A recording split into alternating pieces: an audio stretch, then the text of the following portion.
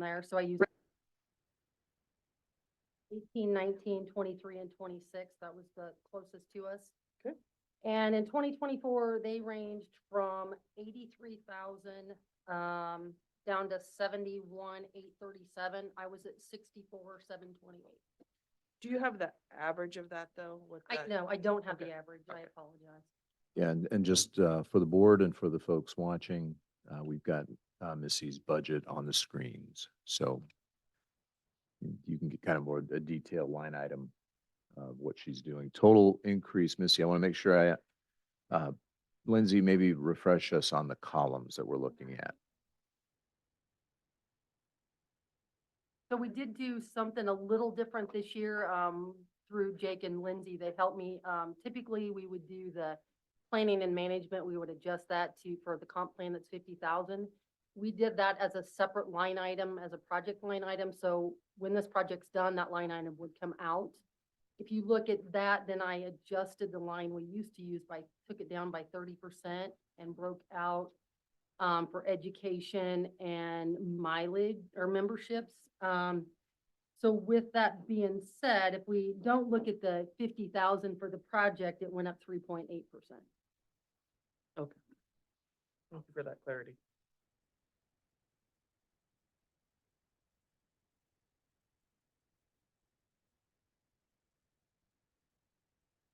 Yeah.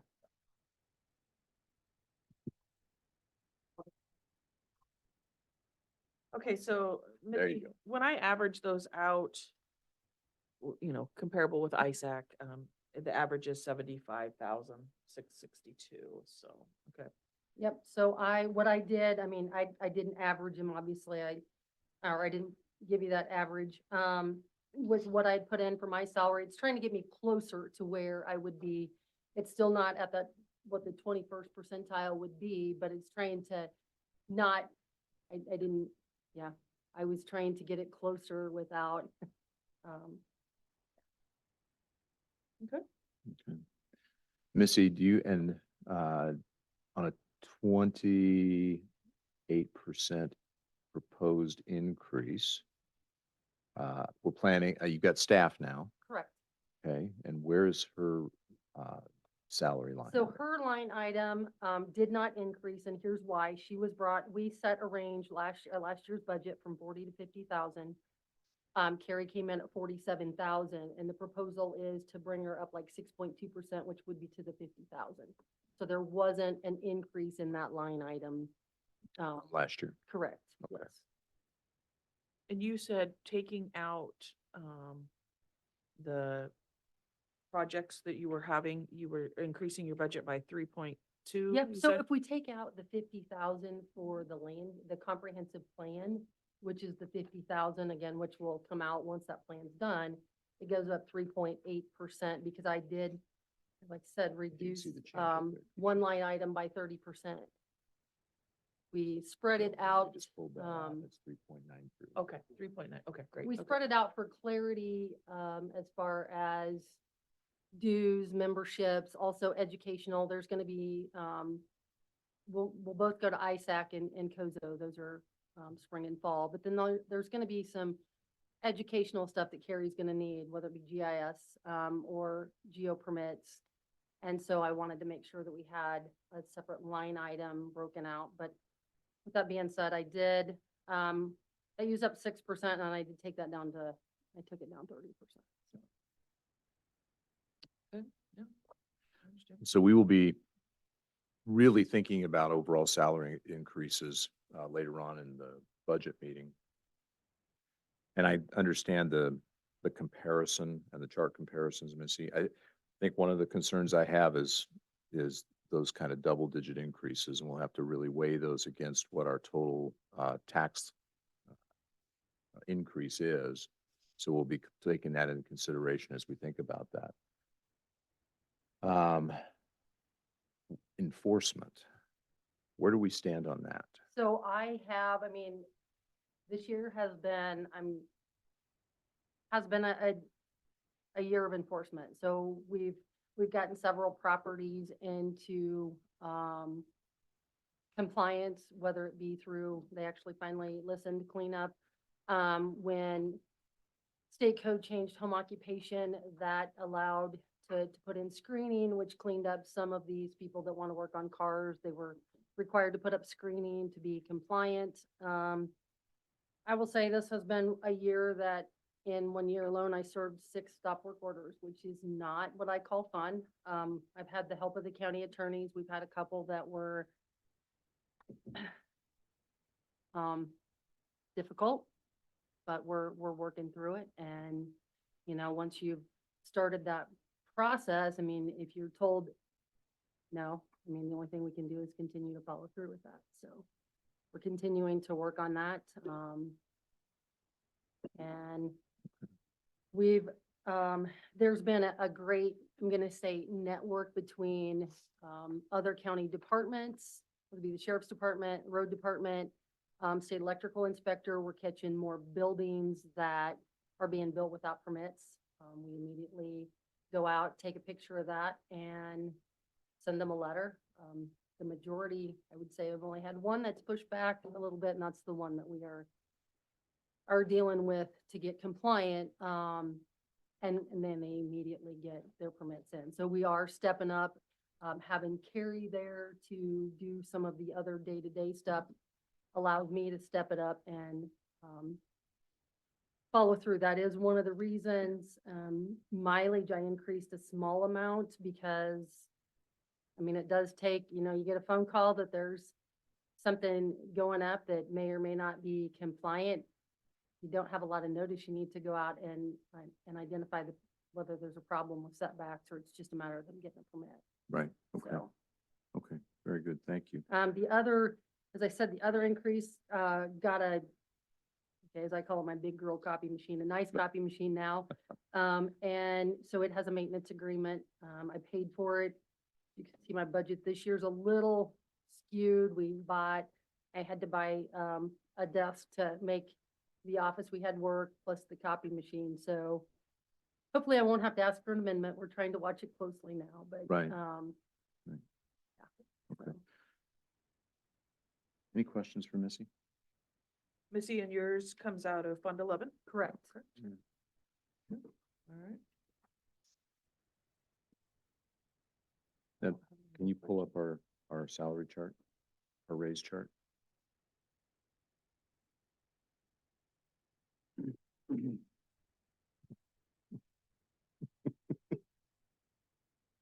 I'm putting them all in the spot this morning. Missy, do you feel that the extra person in your office has relieved some of the? Yes. It's been, Carrie came in with enough zoning experience that, we talk a lot of things through. So you get a different set of eyes. It's not, sometimes you get tunnel visioned into one thing when it's just you. She's been doing a lot of research projects of other counties. We need to update forms. We need to, update, we've got a lot of updates. So she took over all the balancing of working with Kristen, on, income coming in. And so, yes, it has helped, she's still in the learning phase of Marion County, but, I've taken her on as I go out to look at things, and we're not, the office is a little slower this time of year to familiarize her with Marion County. She is moving to Knoxville the 1st of March. So, yeah, I think it has really, it's helped greatly, so that I can, and it will help more as she becomes more familiar, so I can focus on one project instead of my squirrel mode where you're jumping from project to project as need be. All you have to do is take her to your house. She'll learn the county road system real quick. So- Hats off to the county road department. They did a Absolutely. great project or great job clearing off the ice yesterday so I can make it. Absolutely. So I want to show this chart, Missy. I'm going to just jump in. You get to be the guinea pig on this since you're going first.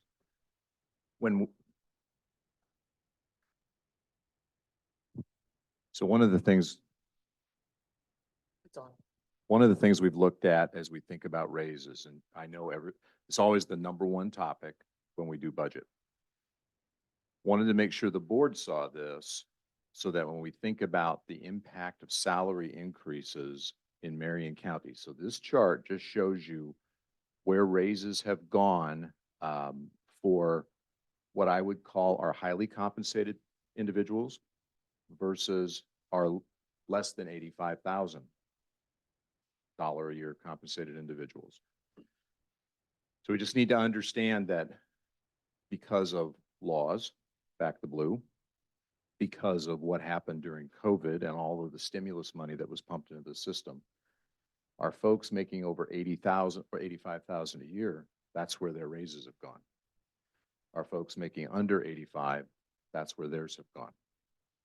So just from a board standpoint, kind of need to see the trend. This probably would also match dollars. We've been working on that analysis, but we have to break out IPERs and difference in health plans, and we haven't been able to get all that done. So just be aware of that trend as we think about salaries. Then do you have the other one ready, Renee? And I want to show Yeah, you just this. a- Oh, hold I'm on. sorry. You're I'm fine, sorry. you're fine. I just wanted to write it down. We'll real quick. print it out, Keisha. Okay. We'll print it out for you. Okay. Would that be easier? Yep. All right. And then the second chart is something I pull off of the stuff that I look at when I'm bored on a daily basis. This is a national chart just showing the trend in private sector wage growth versus public sector wage growth. Okay, and we're going from July of 22. The chart ends August or October of 23. But if you went into 24, it wouldn't be any different. So it just gives you an idea of where, from a GDP and household consumption standpoint, where the private sector is going versus public. Public sector salaries, October 23 up 6.4%. Private sector, 5.9. Trend on the public, or on the private side is down. Trend on the public side, up. The impacts of stimulus, ARPA money, COVID, all the things that were pumped into government are flowing through both from a legislative standpoint and a salary standpoint. So we just need to be mindful of that because the people that pay the bills are over here. Okay? I guess I have one other thing to add, just something to throw out there. Let me finish, Missy. So just as we contemplate salaries, just be aware of these trends. We'll print these off so you have those. But when we think about the types of raises, the amount of the raises, we don't want to fall into this bucket where we're going the opposite of where our private sector companies are going. That's why I've always said county comparisons are one thing, but we're chasing our tail because if they're raising their salaries because of this, we'll raise ours. And then they raise theirs more. And then we raise ours more. So it becomes this never ending loop that we just chase, right? So we have to be mindful of that, okay? We'll print these charts off, but I wanted to tee that up as we get into more discussions on raises. Not at all a reflection on your request, Missy, but you get to be the first one and tee it up in my mind, so you're the guinea pig. I did have, So go ahead I and mean, back I entered the budget, like, so this is first round. So the other, I guess if this would help offset a little bit, because we have a separate line item. Planning and management has always been kind of a project line item, which we set up a separate project line item. So to bring the increase minus the 50,000 down to 1.4% of an increase would be to drop that line item that's at 25.5 down to 20,000. I mean, we need to keep at least, that's a line item that we use for whether we have subdivision review that we have to pay outside source, we have any type of site plan that needs outside review, or we need to use the outside attorneys. But that, I did the numbers, it decreased it by 30%, but if it came down to 20,000, that would then only raise the budget. It would be at 258,365. So that would only be a 1.4 when you take out that. So, I mean, I understand the boat you're in. It's kind of, Keisha and I've had several, I've had conversations, as other departments have looked at, where we all fall as far as the 21st percentile, and my position has dropped down to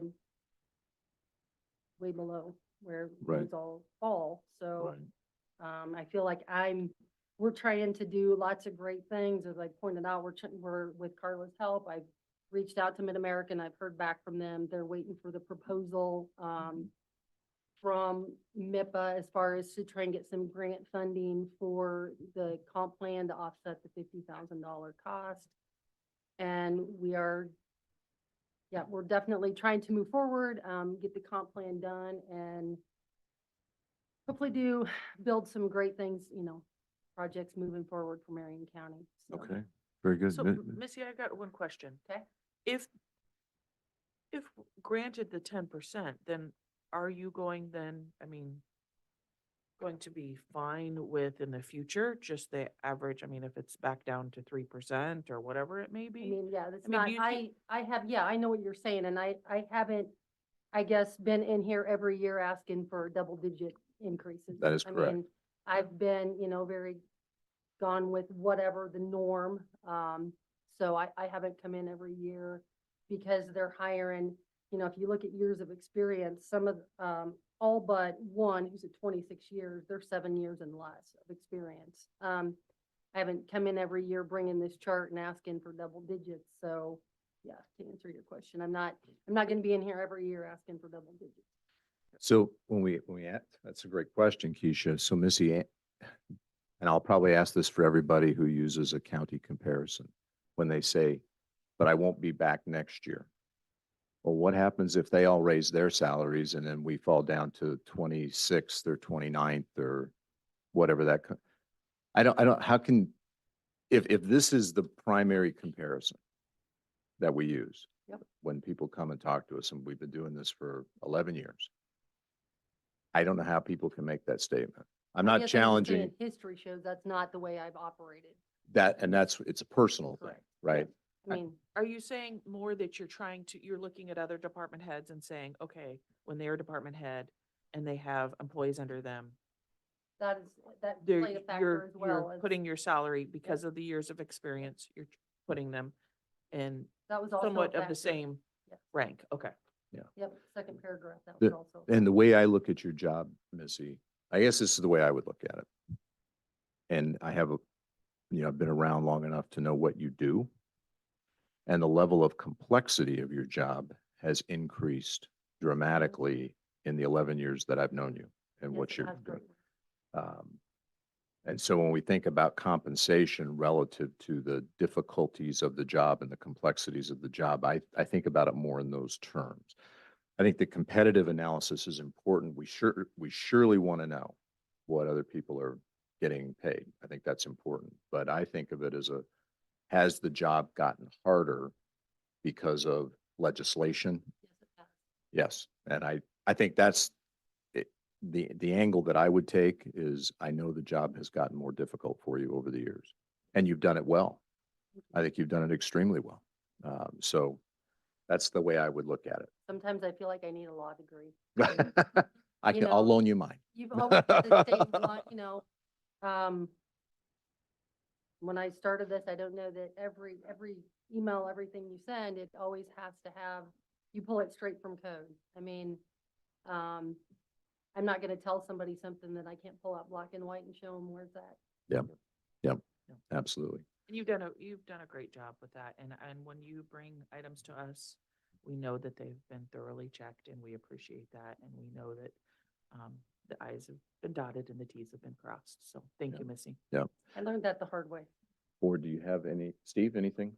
Well, what it boils down to in the end run, especially when we get to the decision-making part of salary increases is, I believe that everybody probably deserves an increase, but what it boils down to eventually is how much pot of money we're gonna have to work with after we see And that's why everything. I threw out rest this this other week. adjustment if it needs to be, I guess, made. Yeah. to decrease the 25.5 down to 20. And then that basically, and we'll do our best with the help of Carla, with the help of Andrew, ourselves to get grants to offset the 50,000 for the comp plan. Yeah. Well, my point is when we have so big a pot to work with, and I mean, our revenue growth is going to be roughly 192,000. That's what our property tax revenue growth is. So we got to keep that in mind. There are other places on the expense side, we'll certainly talk about that as a board, that we can make some adjustments. I guess the other numbers I can give you, so 2023, we had 153 building permits, which is up from 2022. 39 new homes, which is also up, 7 rezonings. Jake will attest to that because he loves to see all the ordinances that came through this year were mine. 3 site plans, or 3 subdivisions, excuse me, 2 special use permits, 3 site plans, and 55 land division requests. Okay. Board, any additional questions for Missy? I know you want to probably wait until we hear all the requests and oh yeah. before we make decisions. So anything else? Missy, anything you want to add? Yep, I think I've given you, I mean, certainly if you have any questions, I'm always available. for Okay. Questions, and yes, I appreciate you taking a look at, and yeah, I tried to put together all the numbers and all the duties that you had requested to show where basically it's just kind of sliding backwards. Yep. No, I appreciate it, Missy. Thank you very much. Thank Thank you. All Missy. right. you, Missy. Thank you. Appreciate that. All right. Next, we have Kim Dorn, who snuck in.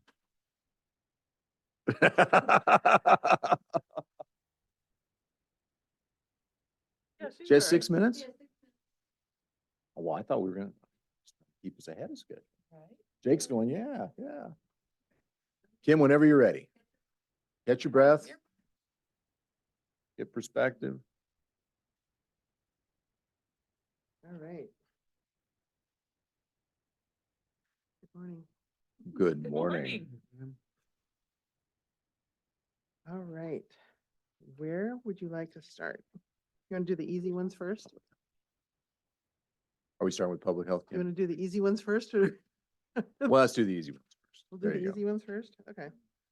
Let's do general assistant. Well, let's do medical examiner. That one's easy. Medical examiner. All right. That, as you know, is, has no employees, so that's that's not an issue. We have, they are contract type people, and are paid per event, the investigators. And then the medical examiners, the doctors are paid quarterly for their role. We really didn't make any real big changes. I know that one of the things that they would like to do this next year is the investigators would like to take some training. Okay. And we put that in there. But they won't all take it at the same time because it's a little bit pricey, but it's not terrible. Okay. Um, Kim, do you think, I mean, I'm looking at just our budget and our appropriated, what we used in 2023. So we used about 72%, but this is an area that's going to have a wide variance. it is- Because we it just don't depends know on- It just what- depends on how many they have. Right. Yeah. One So- thing that has started to happen is we have started to bill for those out of county ones that we can bill for. Okay. And so you'll see on our revenue side that there is actually a little bit of revenue now. So, thank you. Okay. So is that if something happens, they lived out of county Yeah. and something happened here, Yeah. then you Mhm. could, okay. Yeah. all right. So we at least bill.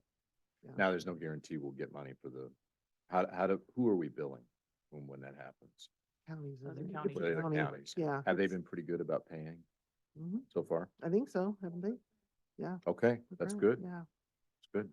Very good. So, and I was just getting ready to look and see where we were at on that, but I don't remember how much we have for revenue. You Um, have the revenue right there? But, yeah. Let's see.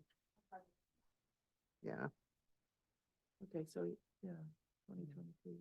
yeah. It's So offsetting a little bit of that. it's a little, it's a little bit, but it's, every little bit helps. Yeah. Yeah. Okay, Any questions about guys have the questions medical on this one? examiner? pretty straightforward. Yeah, it's just something we have to do as a county. And those watching online, we have to do this. Well, we do, and the variance, and like I said, the variance, we just don't know. Right. We I we mean, don't it know. just depends.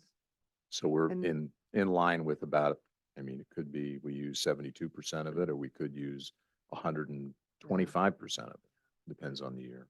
Yeah, So- some different things like I asked Terry to buy some larger body bags, because they've been seeing some really large folks that Hmm. they have to deal with. Like we're talking 600-pound type Oh, wow. folks. Okay.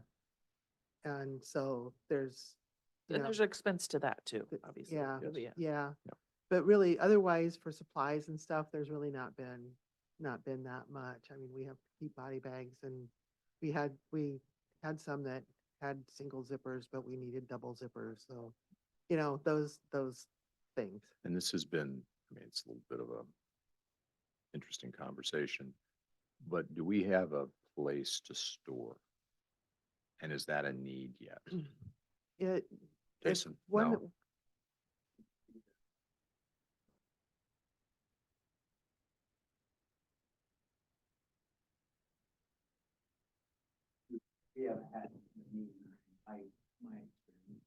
Okay, Well, at the meeting, the medical examiner group meets routinely. And occasionally they'll talk about, if they wish there was a place to store so that there isn't, so that it's a little more secure, and that, if there's a little time lapse. So, but they mentioned it once, and I think that Hirschbacher might be able to help us with that. I don't know that we've actually talked with them yet. okay. But if not, then we may come back and talk about that. But right now, no, Right now, there's No need. nothing urgent. okay, If there's, if we would have something with several, then we would have to get creative, I think. okay. Okay, very good. Board, any additional questions on this one? No. All right, very good. All right, Kim, what's All right. next? Senior nutrition, that's the next easiest. Senior nutrition is, as you know, it is a contract with Mom's Meals. And so how we do that is, if somebody, and we are now serving all of Marion County except for City of Knoxville, that is covered by the senior center. So rural doesn't matter, because we're not transporting any meals anymore. We order them from Mom's Meals and they deliver them. And Mom's Meals has been a company that has been in this system for a lot of years. And reimbursable by Medicaid, all that. So when we went to Mom's Meals, we do the intake, and then we find out where they're at on the sliding fee scale. And then we bill the client for their portion, which most of them are very, very low income people. So we don't get much revenue at all anymore. But if they have means and they fall on the sliding fee scale at the cost of meals or higher, we just refer them and get them started on Mom's Meals, and then we're kind of out of it. And Mom's Meals and them take care of it. If they need help with it, we'll help them, but I don't think that's really been the case. if they are Medicaid eligible. It used to be that we would bill Medicaid and all that. We just make the referral and they bill Medicaid. So our client list is much smaller than what it used to be because of that, because we just refer them on, help them get started, and then we're out. So Okay. we are really focusing on helping the people who don't have much money. They fall, on the sliding fee scale. Right. And get them started, and it's other than checking on them and making sure that everything's going okay, it's pretty automatic at this point. Okay. I mean, material change over the last 8 years from what we Oh. used to do. Oh, yeah. And now the meals are going to actually people who need them. And the dollars are appropriated in that way. So Yeah. I think that's a much better use of tax money in that respect. Any questions for Kim on that? You have on there for a vehicle. What is that about, I guess? Oh, yeah, if they need to go out and do a home visitor intake, there could be some mileage. Okay. But Mileage, but but they it won't should use, be- I figured they'd use one of your guys' vehicles. Well, they will. So that's where Yeah. that's gonna come from. they Okay. they will, yeah. Okay. It's not personal vehicles, it's billing for mileage for gas expense kind of thing. Steve? No, thank you, Kim. I think, we've had quite a journey with the senior nutrition thing. Mhm. Yes, we have. Yeah. And like Mark said, hopefully the people that actually really need this are getting it. It sounds like they are. Yeah, well, I mean, the people that we are serving are pretty much the low income folks because there's not much revenue to, Right. Okay. so, All right. What's next? okay. You want to show that tonight? Let's see. Okay, Just so that they can What's see that? where that flows through the Department 99.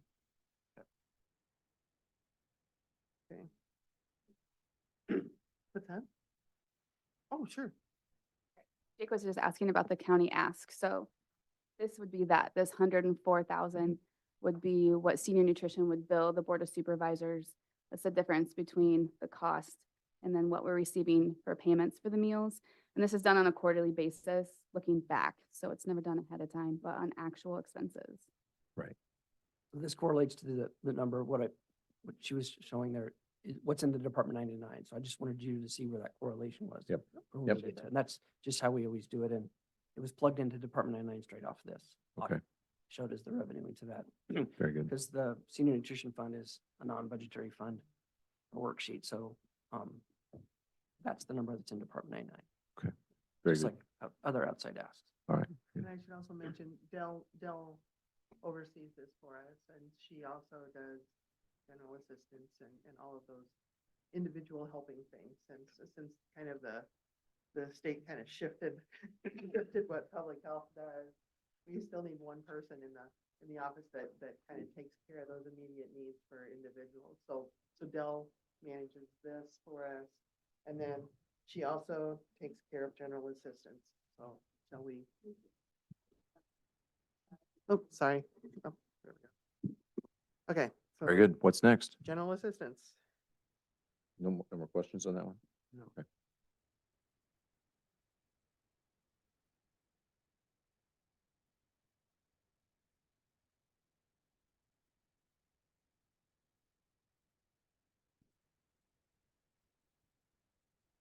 This is another one that over the course of years has changed significantly. We have our policy. We will be bringing to you some updates here, probably early spring, for policy and to relook at some of those things. But yeah, the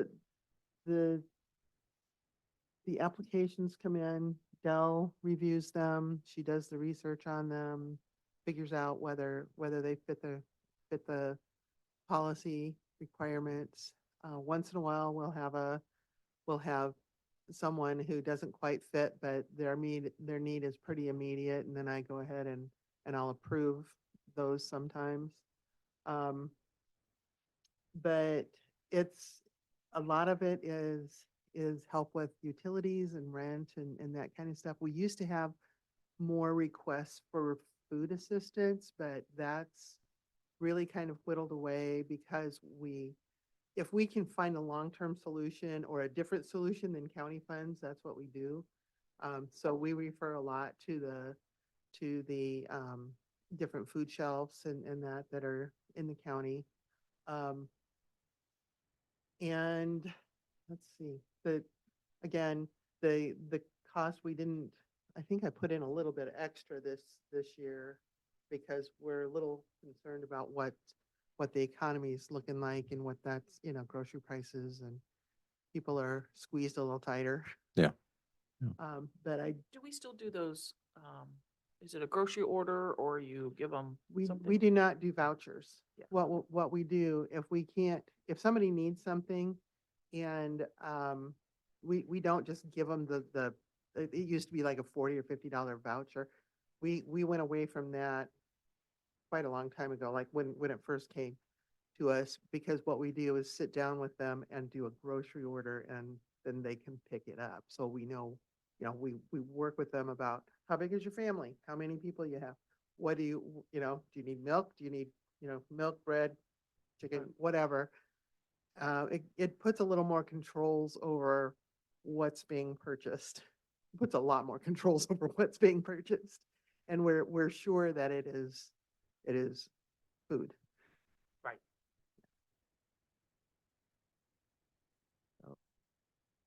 Any Yeah. questions Steve? about?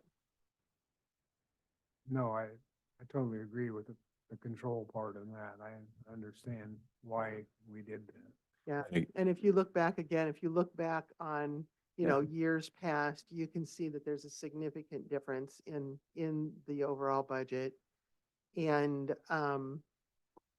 yeah, a lot of that is just having to do with the controls and making sure that people understand what's expected.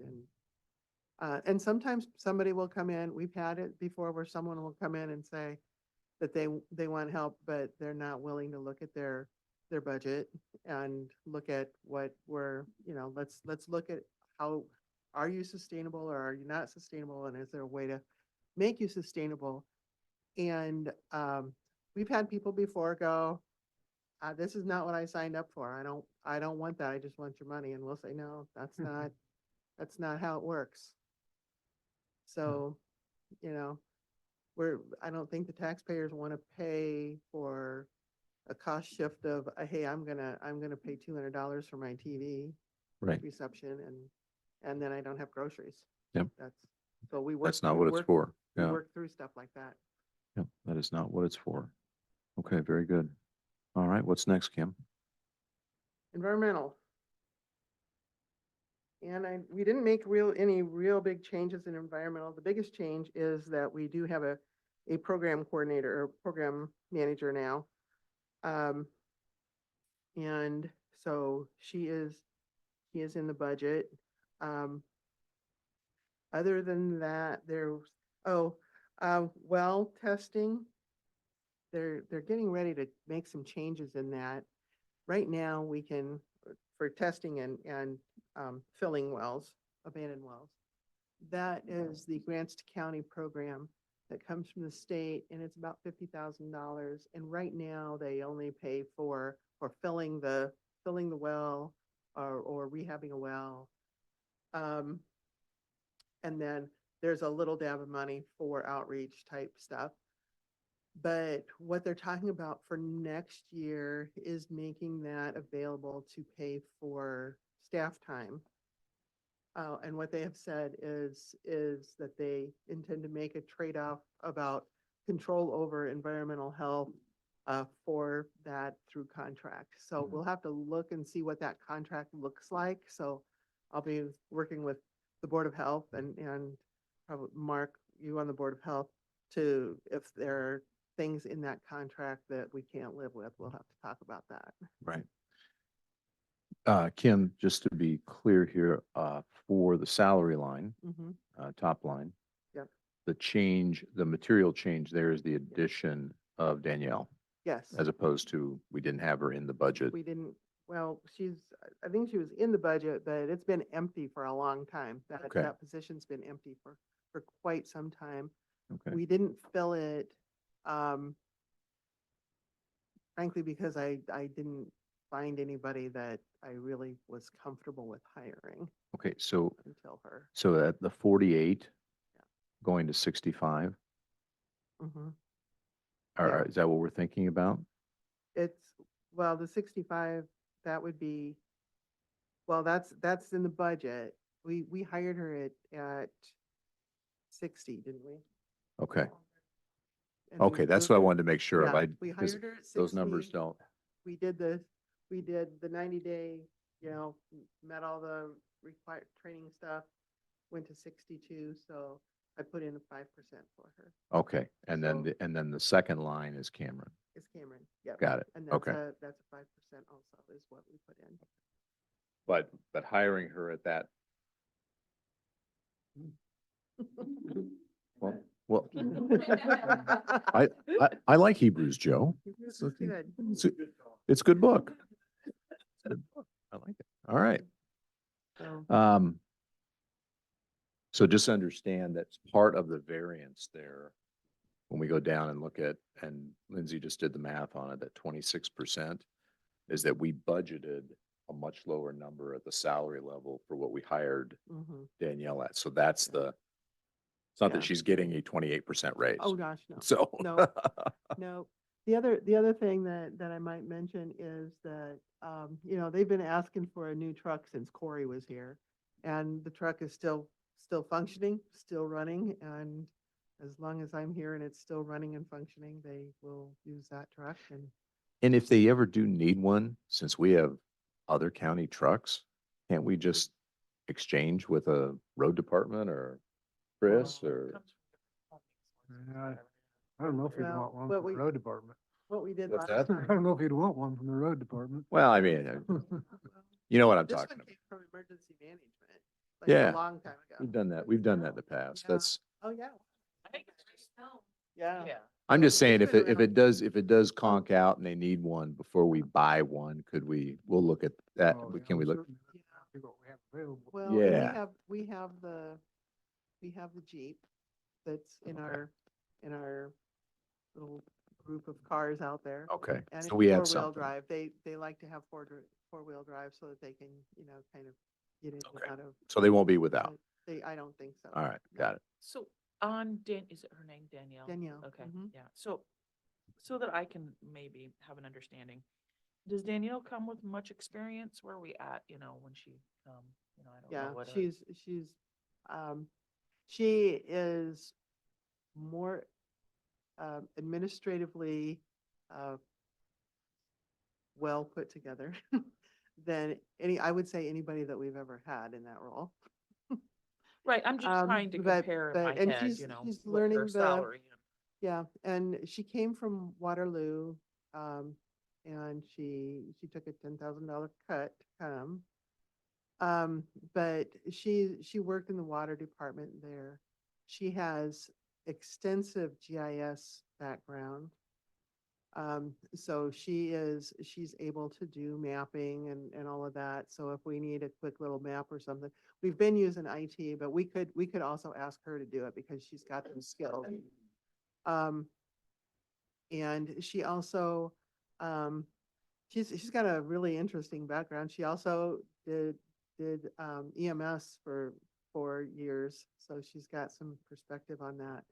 But from environmental health, she's already worked on updating all the ordinances. She understands how ordinances work. She understands how, how that has to match code. She understands how to ask questions about code. And when we're somebody's trying to hold us to a different level, she asks the right questions and, she's pretty good stuff. Yeah, I've had a couple interactions with her so far, and I'm very impressed. Very impressed with her abilities. I think she's a great addition. Yeah, one of my goals is before I get out the door was to have somebody in that position that we didn't have to worry about.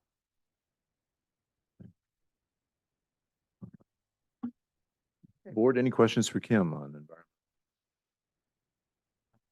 Steve? Nope. Thank you, Kim. All right, Kim, what's Okay. next?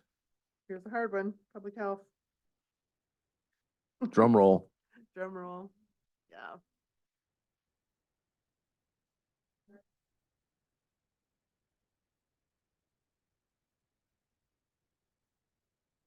Let's maybe after Kim talks and then Okay. we can do that.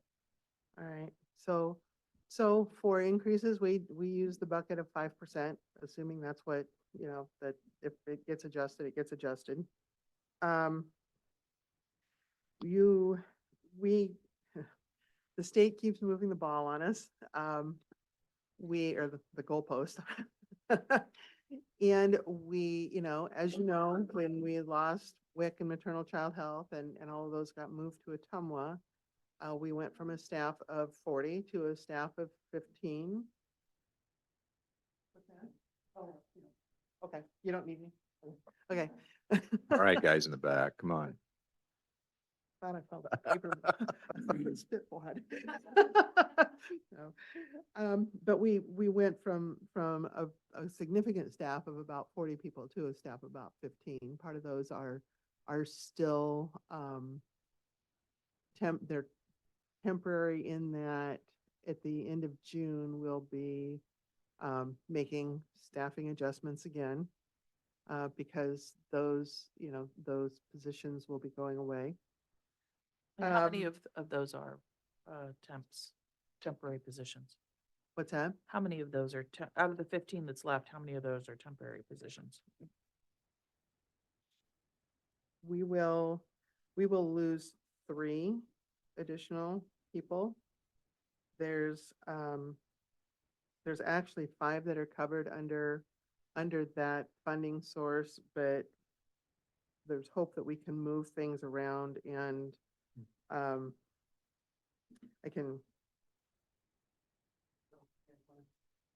showed this to the Board of Health. Yep. The other thing you also should know is the Board of Health has not approved this budget yet. They want me to go back and do some additional work. But you can see on here what changes will be made. So just so you, yeah, and just to add a little clarity from the board side, what the board requested Kim to do is make sure that we had a good understanding of what would be dropping off and what that final number and ask would be from the county. And that has not been clarified yet because Kim's still doing her research on this. So until we get that, the Board of Health wanted some more work on that budget. I think.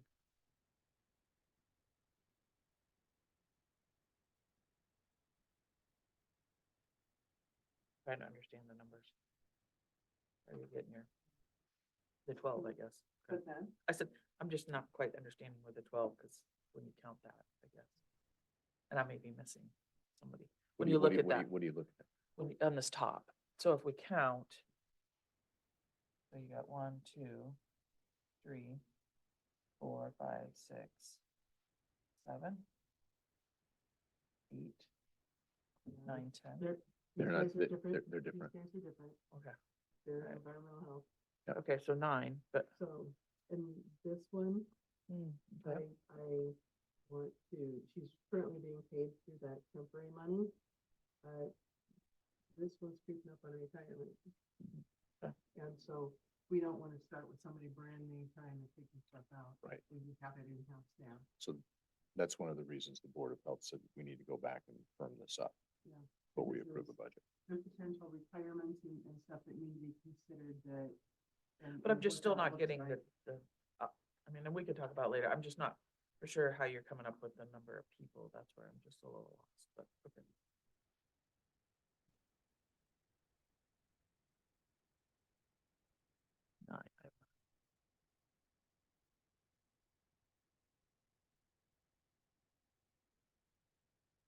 I had 9, but if you're, We'll figure it out. Yeah, I don't think Okay. it matters. Okay. But, you know, it's been our practice in the past that we don't have people just there because they've always been there. We do the hard things that have to be done. And we will continue to do that. But yeah, Can maybe give a sense to the board, what's the material change in public health as a result of state law mandates? So we went from being a public health department to what?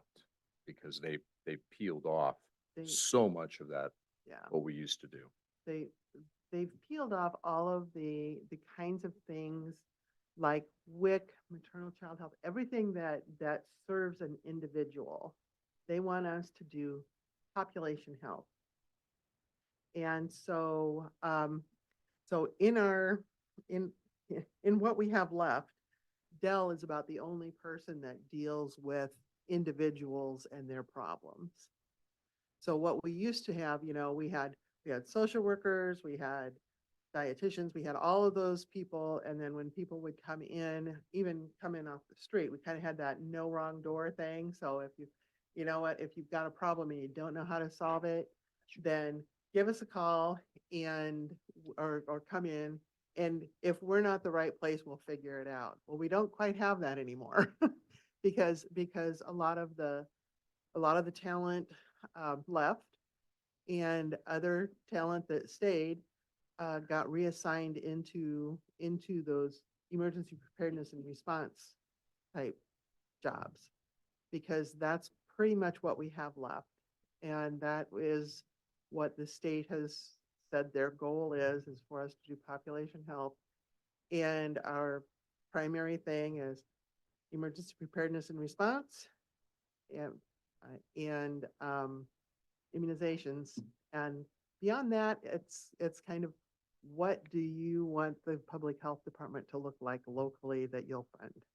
So that's really the key issue in thinking about the future of public health as we look at what its new form will be.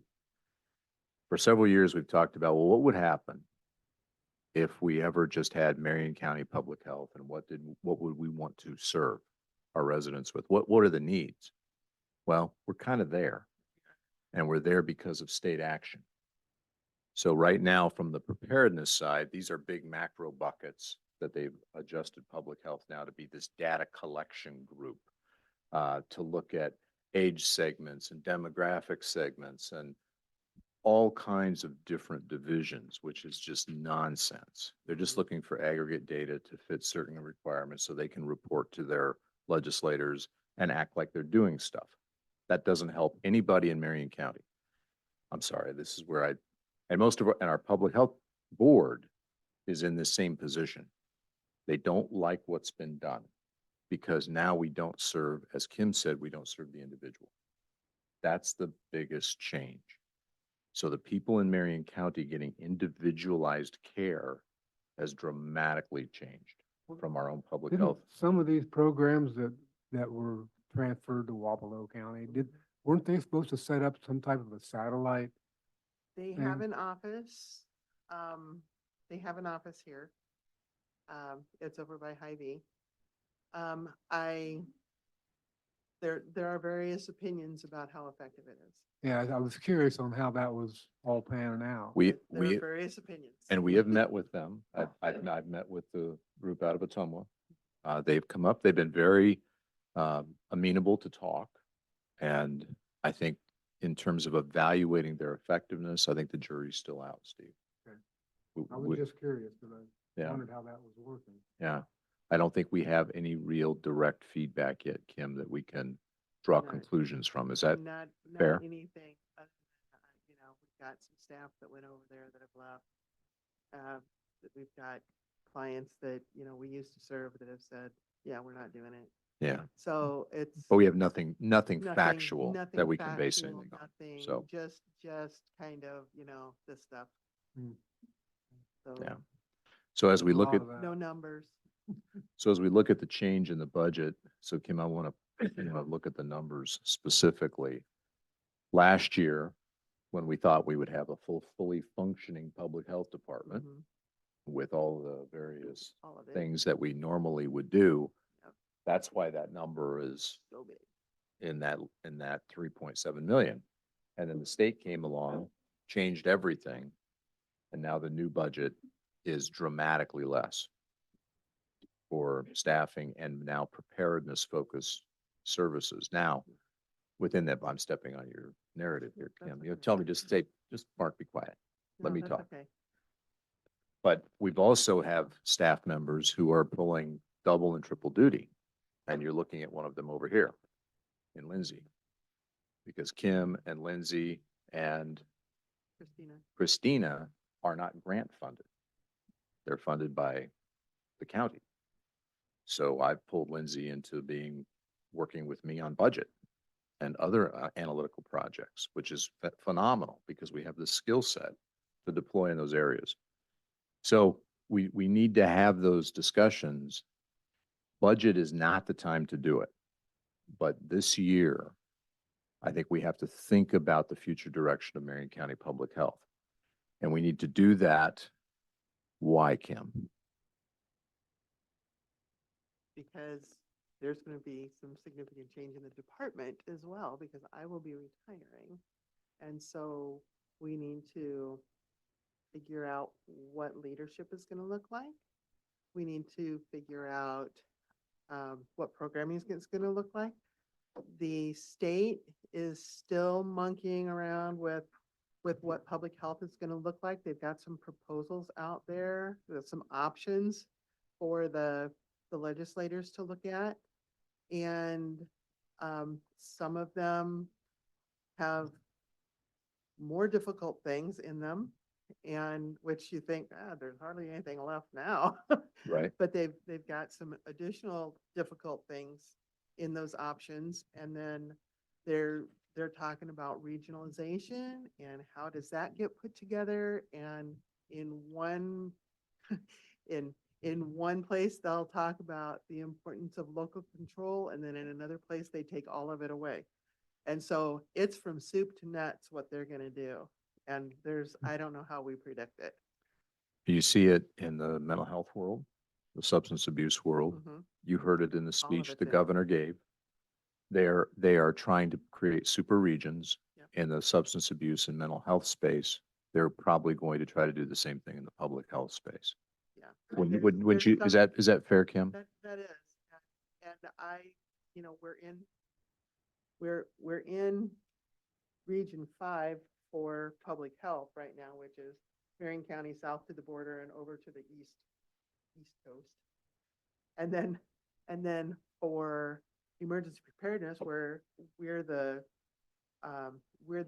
financial hub, so to speak, for the preparedness and response work for our 11 counties.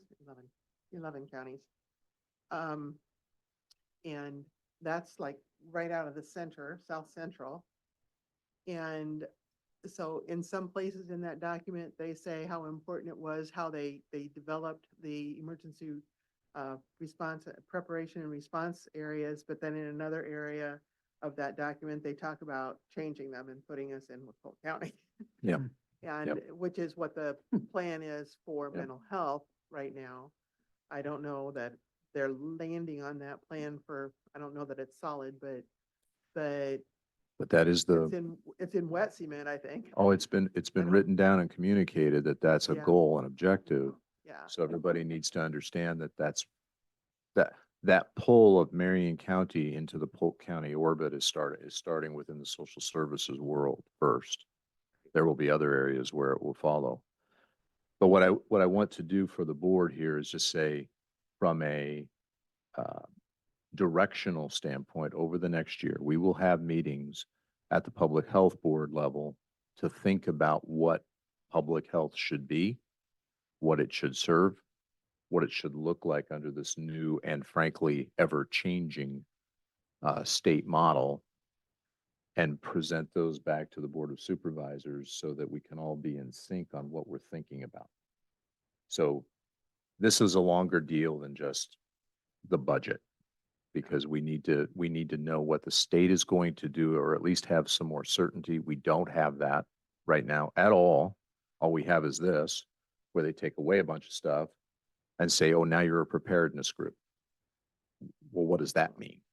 And how does that end up serving Marion County? And the financial impact of losing all of that has been significant because we took 10% of all of those contracts. We took 10% of that as administration, and we were able to pay for all the bills at the building. Yep. And we don't have that anymore. Covered all of our cost. Yeah. So they really clobbered us with costs because they moved all that administration money to Wapello County. So it's theoretically possible. I'm just looking on a percentage basis, Kim. Since we lost all that admin money, where's the county ask in there? Is that the Fund 2 total, Lindsay? It's not in here? 381,000 is what I have. 382,000. I got a question. though, That's Kim. that's last year. Where's the ask for this year? That's what I've got. If you take this number minus Yeah, well, I want to revenue. see what this is. I don't know what you're Well, looking this at. revenue, I'm taking.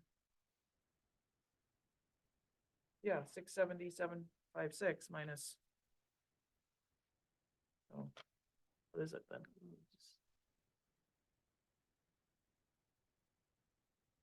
I messed it up. Yeah, it was higher than that. Oh, So this is what I wanted to highlight. In the past, the ask from the county has been much less. Jake, what, about 130-ish? I think it was 130 the year before. I guess in my head, it was usually historically around 300,000. Okay, I don't know that I ever went back for actuals. we can, Because I don't, because Yeah. the grants, Oh, 294, okay. even though we've lost components of this and the overall budget is decreasing, the ask goes up to support the structure because we lost all of that funding. So this is the fallacy of hubs and spokes. When public health was built, it was built to be some kind of regional hub. But that was dependent upon the state of Iowa staying consistent to that model, and they have not done that. So now the financial structure of public health has inverted. Where to keep it at the current level, which is a much reduced level, you need more county dollars. I got So- a question regarding salaries.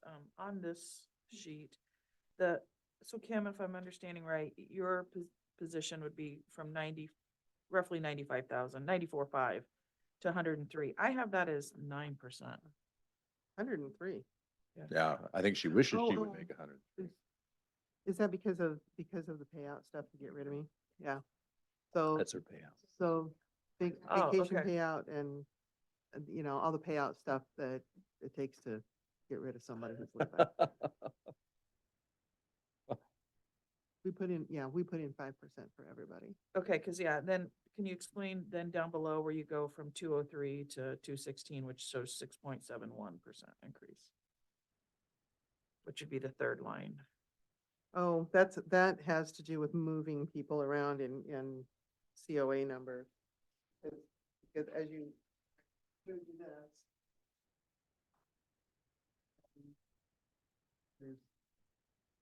Here's this, so we've moved.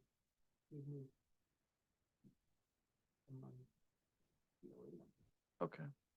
So when are you asking for 5% increase? I guess I want to make sure I understand when you have for yourself. Obviously you have a payout. Are you asking for an increase?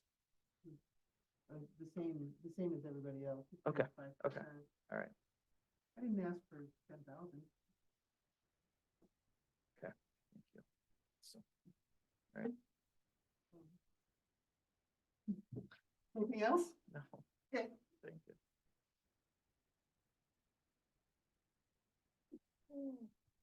Okay. Any other questions about the public health budget? I don't have any, Kim. I think on that note, you guys have any questions? No, thank you, Kim. Gift Kim. of time. Thank you very much, Kim. You're welcome. All right.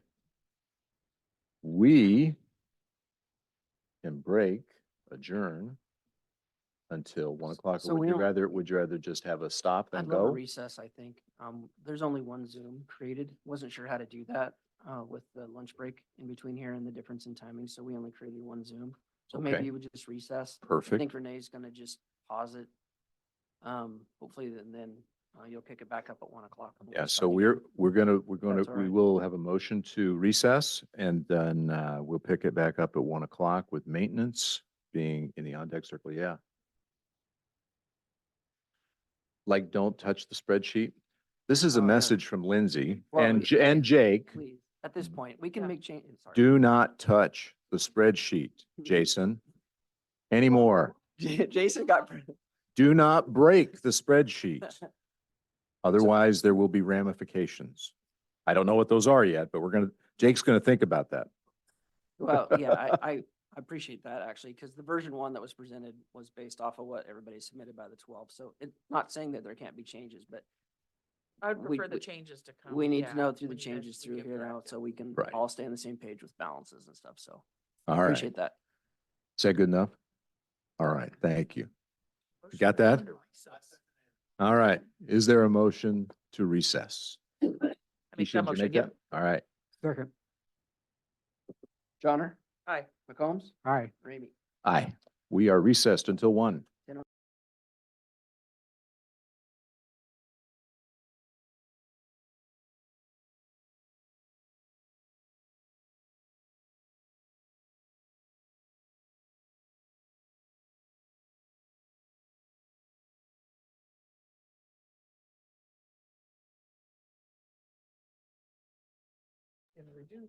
Thank you.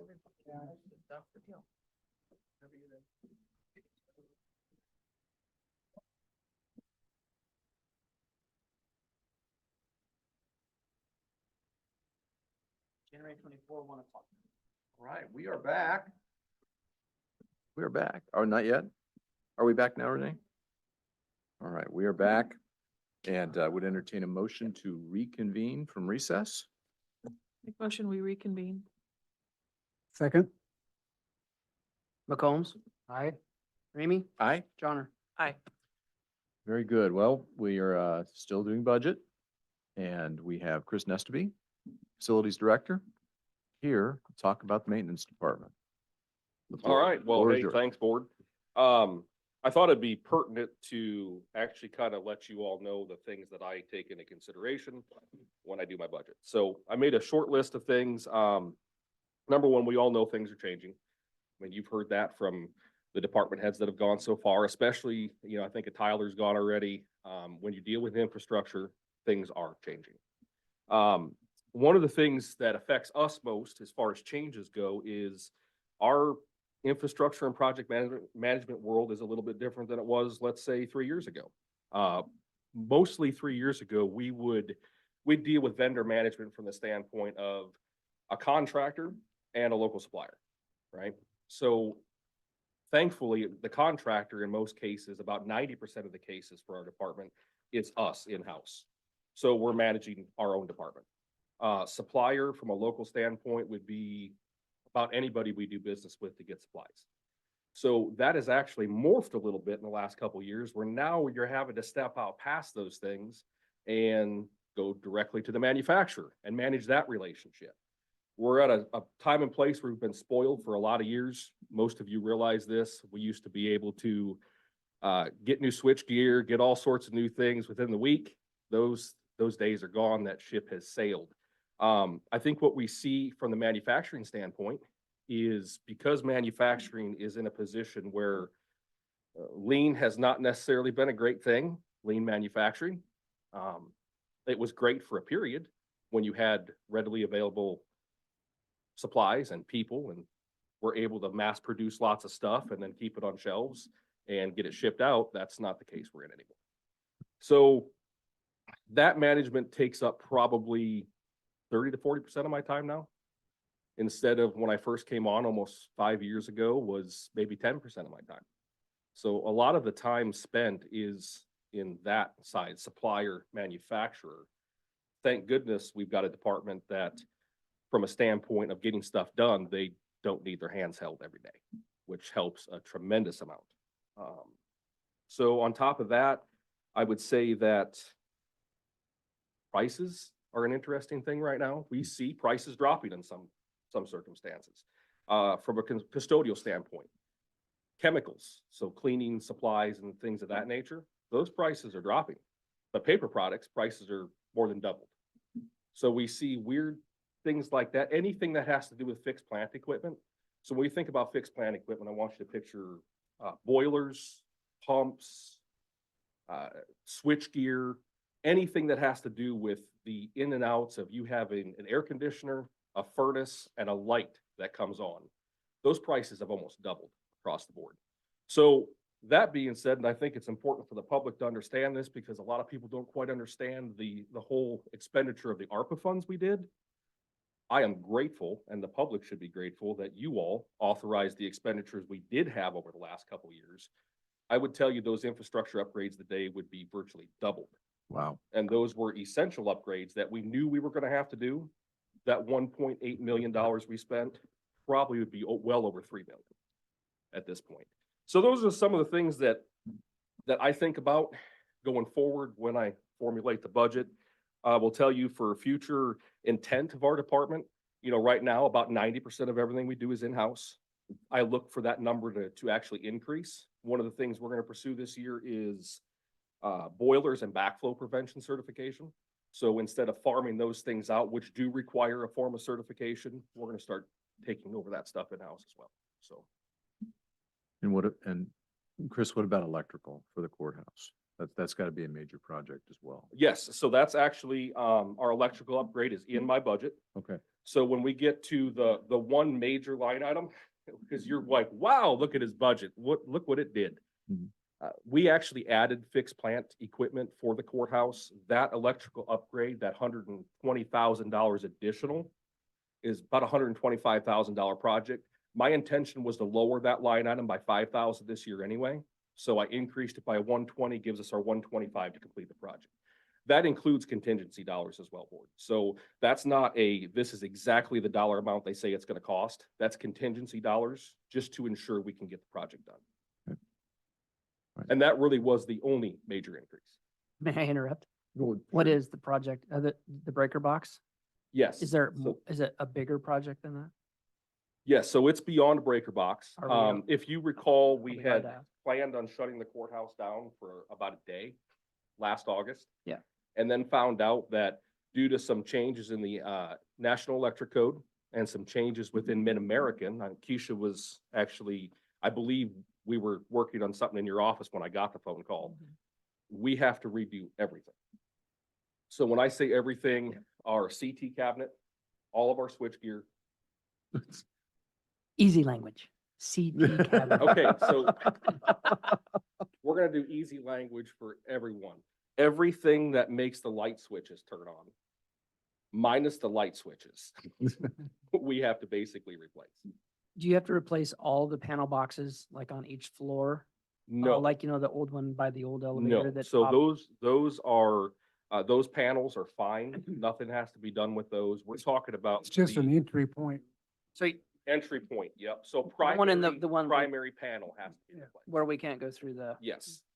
Okay. So primary. Concrete has to be busted to come out to do that, correct? Yes, so we've got so if you think about where our transformer is located on the west side of the building, we have to bust out sidewalk.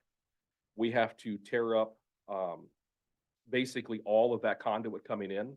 And then that conduit has to be increased because when that equipment was put in the 50s, that was sized properly for 1,000 amp service. Well, according to today's standards, that is no longer sized properly for a 1,000 amp service, which we have at the courthouse. So it's not even a matter of just fixing the conduit that's broken, which is allowing a massive amount of water to come into our main panel. every time the ground gets saturated. But we're talking, we have to increase all that.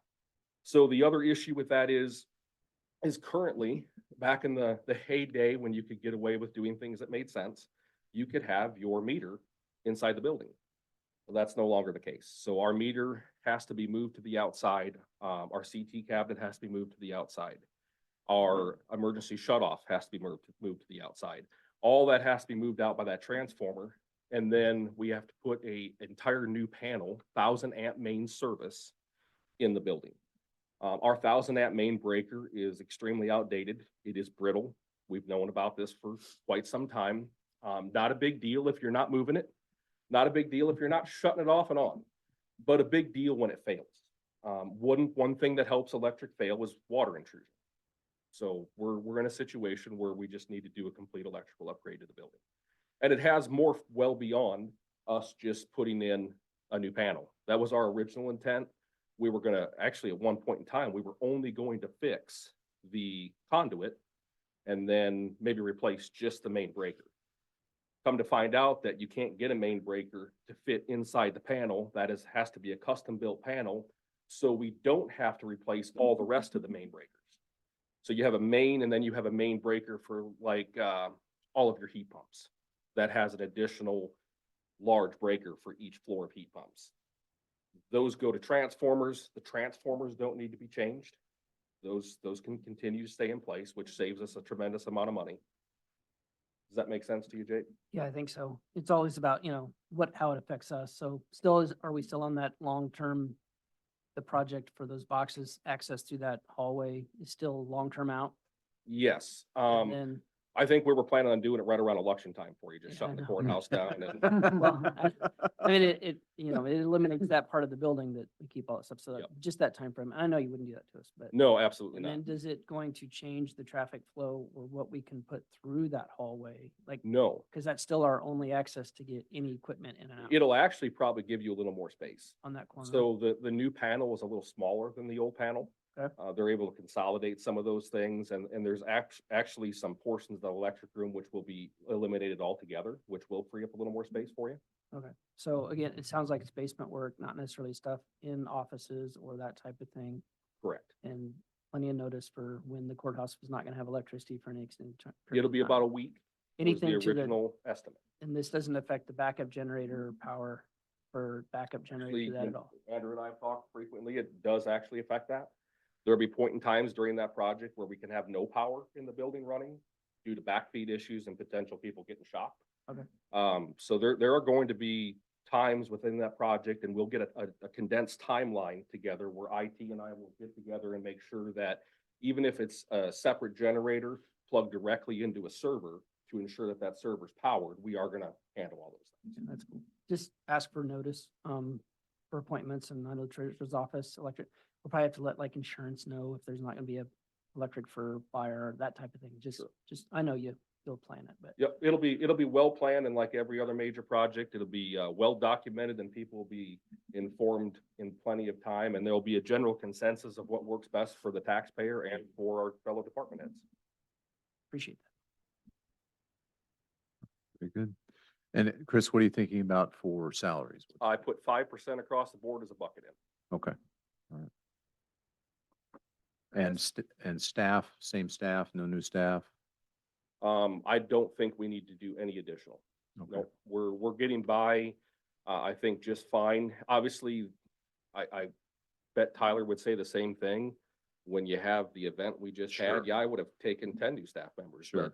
But that's not an everyday, thank goodness. But Right. for what we've got going, I've got an excellent staff that's well positioned to take care of every need we have going forward. Okay, all right, good, good. And then Chris, I got a question, in regards to this, the fixed plant equipment. So this being in your budget, I mean, in the past, has it been coming out of Department 99 or, I mean? In the past, it has.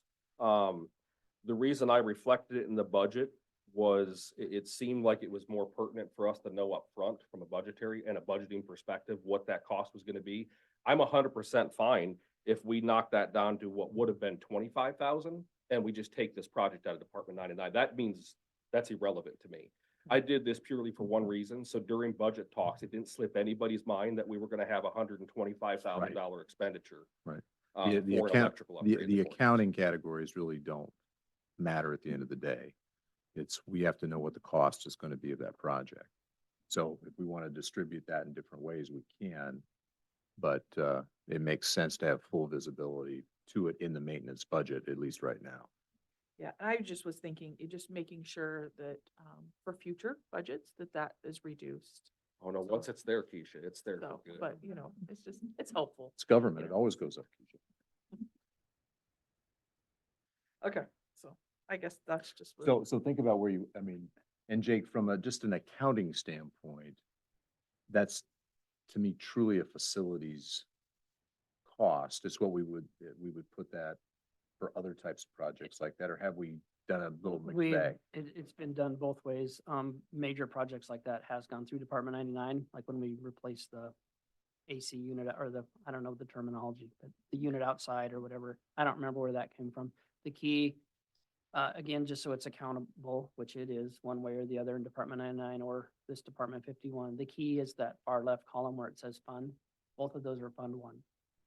So that's the key, Right. that it comes from And- that particular pool of money. Where you choose to put it in 51 or 99.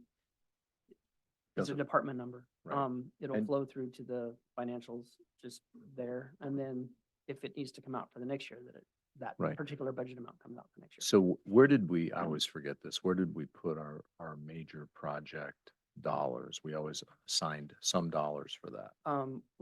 Well, I believe there is a section of 99 for some of this, possibly. I don't, Capital improvements? Is that what you're maybe, talking about? there is a capital improvements fund. That's a separate fund. That's what I'm talking about, yeah. It is in Department 99 under a separate fund number, so it's not Fund 1. Okay, I don't know that I would call this a capital projects. It doesn't meet well, I don't know what the 125 is. I imagine some of that is multiple different units and things like that. So you could use it for your capital projects fund, but I don't know that I'd recommend that. okay, no, that's good, that's good, just wanted to make sure we touch base on that. Very good. I would Any- just ask that. No, I think you it's know, good. Reduce it when, once we get the project done, so. Absolutely. Mhm. Steve? I appreciate everything you and your staff do, Chris. I know it's a struggle sometimes, but you guys persevere and I'm very proud of you. Appreciate that. Yeah. Steve. Yeah. We have an excellent department.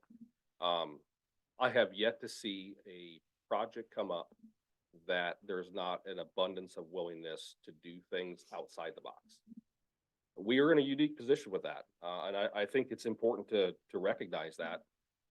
I get contacted frequently. I think I might even been with you when there was a maintenance director from another county that contacted me. Mhm. It is not uncommon that someone contacts and goes, well, how do you guys do things? I see where you're ranked in pay. It's obviously public. And I see where you're ranked in pay. What are you guys doing different than us? And I said, well, we pretty much do everything. And most maintenance departments, that's not the way it is. Maintenance is cleaning toilets and replacing light bulbs and maybe changing out a switch here and there. We truly in this department try to do as much as humanly possible. And over the last 5 years, you can see that we have accomplished more on a year-to-year basis based upon the fact that it's in-house work. We're not hiring contractors out. I've got multiple contractors I do personal things with that are just friends of mine. And they can't get plumbers right now. But you know what a plumber costs right now? $120 a man hour. I mean, those are things we would have to consume in our budget and in the county's budget to do things like replacing a toilet, to changing plumbing to a boiler, replacing large industrial water softeners. We do all that stuff in-house. So it is a wonderful thing. It's a joy to come to work. I can genuinely say that. I very much like my job. Got a great staff, and I feel like every year we're doing more and more. And I think Mhm. that's a neat thing. I had asked Chris, we have large projects coming up, but I had asked Chris to go over a couple things in the laundry building so that we could maybe, because he has got this information for me, just to bring us awareness. So Chris, if you could kind of talk about a little bit to the board in regards to the laundry building and the roof. and then what you had received for. Sure. um, So Demo. Keisha had approached me I think back in October, maybe. We had went out with the city and did kind of a more thorough, extensive look, got up on the roof, looked at where it is today versus where it was when we got it. Number one, it's not in that much different of shape. And that's an important thing. I hear a lot of people say we're letting the building just go to crap. That's not the case, folks. You can go out there and you can take a look at it. That building's in about the same shape it was when we got a hold of it. Minus there's been some vandalism. But outside of that, there's the same amount of water that gets in well before the county got a hold of it as it does right now. So we took a look at having a quote done and just a simple patch and repair on the roof and a complete roof replacement. So patch and repair on the roof came in at $29,900. So that would ensure that where water is intruding in the building currently, that would be fixed. Now, a complete roof replacement, and I verified these numbers off multiple contractors. Wow, $490,000 to replace that roof. That is a massive expenditure. What'd you say, Chris? 490,000 replaces the What, roof. Chris, I got water in my ear. Yes, I actually, I thought maybe I had water in my ear too, but Yeah. yes, 490,000 replaces that roof. Yeah. 29,900 to fix. And that fix, so it's important to think about timelines. So what does 29,900 give us? 29,900 gives you 10 to 15 more years.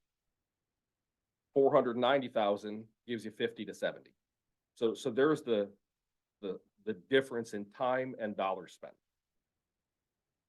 The only other thing that I did look at, Keisha and I talked about what would it cost to have us get that building cleaned out. Mhm. Originally, if you recall, when Vite was on site, no mobilization costs needed because they were already there. They came in at $270,000. And that $270,000 emptied the equipment. And that was it. There was no additional work done. We're talking about basic equipment out the door. So we reached out to a more local Earth Services and Abatement, which is basically Iowa Demo in Des Moines. They came down, took a look at it with us, and their bid for complete removal of all equipment, and that would be removal of the supporting MEP equipment. So MEP, Jake, so you know, mechanical, electrical, plumbing. That equipment that actually, so we're thinking about water lines and electric lines that are going from a panel to the piece of equipment, not eliminating the panels, but the supporting MEP equipment. That glass and aluminum wall would come out.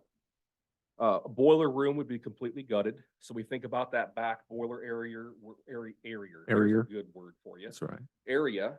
From where you've Boston. got large industrial water softeners, boilers, pumps, things of that nature. That's cleared out. The black rail system removed from the ceiling. That would be a complete clean of the building. And when I say complete clean, we're not talking about sanitizing or making it look pretty. We're talking about sweeping the floors, emptying out every office, pulling up carpet, getting rid of the mop board, busted ceiling tiles. That's what we mean by a clean. Remove window coverings and remove miscellaneous items from walls and office spaces. Right. That was 86,000. So substantially cheaper. That 86,000 was in the event that this was a winter project. This was to keep crews busy. I would look that if that project took place in warmer, better conditions, you're probably talking about a 20 to 30% increase in that cost. We did add 2 alternates to that. Alternate 1 was remove rubber flooring from the main shop floor. So if you recall, that thing has rubber floor tiles in it. That'd be getting that down to bare concrete. That was an additional 25,000. And then removing the ductwork from the ceilings. The odds of that ductwork being salvageable because of the water intrusion we have is next to nothing. So that would be getting rid of all that ductwork as well. That was an additional 15,000.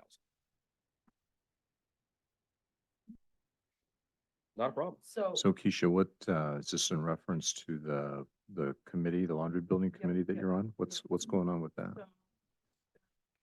so have conversation. I just wanted to put this on your radar.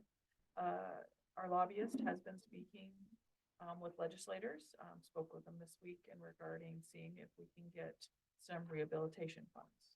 There is in conversation one representative was very much in favor, liked seeing what we had done with the VA ground and seeing the houses coming in. There is one on the Senate.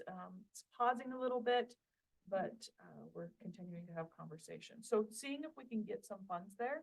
Ultimately, if that's the case and we could get funds, I would like to be able to use those funds for this. If we cannot, then we as a board probably need to think about what do we want to do with this building? Mhm. So I think we'll know sooner than later whether we're going to be even able to get any Okay. funds from the state level. So the rehab funds, that's what we had applied to before, along with that other $1 million, did the- but we couldn't get both. Right, we just did, yep, we got demo. We Yep. got demo, but Yep. not rehab. Yep. Okay. Yep. Very good. So And then you think this session we'll hear something, or? I'm thinking we'll know shortly whether they're even interested in doing this. Okay, okay, So, good. It's No, that's not good. been funded currently, but there is work and I feel like it's worth asking. Otherwise, if we cannot get any funding, the biggest struggle we have all heard is when people walk into the building, they just can't get over seeing all the equipment. So do we as a county feel that it's worth this kind of money to be able to, A, fix the roof, which I have been on the roof personally myself with Chris, and then to demo it out? Then we have a site that could possibly be, do we have to hook electric to it, which we have talked to Mid-Am. That was not a huge issue there, but, working with the city on water and then gas and sewer, so. Well, so let's just spitball this, high level it for a minute. If I heard the numbers right, Chris, and feel free to correct me, so we're looking at about 115,000 all in, if we did it today, and if we only did the patch and repair. I'm not talking about the 489 full replacement, obviously. So 30,000 for patch and repair, 86,000. Yeah, And then we leave the alternates out. I don't think the rubber floor needs to come up. And honestly, I I don't don't think the either. ductwork needs to come down. If our end goal is to provide a space that someone can walk into and they can say, you know what, I see potential. yes, And I would agree, most people can't see past that. right. They walk in, they see some debris on the floor. They see a room full of overwhelmingly large equipment. And they can't even get a feel for the size and scope of the building. Right. And We have tried to get even the laundry manufacturers to come back, but the equipment is so old. We can't get them to come. It's all scrap. So at that, so let's just even say 130 to build in for some slush, one way or the other, depending on the time of year, that type of thing. Keisha, have we had any interest in the building? Anybody that, because the issue for us as a county would be, no matter what we would decide, I mean, unless we keep it as some kind of county property that we want to develop, which I don't think anybody would really want to take that on. It's what could we get out of it? If we did that work, who's interested? Do we have anybody in the on-deck circle that says, hey, I'll pay you X, even if we don't get the water? Because the water is the issue. We don't have water, we don't have electric, we don't have any of that stuff. Or do we have to jump all the hoops? And I guess what I'm saying, if we don't know that answer in conjunction with, and I'm spitballing here again, a 130 price tag for us to do the rehab. So let's say none of that happens at the legislature. Mhm. Can we also go down a path of saying, we'll start to put some feelers out and say, if we do X, what would you give us for the building?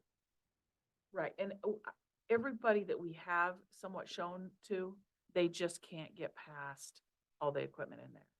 And so they struggle with that. And so they just feel like it's a building. Yeah, but what do you want us to do with it? You got all this equipment in it. What I'm And- saying, Keisha, is if we do go through that negotiation, not negotiation, but those preliminary talks with anybody, we could say, look, if you have an interest, we as a county can do some things to alleviate your concerns, but we are going to want some dollars for the property. It's not a giveaway. Right, oh yeah, no, most Right, definitely, right. yes, yeah. So could we break even? Could we, I mean, that's the discussion. And if we could have that discussion, that gives us a little more confidence, at least for I- me as a board, to say, Mhm. I can authorize fund, even if we don't get the rehab funds, Keisha. Right. So there's, the space itself, we don't have a lot of buildings like that. When Weiler moved in, that was it was like a commercial ready site, okay? Mhm. This would obviously, we still need some work getting utilities to it. But I think many people can see the potential in which the building has in that large of a space. 25 to 27,000 square feet, is that correct, Chris? There has been, I know the city of Knoxville has worked with some people, but it was pretty much, we'll take the building off your hands, and are like, Yeah. no, we're not interested in that. Right. I do know in the agreement we have with the city Mhm. that they're supposed to be marketing. Correct. But we do own the building. So I do feel like some of this, if we can help with making sure the building is secure, meaning like that it's not leaking, the roof, and then getting the equipment out, then we have to work with the city and say, okay, what kind of business are you wanting to bring in here? Would it be good for a light industrial? Yes, it could be. That's, Carla and I have talked about, where there's eyeglass places, they make lenses. It would be, something of that's not have a lot of heavy truck flow, but could sustain, some trucks,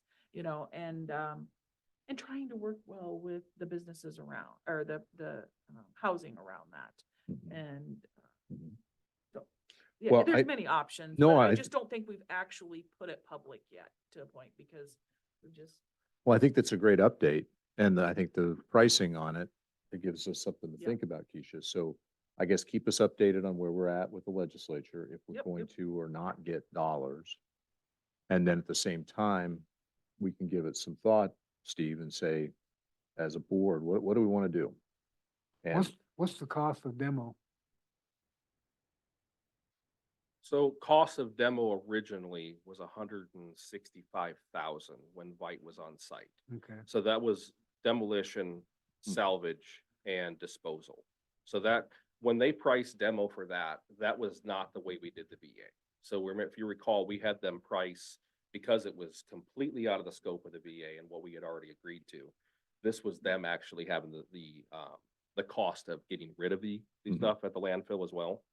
So it was 165,000. Yeah. Now, I know trucking has gone up, so obviously we would see an increase in that aspect of things. Now, that's something I can reach out to Iowa Demo and get an updated demolition I'd be cost. curious Steve? to know, Chris. All right. I mean, because if we can't do anything with it, can't let it sit there and fall down either. Sure. Mhm. But No. that makes the ground more valuable then. I'm happy Yeah, to do that. that's a good point, Steve. Yeah. Maybe add that to the mix, Chris, and Absolutely. see what that turns out to be. Because the ground, Steve, that's a great point. The ground may be worth more to us in a return as bare ground than for the building on it. And Keisha, you're right. Even though we're in partnership from a marketing standpoint, that is county taxpayer ground. I would love to see And- something move in there, Yeah. don't get me wrong, but we Yeah. have to look at both sides of it. I will say, Absolutely. if we do get funding, obviously, then we have to do something towards the building. If I could give Makes just a sense. little Yeah. insight. Oh, Yeah, yes, okay. yes, yes. All right. Into, and here's the thing I want us to think about. It's not just a fixed cost of, let's say, getting the equipment out, spending 50,000 to get electrical in, spending another 25 to 30 for water, and so on. Where we get let's say we have a cost of $300,000 to have the building completely hooked up and to have it emptied. There's a cost far beyond that. And I think there's the one thing maybe we haven't put a whole lot of thought in, and I'll just talk to I'll throw myself out there for that. The cost of upgrading the HVAC system in a building of that size could exceed $1 million. Okay, so when we think about equipment costs today, fixed plant assets, you're talking about someone coming in and not just having a $300,000 investment, or the county having a $300,000 investment to get it sale ready. You're going to have to find a buyer who's willing to look at a complete rehab that could be in excess of $2 million on top of a purchase price. And that'd be for, a basic, for a warehouse type or a factory type setting Yeah, before they bought any equipment. But You're So- almost better building off from scratch. yeah, so I mean, Chris, that kind of goes to the question of who would be interested. And that's why I If you- wanted to if you make do- you if all you- aware of that. If you do these things, then with the additional work that must be done, who's willing to fork out those kind of dollars? And it does go to what Steve just said, that it might be worth more as bare ground at It the end might of the be. day. I'm 100% on board. We've had a lot of conversations about Yeah. this. I would love, and all the time we've spent out there, would love that building to be repurposed.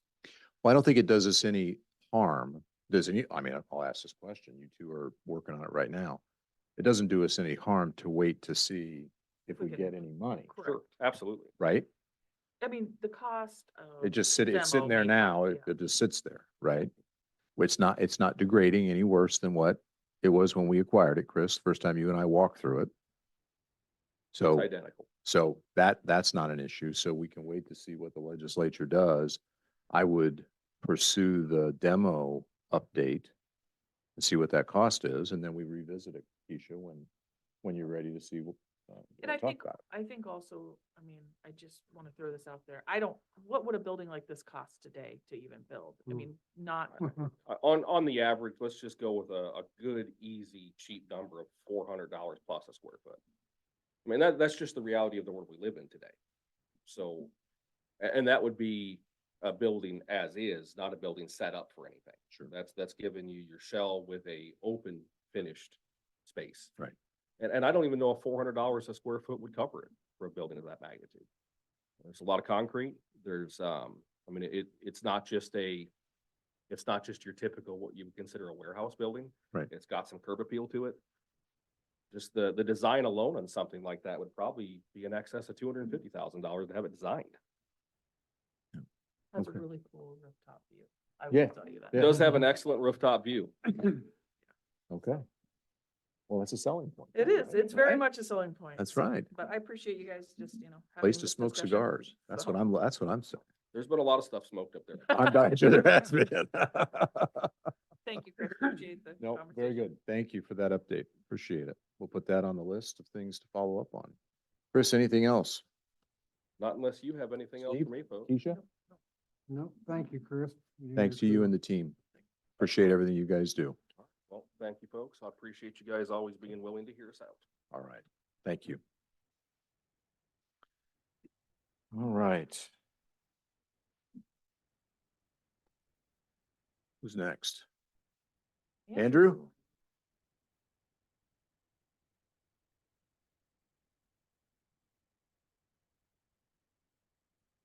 I think we'll start with IT. All right. Andrew, welcome. This is your first budget. Yeah. All right. Well, we'll try to make it easy on you. All right. Very good. Fire away. I don't know what you'd necessarily like to hear. I feel like my predecessor left us in pretty good shape, like overall with hardware, software. So I put some tabs on some of the boxes up there you see on you can do a note function. And I guess I wanted to clarify a couple things because I know a lot of this is left over from Andrew the first.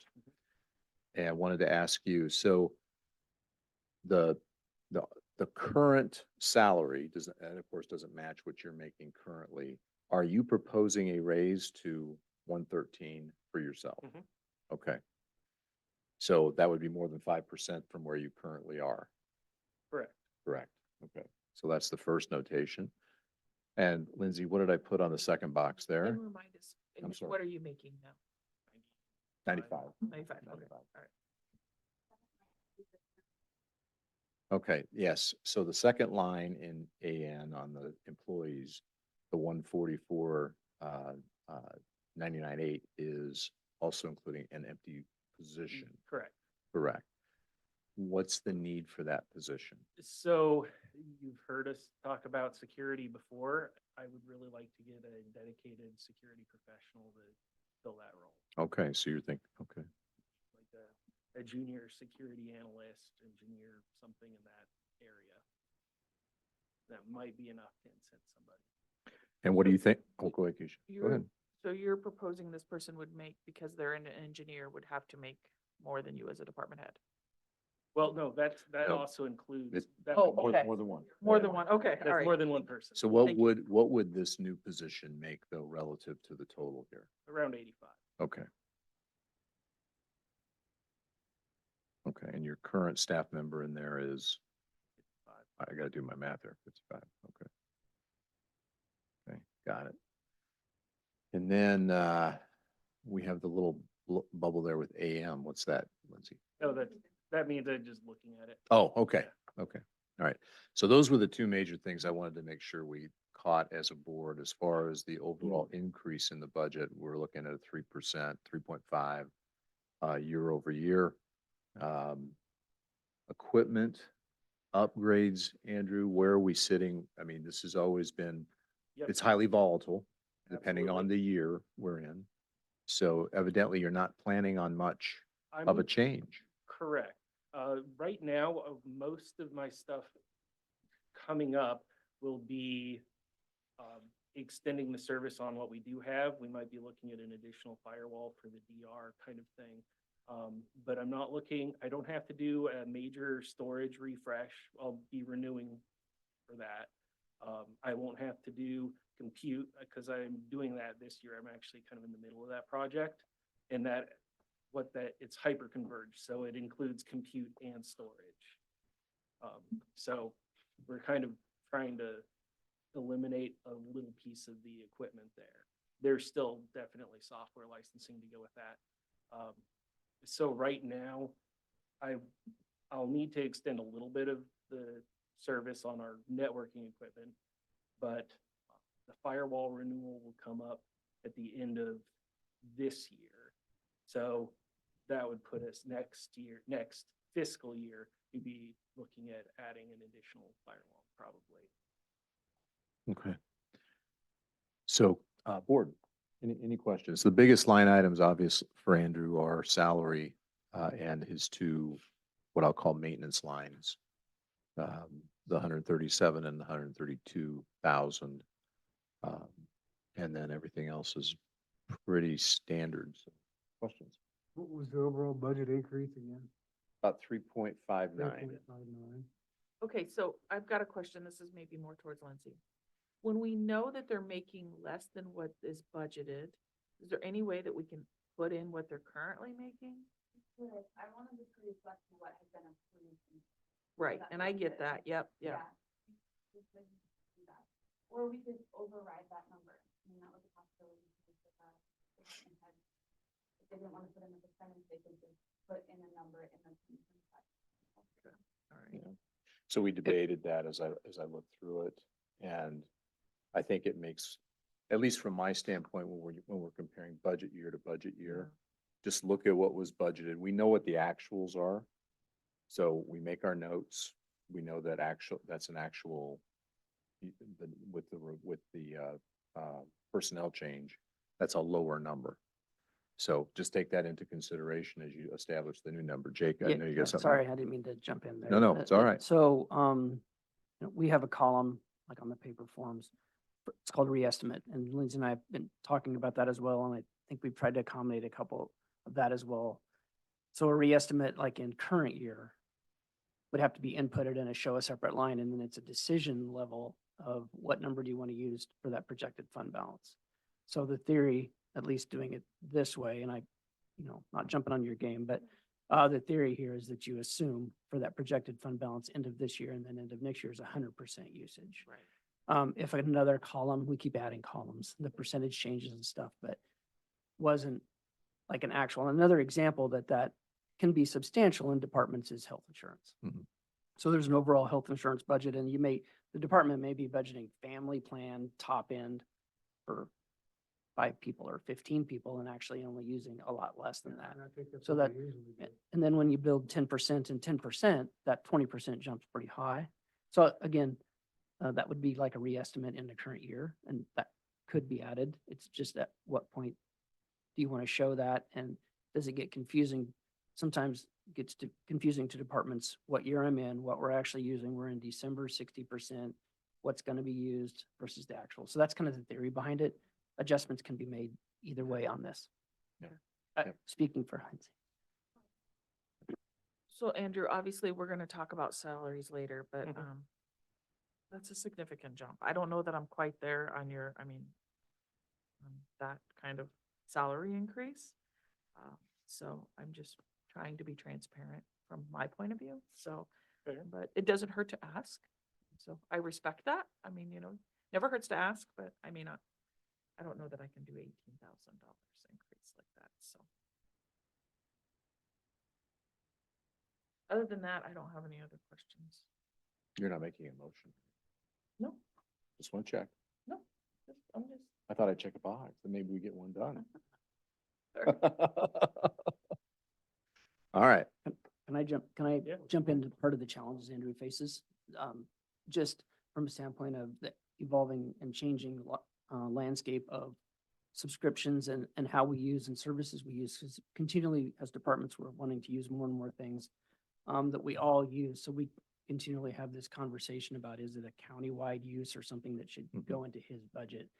So Department 99 has some expenses that maybe is being like LastPass or something, the way 365 is. I think maybe that's in this Three budget here. sixty-five and, multi-factor. Is that in are yours? No, those are in 99. Yeah, are in Department 99, that is a countywide, we're all using it now. So over the years, we've talked about countywide services and what we use. So those are challenges and new things that we do put upon that department, his predecessor and now Andrew, before on those challenges and things we all need and licenses for like 365 and the email and the protections and all those things. So as we look at Department 99, some of that stuff is in there too, that we're all using. And it's hard to know if is it worth the time and effort to break that out by department every year?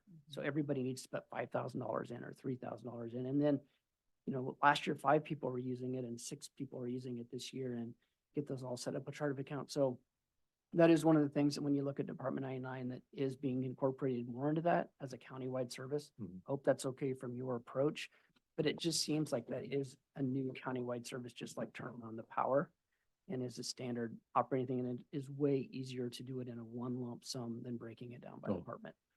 I- So again, it comes back to that old, what does a department truly cost type thing? Yeah. And I know we keep graduating or gravitating towards a community base versus an individual department base, Well, and Jake, you and I had this conversation 12 years ago. probably. Yeah. Where on certain functions that we would deem shared services, because it's the Right. shared services model, just like any corporation would use. Commonly applied services throughout each operational area, it is better to track expense through that one department than it is to try to track it through 15 individual departments. Andrew and I talk about that. He's been facing all these new challenges in his new roles, and seeing these, and some of them new and some of them just in the changing landscape. But I appreciate being able to see one line, or when we have a vendor, we can look it up and see in one spot. The flip side of that is departments don't know how much it costs. There's a lot of value in some of that stuff that we all are used to that we're paying for as a county and the departments don't know, which Yeah. is fine. And that's no different than like our liability insurance or Sure. whatever. You could break it out by square footage or whatever Sure. you want to do. It's just a lot more work. But Yeah, well, there's also another component of this, Jake, and Andrew's not in a dissimilar position from Chris. So, but we've evolved, Andrew, since we've started to do this consolidation into a shared services type of function for IT. And that is by doing more things in-house, just like with Chris, what are we saving? What's our efficiency gain, our effectiveness gain that equates to dollars? And that's the biggest component. It's like with Chris, I can quantify that pretty easily because I can just look at what we spent over past bills when the department was structured very differently, and I can compare it to what's going on now. And we know with the major projects we've done, we've saved significant dollars. IT is a little bit more of a black box because I know we still use consultants. I know we still need that as a component. I know that the law enforcement center is its own unique IT animal, and probably a few other places, public health when it was in its heyday before what it is today. So I think for you going forward, when you think about your staff, their value to the taxpayer, it's what is that? What is that savings in time? And maybe it's work hours lost or work hours gained. If Jake and his group had to do this, let me give you an example. When I got here, Lisa was IT. And she's giggling because I know what she told me and said, I don't know I don't know what I'm doing. So we've changed dramatically over these 11 years to where we're more professional. We have a better handle on our cost structure relative to these things. But what are we ultimately saving? I will tell you in my private sector life, IT is always, I've always teased my IT directors to say you're a sucking black hole of cash. And that's because we don't understand all these changes because it's that kind of a world. It just changes that quickly. So as you think about going forward, Andrew, that will be a big thing from a department head, is to come to the board and say, but we do these things. I'm asking for this, but here's the value we really bring. Does that make sense? Oh, absolutely. Yeah. Yeah. Jake, does that, Yeah, I mean, like, that's, when if you want to go back far enough, when I came, it was a dumb tube. I mean, we didn't even have, I remember our first laptop. I remember the first time I had to file yeah. online budget with Department of Management. I didn't know how to do an attachment on an email. Right? So, and savings, what you just said, yes. Savings is hard for me to quantify sometimes, because we have so many different new demands and new things, and it costs, and we just expect, like, the other day email, I start getting these emails, and like. It's like what the Andrew light was doing switch. was You want to protection. turn it I was on and it getting all- works. Yeah, and I was Yeah. getting all this stuff, and it was like, it took time to like get through it, and Andrew was already on it. But it was just like, it's just the new normal, Mhm. and any more saving is like, saving what it could cost versus what the new cost is, because it's just gonna cost. It's just an expense. Yeah, I and got- it's just, we didn't have them, I got and it. like these new challenges, these new subscriptions, it's great that we don't have, every time we set up a new computer now, you don't have to buy the individual off or Word products or whatever. I don't know the correct terminology, as opposed to having just this overall universal subscription. Except that subscription now comes in at $20,000 a year or whatever it is, Yes. versus every time you buy a new workstation and you spend 150. Yes. It's Well, different, but it just keeps costing, and that's just the new it. And that is the way it is. And I think that's the little bit of the black box of IT, where we combine the services of IT and GIS and some of these things into one department. There is an efficiency gain. There is a service gain. We just don't really know what that is, because now it's like a light switch. It is very, very hard to quantify that Yeah. information. Yeah. Same thing, so you have opportunity costs. Yep. And you have exposure, you have your risk exposure costs. What would a ransomware event cost us? But here's one way I'm going to give you an idea. Okay. It's the same thing that everybody does to us when they come to a board meeting. They say we're in the 22nd percentile or the 22nd county or the 45th of the 42nd, whatever. 21st. But there has to be a way to say, and it can be a high level analysis, Andrew. You're our IT person. We can ask you questions about it. What would it cost Marion County to have this consulted out? What would it cost us to have our security and all of those things where we're having to pick up the phone and call somebody and pay them? Because we used to do that. So there should be a way to know what that current cost is and what we're doing right now, and at least get an idea on that cost differential.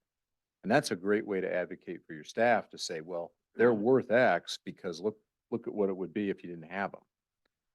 We had this same kind of dilemma trying to hire an assessor. Yes, exactly, We- Steve. We've had the same, Yeah, and I get, we quantified those numbers. right, and I get where you're coming from and thinking, maybe, is it the private sector or is it the other counties that, If you look, I mean, yeah, if you look at the government space in general for similar roles, we make less. okay, So that's just your comparison. But I'm also like my numbers, I'm looking at just bracketing by counties by population, counties by overall budget. How, And I then- would like to know how, if you did a stair step or whatever, you know, cause you do experience. I mean, cause this is a new role for you. Is that something that, you know, we could gradually get you up to that and to work towards that? It's just hard for me to say, okay, that kind of an increase. It's Mhm. just hard for me to swallow that. And I think also, being a department head, being first year, I mean, I think that we went and, you know, we have the security and you, meaning like we want you for this position, but I also think we need to think about, hey, how do we go about giving somebody for first year that kind of a significant a raise? So if that makes sense. I mean, I'm Yeah. just, And, I struggle. well, with it. and Andrew, I mean, I can't do 18,000. I'll just tell you that right now. Keisha's being really I'm more s- I- subtle. I'm I'm just gonna tell you right now, I can't get there, all right? But that doesn't mean in the future you won't have opportunities to continue to grow in salary for the position. But like I showed in this chart, and I have it handy. As a board, that's what I have to be mindful of. Because if you compare your salary to other counties and we keep going around this merry-go-round, pretty soon we won't have any money to pay the staff. Or their raises are 3 and everybody that makes over 85, their raises are 10. Well, that's not right either. So in a finite world of tax dollars, that's our balance point, okay? So, so I really, I don't mind, I can do the adjustments in my head there, but when we're looking at the other things we have to deal with in upcoming presentations, it's just not going to happen this year. We have to be much more mindful on the dollar side. We're very appreciative of what everybody does, and I think the 5% and the 6% make a lot of sense to me right now, if I can give everybody kind of a feel of where I am. So that makes sense? Makes sense. It's not Yeah. it's not what you'd like, but that's the best I can come up with right now. Unless we can find a way, and Steve might come up with this, where we can shave $500,000 of expenses out of the budget. Steve, you got that? I got part of it. It is, cause I know what it costs to go private sector. I mean, I'm assuming $120,000, easy. And that's what I struggle with, but It's hard for us to compete with the private sector when it is. we're not a for-profit business. And when you're dealing with taxpayers' dollars and then you're sitting there going, well, you give this person this, and how do you justify that? And I'm like, oh. Yeah, I just can't compare. We've had this discussion over the years. Yep. When Do I we, think you're when- worth it? Yes, I do, but I'm kind of in Yeah, that that's- 5% range myself. This year, you know, for this year. I mean, I've looked at things and, you know, we were given over 20% raises in the last 4 years or more, but there's only so many dollars to work with. We- I'd like to give everybody as much as we can. the economics have changed. The easy money is over. We don't know where inflation is going. We know it's still far above, and Joe and I were just talking about this, it's far above what the government reported CPI number is. We have to be mindful of that. Values don't always go up infinitely. So, all right, You know, Any other I, questions? for one, Andrew, am very appreciative Yep. of you. And all I can say is like, we're gonna try to do our best to give what we can give. Mhm. Yeah, and know that we do, I do struggle Yep. with it. I do. Yep. I'm just trying to be honest. And I'm saying that to everybody. Yeah. That goes No, for but We everybody. appreciate you. Yeah, that's fair. Would it be all right to table that and move on to Department 18? Sure, let's absolutely. Got a motion from Andrew to table that discussion. All right. Fire away. All right, Do you have wanna- that spreadsheet up? All right.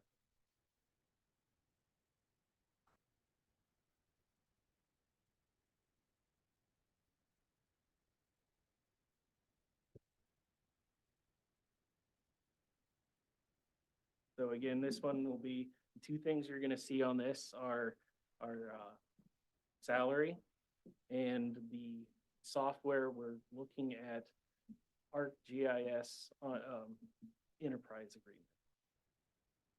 So those are the two things. Okay. As far as salary, I feel that is very fair on both sides.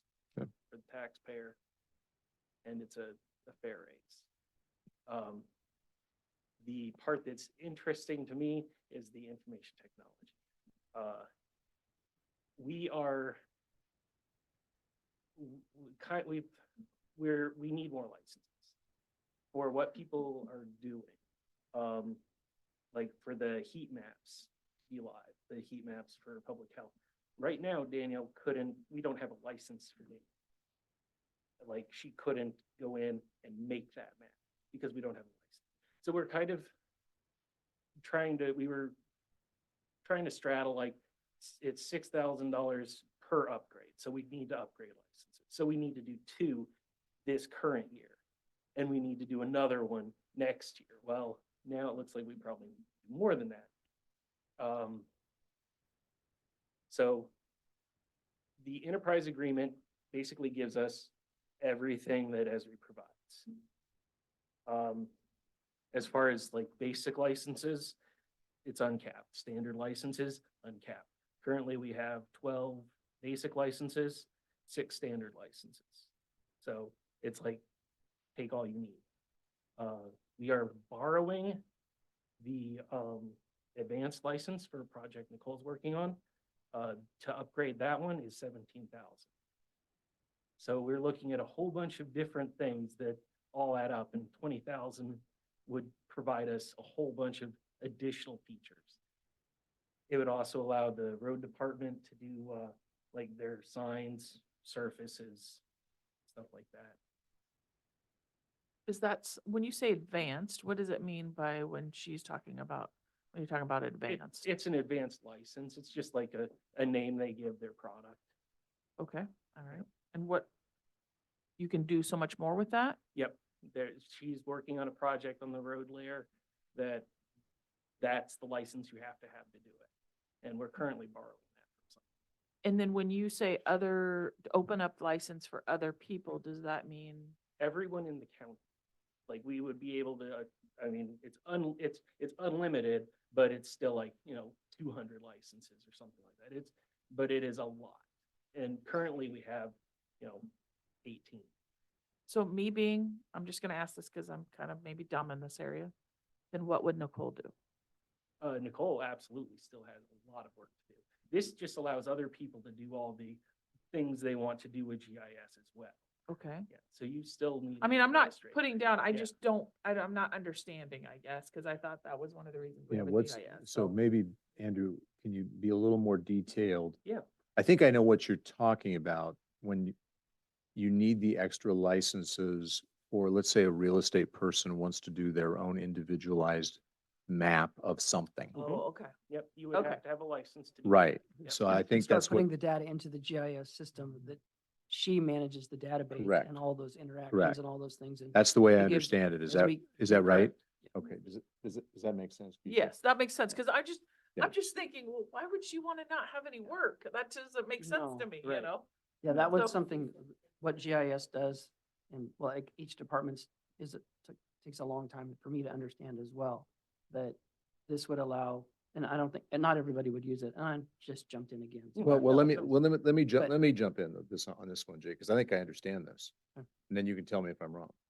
We have a general database. We hired this individual to manage the general database for county needs. But anybody who wants to tailor that data to their own specific use needs a license. Yes, And build it to use tools that we always use as individual departments and Yeah. enhance to the public. Yeah. Just like road layers or what types of surfaces are on roads or Yeah. where the stop signs are or. Yeah, there are corner corners specific or- uses, yeah. Yeah, because that's not something I would do, but that's something that the secondary road department needs a Right. license to do. Got it. And we may not have done it that way 20 years ago, but we're doing it that way now. And every time we hire somebody that has this ability, guess what? It opens up these all possibilities, but it comes with a price.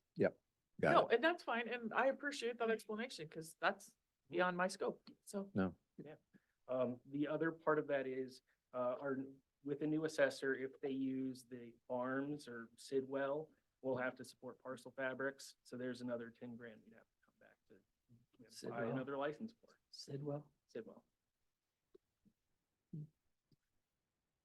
So there are a lot of uses for this. Yeah.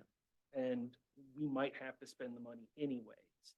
So we might as well have all the other licenses to do the other projects. Like, what is the cost of a lost opportunity? And, if you have 200 licenses, it drives the average cost down. here would be my question. And Jake, maybe you guys can both address this. How do we know that the projects that are being done off of the main database are worth spending the money on a license? Those. heat Because maps- isn't that I- that's the check, right? Yeah. And We're it gonna has to be spend the right- money on the license, you're gonna go ahead and do this, but it turns out to be some kind of half-baked thought that never should have been done in the first place. Yeah. I don't wanna jump in, but that whole quantify word that we used earlier, but when we get a request from public health, can we get a map for, again, the heat maps? Or something that's short order. Hey, we have a week, we need this map turned out, or we need this map of the hospitals and EMS in the county and black it out or black it out of the state and pull it out, pop outs or whatever. Yeah. It allows individual users to do, it's like, here's your version of Word. Here's some Word, you can use Word. Yeah, I understand that, but what I'm saying, Andrew, is Right. who is this is like a commodity. I'm the holder of 250 licenses. Each license has a particular cost that we authorize. Who determines who gets to use that license that has a value attached to it? Because the project could be something that you might look and go, well, that's why would you do that? Otherwise, then you see next year, you're going to come back and say, well, what we need is 500 of those. And then, oh, nope, then now we need 700. You see where I'm going? So part of the question for the first, who's determined that in the past? So who determined someone needed a license to do something? Well, this is all new. Well, it's been around for at least 10. When did Nah, we haven't. department- GIS and like who does projects has been around for a Yeah, while. but we haven't had the access that we've had because we've never had a GIS person like who we've We- hired. We continue to find new ways to use it. Right. Yeah. Yeah. Yeah. That's There are caused grant that's applications caused that an we- exponential growth because now we're saying, well, we've got somebody. We've never had somebody in that role like this. So that's a little bit of a difference, right? So all I'm saying is, I don't have a problem with that concept of departments and individuals within government being able to utilize the GIS database for unique specific circumstances or projects. It just eventually, you just got to be careful that we're not buying 1,000 licenses and wasting them. Well, this is like the end road. There's not another product offering beyond this product. Right now, as We the- don't, we are interested if there were. Right. This fits our bill. It would provide us enough where, we don't really intend to give everybody, here's your license, because, if you don't need it, you don't need it. Right. But, it allows people to perform functions of their job that they could do better. or Okay. Could do easier. Okay. All right. That's good. I appreciate it. Good dialogue on that. Andrew hates to spend money too, by the way. He No, hates to spend money. I Okay. appreciate you Alright. explaining it. Yeah. So the license is specific to a computer station. Nope, it is No. a user. It's license. user You license. use So the- it moves with you. That's the direction everything is going. Yep. And that's what I was trying, Yep. but everything is going to these user licenses. So Yeah. the software as a service is the model, and it moves with you. So you have Pro installed on your computer. You go to the next computer over, your license works on that one. You don't have to like sign out Okay. and do all the things. All right. Yep. No, very good. Andrew, thank you. Anything else? Any other questions for Andrew on this? Okay, very good. Andrew, thank you. Very Andrew, much. Thank you. Not too bad for your first time. Alas, fair. Yeah, right. Fair? Okay, well, okay. We got a rating of fair on this one. All right, We appreciate you being, I appreciate you being patient with me. So thank you for taking. all right. Next, we have, large projects. Can you pull that up, Lindsay? I'm sorry, or Renee, or one of you, or both? So the goal of hopefully this is useful. Maybe it turns out to not be useful.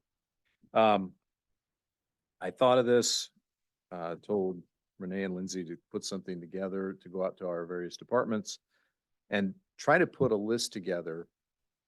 In the private sector, I always had my department heads give me stuff that said, what are your major dial turning projects and what are they going to cost?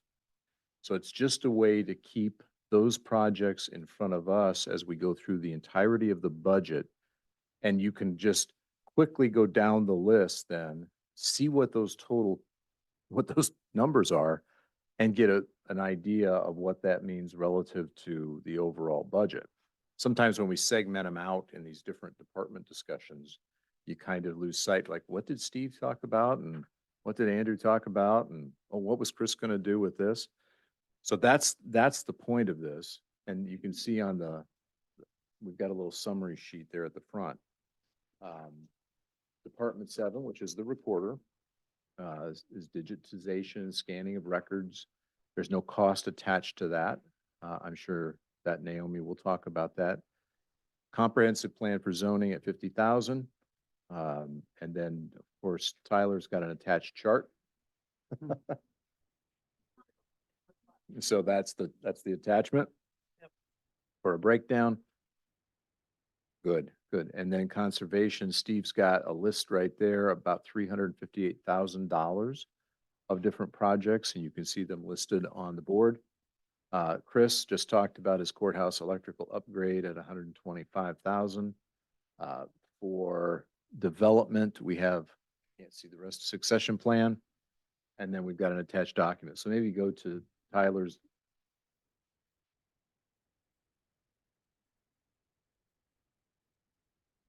Oh, it does say public health, healthcare collaboration.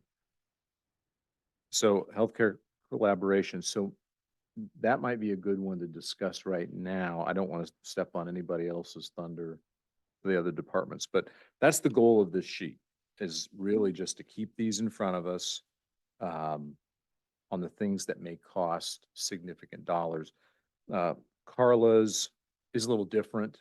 It's not really what I would call a major project. It's that she's planning on a handoff for her department. Kim is going to be doing the same thing with the Public Health Board as she begins to think about retirement. But as far as the public health piece, do you want to talk about that? I just go ahead and go, because that was not discussed during Kim's discussion, so I think it'd be good to get everybody up to speed on it. All right, jump in whenever you would like. All right. Okay, so Kim left me some rough notes, so we'll see how this goes.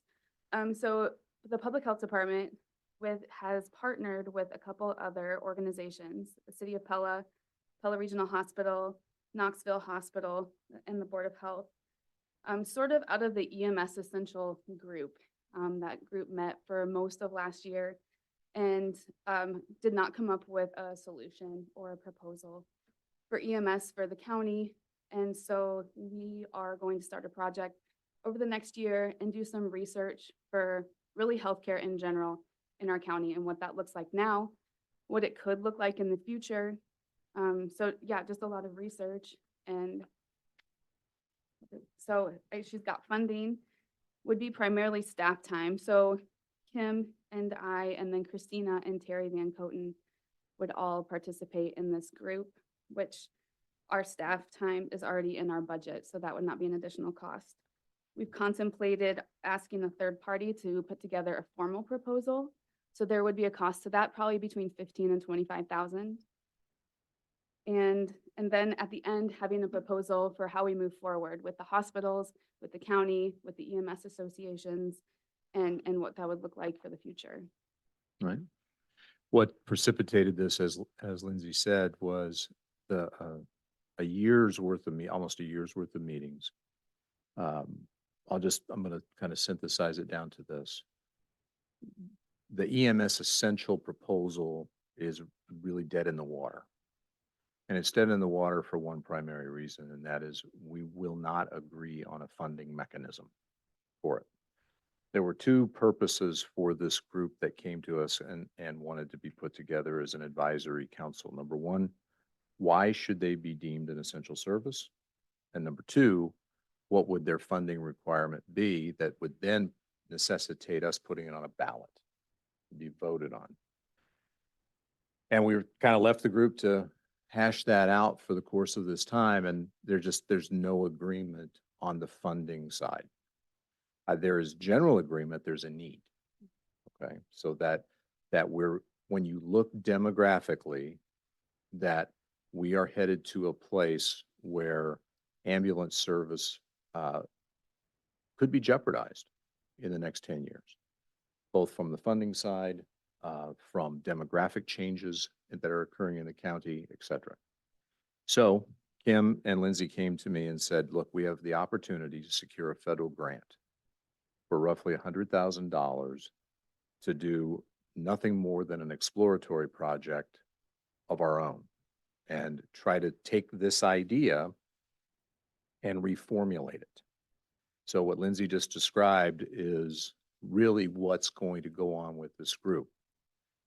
To secure the grant, we needed to get some partners. They couldn't just be public health going off and doing this. So in talking to the city of Pella, they have agreed to support this. Pella Hospital has agreed to support this. And Kevin and the folks over at Knoxville Hospital have agreed to support this. Last week, we got that group together. Bob graciously offered room at Pella Hospital to kind of have a preliminary meeting. We had two legislators come to the meeting, and we described for them the flaws. First, that the law they passed was the right thought. It just doesn't give enough tools to county boards of supervisors to do much, because we're waiting for these groups to come to us and say, well, why should we be this, and why should we be on a ballot, and why should you vote for a new tax? I made this comment during the meeting, and I think it's relevant. As Jake noted, the state of Iowa, through House File, whatever, 5, blah, blah, blah, blah, blah, reduced or has impeded our ability to leverage all of our valuation gains, right? Yes. Okay. And yet they come and say, here, pass a new tax to support your ambulances. Now, that's schizophrenic. And what I told them in the meeting, I said, why would you limit our ability to do funding and then say, oh, by the way, you can go out and vote on a new tax for your residents? And the idea of specific taxes to support some of these specific endeavors misses the point, because it's not just a tax issue. It's an organizational issue, how we're structured. It's operations, how these systems operate. Many of them were designed 50 years ago. And during our initial EMS presentation, they even did it here in this boardroom, they said, and I asked them this question, they said 90% of their calls go to ambulance. 50 years ago, it was fire. So that whole demographic, that whole type of service delivery has changed. And we're taxing townships, and we're taxing city residents, and then you want to pass another tax on top of that. That makes absolutely no sense. The maximum tax that we could do in Marion County is about 1.4 million if we went to the full 75 cents. The loss for Knoxville and Pella right now totals over $1 million. So there would be very little money left once you cover those losses, assuming that was one of the goals. So this came along and I thought, well, we got to take a different look at this because there is no question that 10 years from now, we will need to have a different solution for ambulance service within our county. That's a demographic certainty. And we've learned that during the course of our year-long discussions. We can see that in the data. Everybody we've talked to, from the hospital folks to the cities, all know this to be true, but they just can't arrive at a unified conclusion. We need a different approach. Part of the purpose of this project is also to give our legislators something that they can work with to refine the law that they passed. It's not necessarily bad, but let's give them tools so that they can give us tools. And better tools than what they gave us in the law by saying, just come and authorize this and put it on a ballot and make it a big political issue. That's not what this should be. When you make ambulance service political and fire political, you've gone down the wrong road. Because taxpayers pay for this, they expect to receive it. I don't care whether you're Republicans or Democrats or independents or whatever you are, Druids. So I'm going to kind of take a different look, and we've got some great partnership. We had a wonderful discussion. The legislators received what we said. They may not have liked it, but hospital administrators, City of Pella, and other folks all said pretty much the same thing in regards to the ways that this didn't work. The last piece is this, the law, and I told them this. If the law was the silver bullet, only 12 of 99 counties have even tried to do anything with it. That doesn't mean they've all passed it. Only 12 counties have tried to even do anything with it.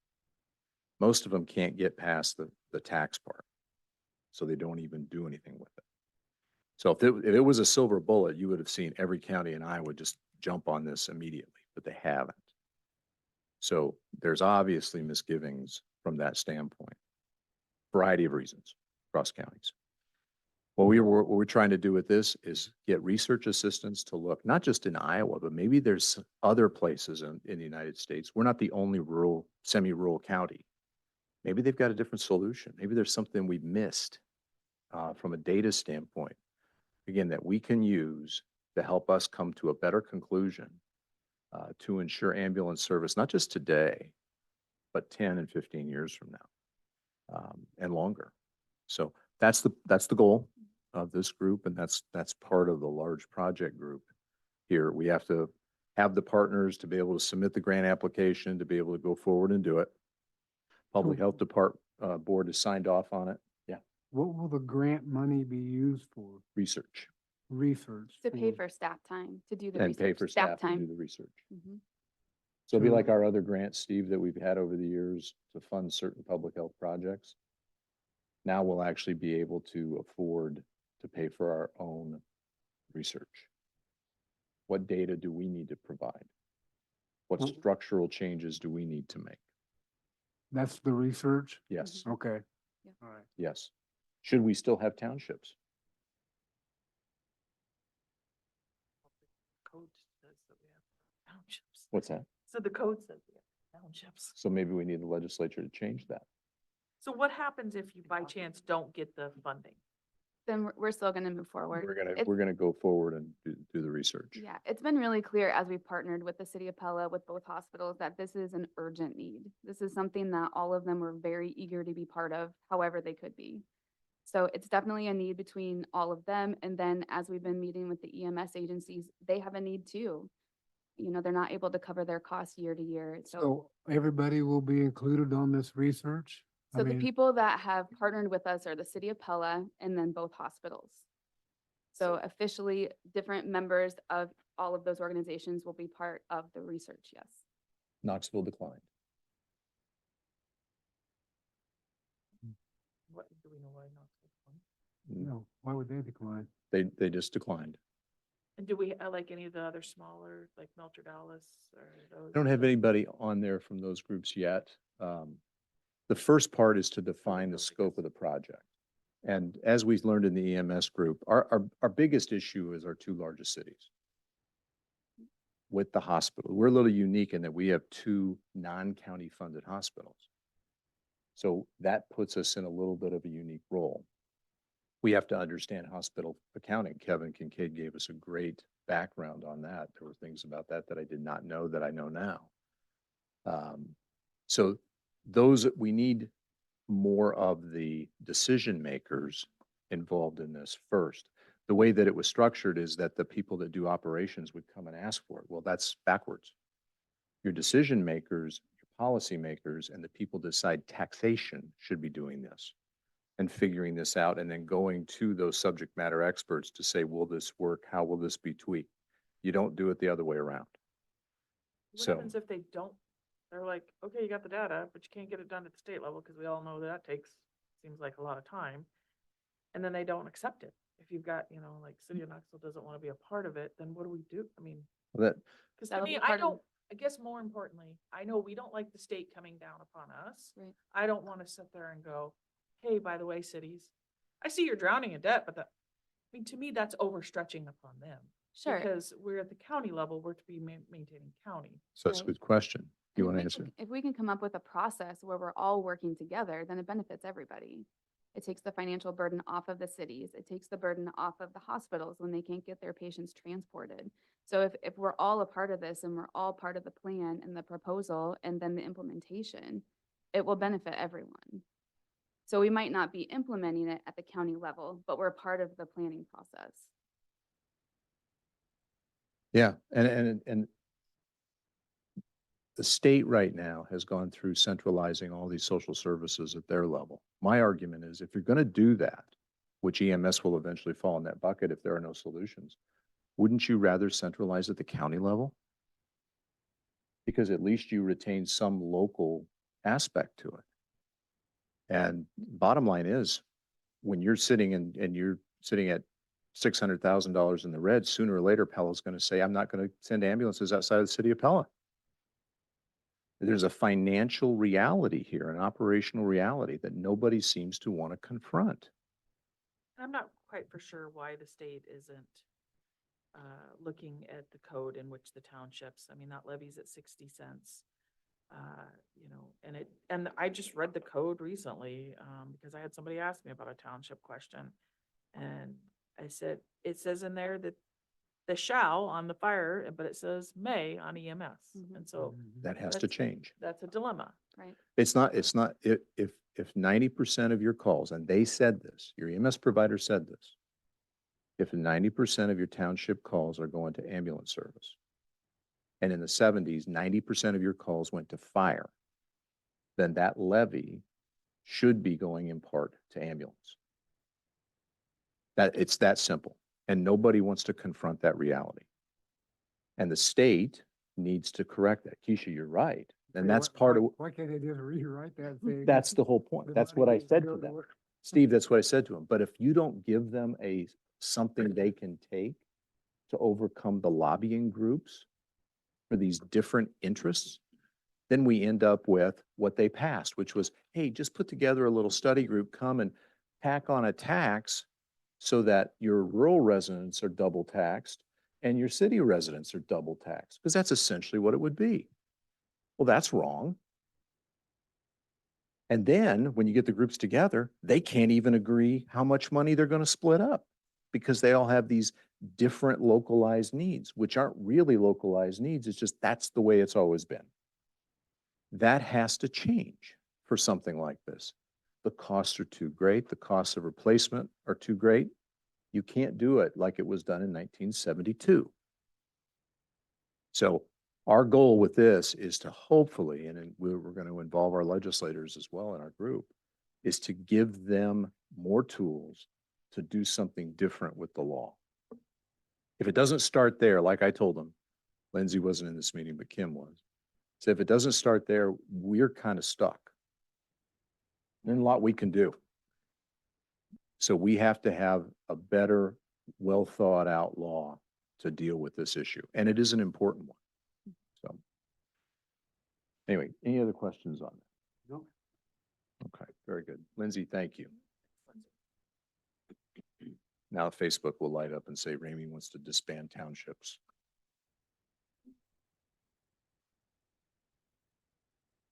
What do we have next? Libraries, okay.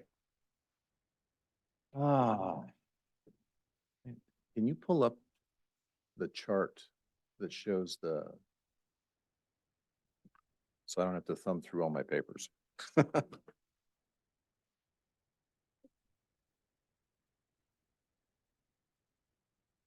Yes. It is.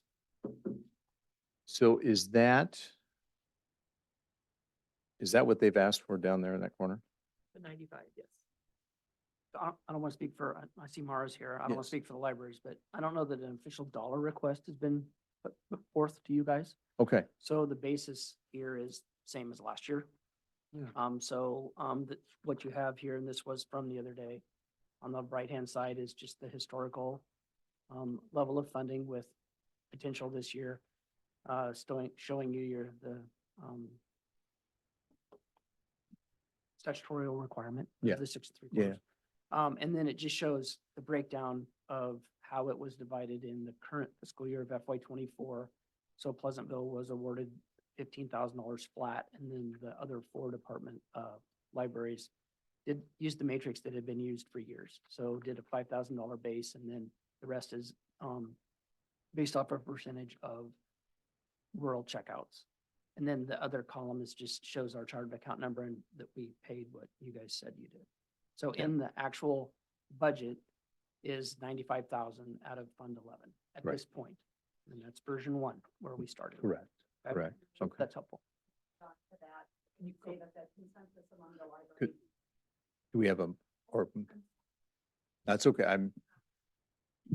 Mara Strickler, Pella Public Library. To add on to what Jake shared, the consensus among the library directors is that due to inflationary costs, that the overall allocation to libraries should be increased, and that the funding above the base amount should be distributed equitably amongst the libraries. That said, we were in discussion about different funding models, but did not agree to a single funding model, which is why we did not have a monetary request, but that was the consensus among the directors in discussion. So regardless of the amount decided on by the board, you are thinking about an equal share of whatever is An decided? equitable share. So Well, tell me what that is. I don't, yeah, so That's the hard part. that is the hard part. So saying an equal amount, not necessarily an equal amount to each library, because we all serve communities of different sizes, have different numbers of patrons, have different circulation rates, et cetera. But in equitable amount based upon services provided. In the past, that has always been circulation rates of hard copy materials. There has been discussion over the past couple of years about different models that could be used, but the agreement that it would need to be equitably distributed based upon a specific matrix or number. okay, so some type of ratio requirement. Okay, got it. Thank you. Board questions? I think it's important that those online understand that the requirement is the 62,485, correct? That is correct. And then Yeah. we do above and beyond. We have in the past, we've been doing that 95,000. So additional, this year would be 32,515. And I would just like to point out, the minimum amount was set back in the early 80s. Right, yep. It's a dated code section, Yep. as Just like our general fund, just like our. as everything Yes, is, right? yes. And the township But I levies think a and lot the of people think, county oh, funds. we just give above and beyond this $95,000, and that's not it. We do by code have to give the 62,485. Yeah, there's a it's on there, isn't there? It's 6 3/4 6 and cents. 3/4 cent levy attached to the code section. It is a rural valuation only. Yeah, and it's only attached to rural values. That's Correct. correct, Jake. Yeah. And So- it looks like Pleasantville is asking for the 15. Okay, so this And is then- last Yeah, year's. yeah, That that's was what- last year's app, but they This is asked. what you decided on Yeah, last yeah. year. So That they're, was last so year. think of their I- base number as 95 or whatever, and they're thinking about some type of ratio model based on circulation as being the distribution. So they don't have a specific number that they're, I that don't they're know at if least You guys proposing. provided the We did not this year. Yeah. No. So I'm gonna just start this off, just because I've been thinking about this a little bit. And I know this always sounds cold, and I like libraries, I really do, because I like books.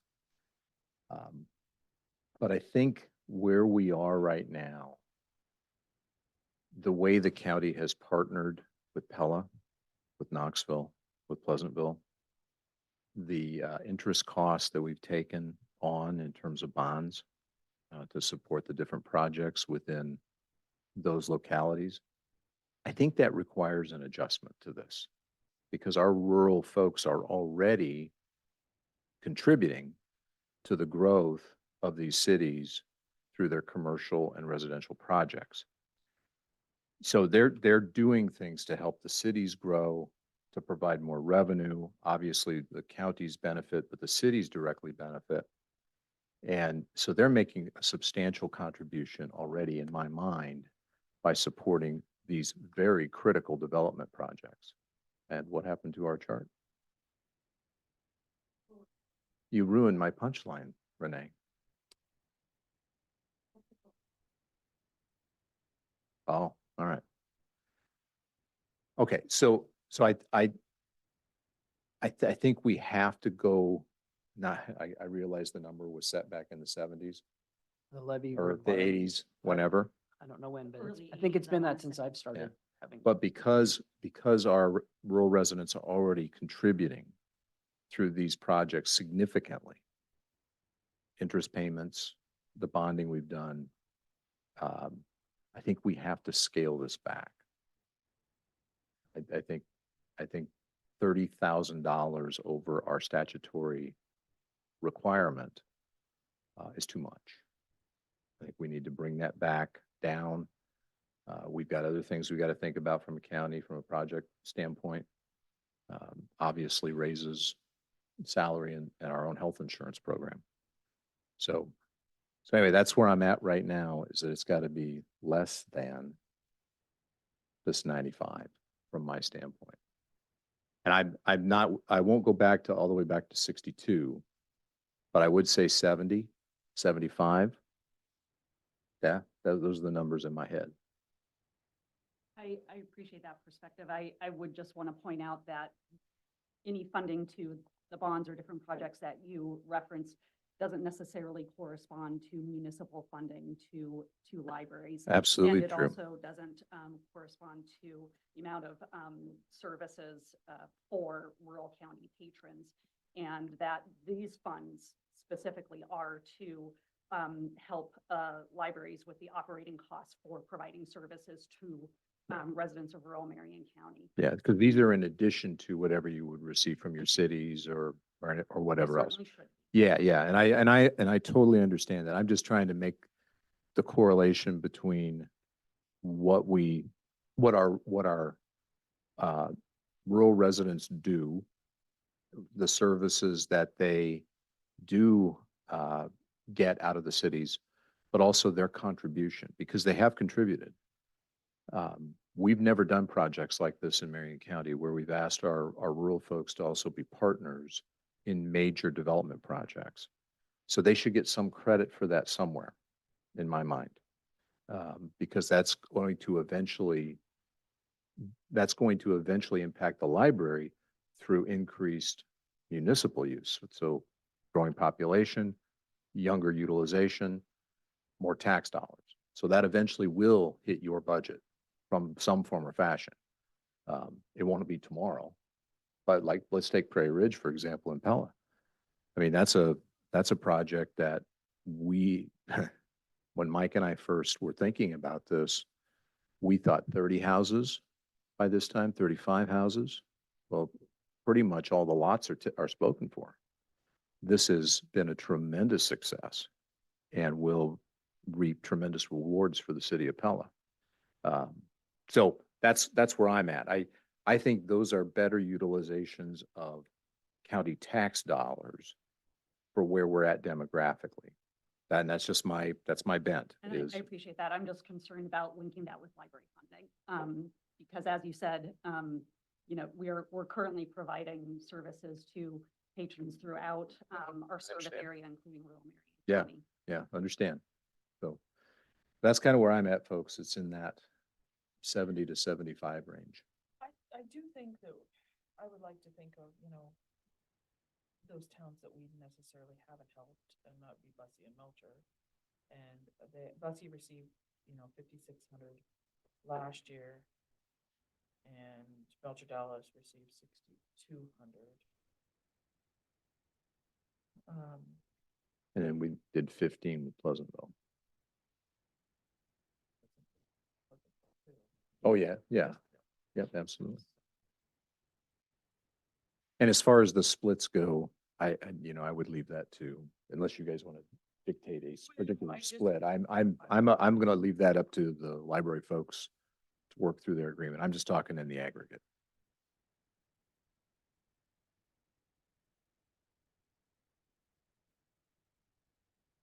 Yeah, it makes it hard when you're, I guess, going above and beyond, and then if we don't want to have any say in that. I mean, we do by code can, but. So what are you thinking, Mark? Sorry. I'm thinking 70 to 75. Dialing it back a bit. We're going to have some pretty hard compensation discussions coming up. And we've got to take all of those types of expenses into consideration. And I do think, I mean, we can have a difference of opinion here, but I do think the rural folks should get credit for what they've done to support these major projects. I think that those are significant endeavors that have not been done before to that extent. So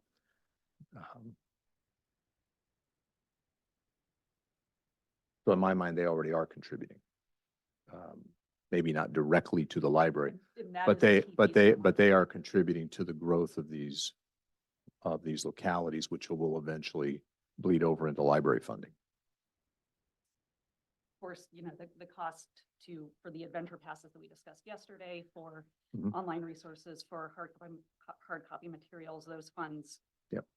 With inflationary costs keep going up, and these funds from the county are specifically to fund those operating Yep. costs. Yep, and understand. those continue to increase for us. Mhm. Yep.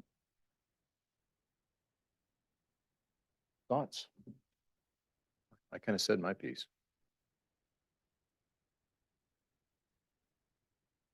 Well, that's quite a drop from 95 to 75.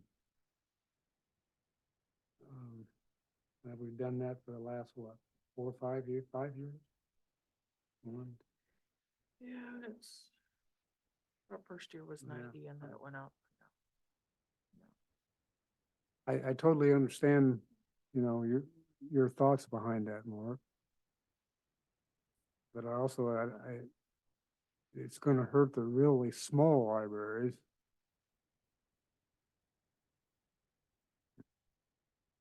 Yeah, that's my struggle. My struggle is I would like, I mean, we've helped the 3 larger cities and in your point, but then how do we make sure that those smaller, you know, Bussy and Melcher Dallas are taken? Because I know once we reduce that their matrix is going to reduce that significantly.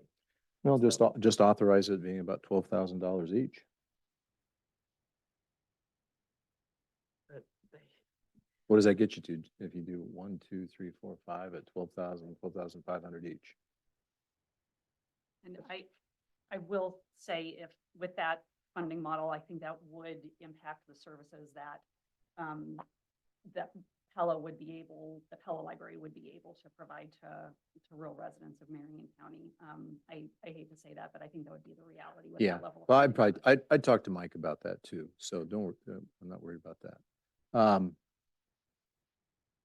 But if 12, 13,000 apiece, that's the minimum. So if you go to 13, 14 apiece, you're at more than you've given to the others. yeah. It's just then those budgets before it kind of befuddles them. So I have heard. So if you give them more, they can't handle it. And if you give them less, they can't handle it. Sounds like we're in a rock and a hard place. I know. I just, It's just like, that's why I'm not making a motion. That's I fine. want you to think through what you want. We can table it too, guys. If you want Yeah. to think through it more, we can. Yeah, let's table this. Let's think this through some more. Yeah, Yeah, absolutely. let's do Absolutely. this and wrap There's up no on requirement Friday. to say you gotta do that now. Is there a motion to table? Yeah, I'll make motion to table. Second. Table or just closed discussion? You guys haven't been Well, closing either one. Yeah, yeah, that's fine. How Close would- discussion. which would We'll be, close- which would be Well, better? tabling. No, we'll. Then close we have to, then discussion. we have to bring back from tabling, and but it gives us practice, Right, Jake. But Come on. other departments, one of you are just moved on to the next. Ah, God. All right. We know it's Is there a coming back. motion to close discussion? I make motion to close discussion. But if we do that, don't we close discussion on this Second. entire Well, that's just it. I would just to the next one. You're making this up as you go. Yeah, That's you kind are. of how it's been. Okay. Thank you. Is there a motion to close? And That's Keisha fine. made that and Item Steve number- seconded. item number library. Yeah, library, yep. Okay, I can do that. Is that a motion? Yes. Keisha I did made the motion. motion, yep. To close discussion. on Steve library. seconded. Yeah, I second. Okay, sorry, I missed that. All I right, was too busy giving you a hard time. thanks. Johnner, Aye. McCombs, Aye. Ramey. Aye. All right, we have tabled Nope. our entire, or we've closed discussion on our entire budget session. No, That's fine, that's fine. I'm just giving him a hard time. I Development, mean, Carla, who determines this formula of the distribution? last The year, libraries. the libraries do, but we authorized the 15 for Pleasantville. And the So we Uh, can, we- we can tell them what we wanted, where we want it to go. the year before that, it was a completely different Yeah. model with reductions to the big libraries and big increases to the small ones. So I know you guys closed discussion, but 2 years ago, it was radically different as well. Historically, before that, it was a formula based that the libraries brought forth and Yeah. was accepted. Yep. All right. All right. Carla, development. You're waiting for somebody to come. Are we ahead of schedule? We're ahead of schedule. So She's let's supposed to take a be 3 o'clock. recess for how long? 15? Is there a motion to take a recess for 15 minutes? Make motion to take recess Second. for 15 minutes. We'll be back at 3. Johnner, Aye. Alex, McCombs, Aye. Ramey. Okay. Sorry. Are we table?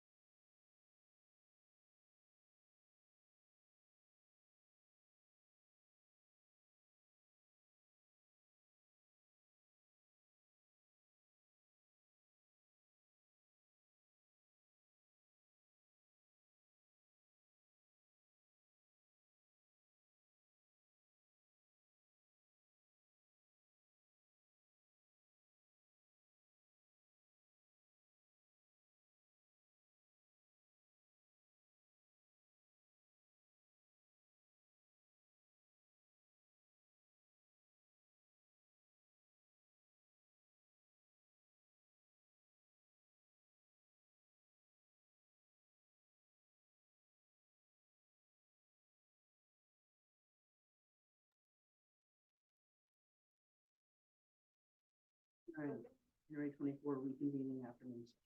All right, is there a motion to reconvene from recess? Make the motion to reconvene. Second,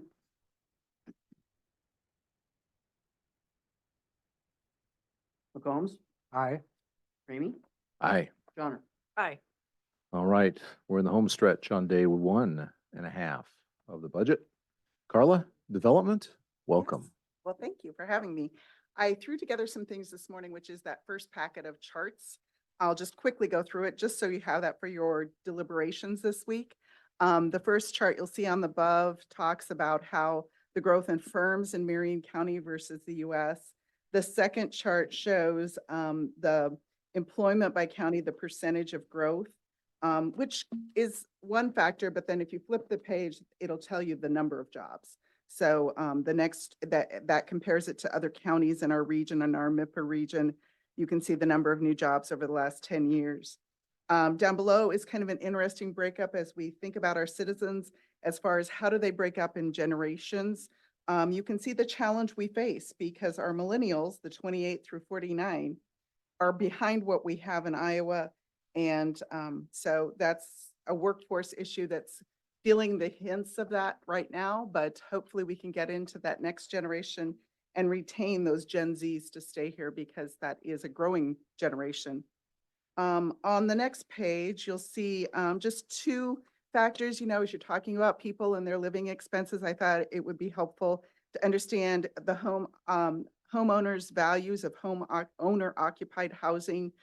You can see about a quarter of Marion County's housing by owner occupied housing is in that 200,000 to 299 bracket. If you go below, you can see what median rent is doing currently, plus projections of median rent in Marion County versus Iowa. So that's just a cost understanding of what citizens and what individuals are facing. Marion County has a slightly higher median household income, if you go to the next page, than Iowa on average. And then they did a thing where they broke down wage earners by 3 categories. And you can see down below what the cost breakdowns of where those items are per month to see that we have slightly more in the high wage category than Iowa does on average, with 53.5% of our workers here in Iowa falling in that high wage category. The next sheets I did kind of in response to what we had learned this morning. I thought I'd give you Marion County's information. You can see on the top, that is both wages and salary growth for the last 10 years with 2022, Marion County at 11.5 and the US as a whole at 7.8. If you look at down below, that just looks at salaries versus salary and wages. So it's slightly different with Marion County at 6.9 and the country at 3.5. Now on the back, the next page, which is page 12, I believe it is, 11 and 12, slides 11 and 12, you'll see private sector growth in Marion County at 7.2 in 22 and US growth at 3.4. You will see down below in the government sector, the top was private sector, in the bottom, you'll see Marion County government sector at 2.5 with the country at 4.1. And then the final page, slide 13, just breaks down a comparison of the growth rate based on some occupation categories or some sectors. I guess it's sectors, not occupations. So you can see how we compare our growth rate with salaries throughout the United States. So you can see where we're leading and where we're behind. I do also have the actual dollar figures if you're interested in those too. But I just pulled those from a couple sources that I had as just supplemental information for your deliberation. Not really part of my budget, but just so that you have that. Yeah, curious about this annual salary growth government slide.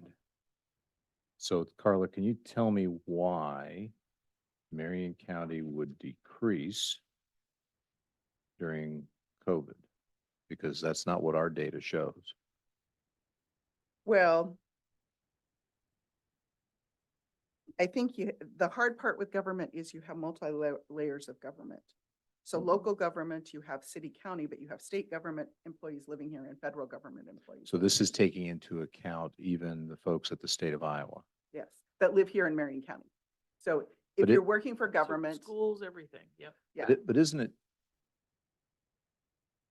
Yeah, it just doesn't intuitively, knowing what happened to government in general during COVID nationally, all government salaries inflated because they got COVID money and people use And I COVID money believe for this is salaries. not looking at COVID money. This is looking at their salaries. But that was applied to their salary figures. Yeah. It's just like, anyway, that's interesting to me Yeah. that does not correspond to anything I've seen from a national basis on any other chart. Well, this is from BLS, so it is.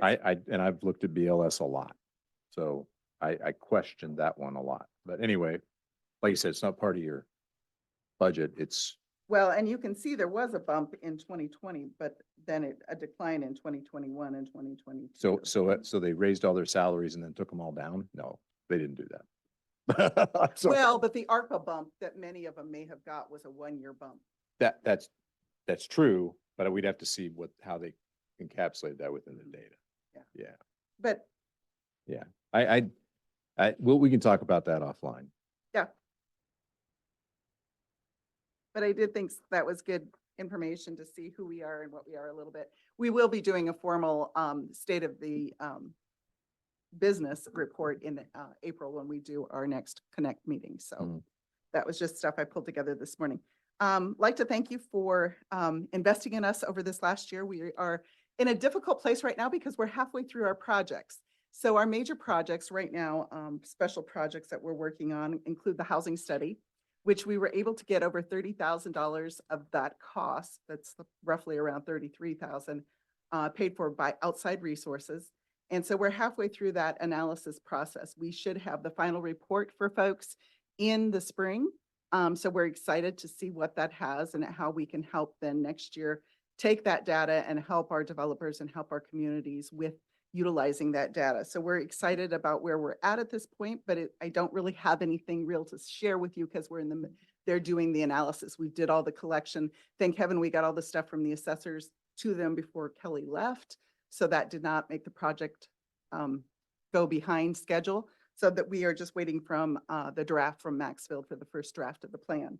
As far as our strategic plan, we've had the initial stakeholder meeting, which was really great to have all of our major corporations involved, our communities involved in looking at what does the future look like for Marion County development. We have another meeting coming up the first week in February of stakeholders. You're invited to attend.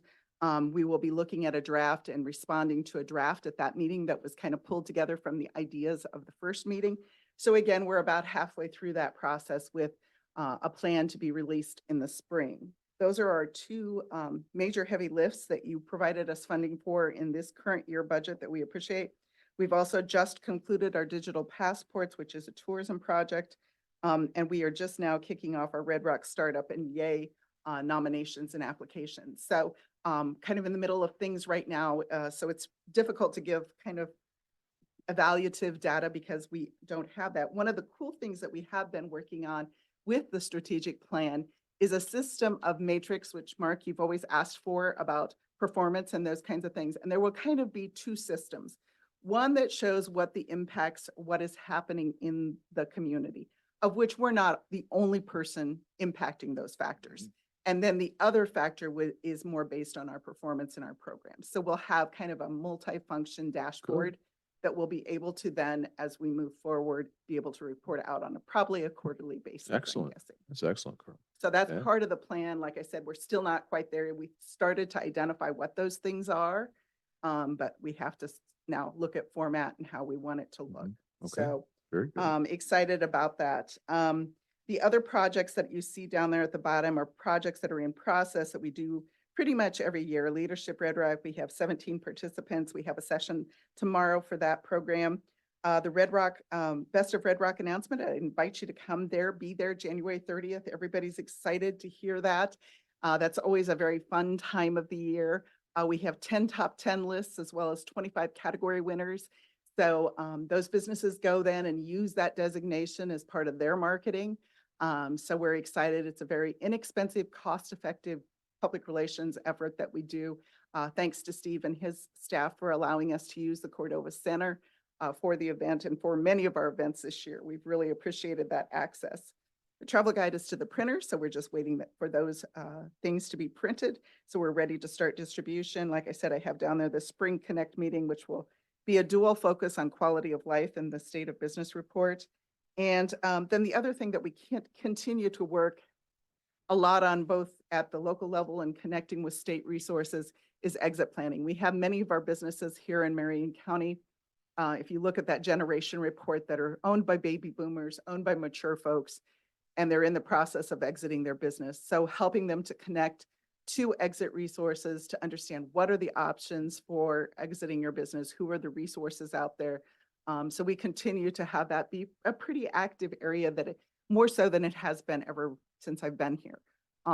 It's just the stage of where a lot of our smaller businesses are, and some medium-sized businesses that employ 50 employees, kind of larger sized businesses. So we think that's a really critical nature for the future of our county. We don't want those businesses to close.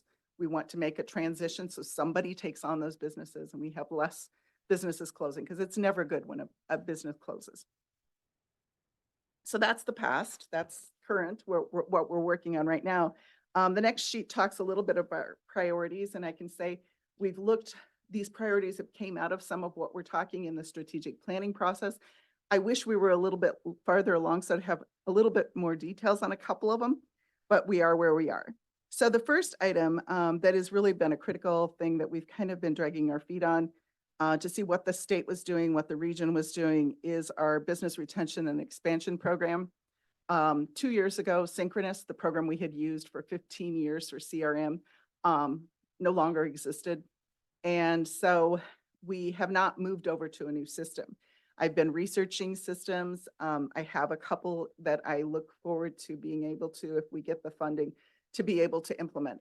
Usually with those systems, the first year of going into a new CRM system, there's a fee for setup. So it generally has in the past cost us $1,000 a year for that CRM.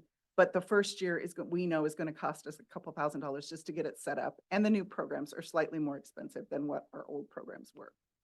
So that's where you see in business development, that bump in that COA line item is really for that CRM implementation into a new system. It's also going to take tremendous staff time, and we can talk a little bit later about some of the plans I have for that. But that is really the brain of where we keep our existing business information, our contacts with them. We do marketing through that. So it's really the brains of what we do with our existing industry.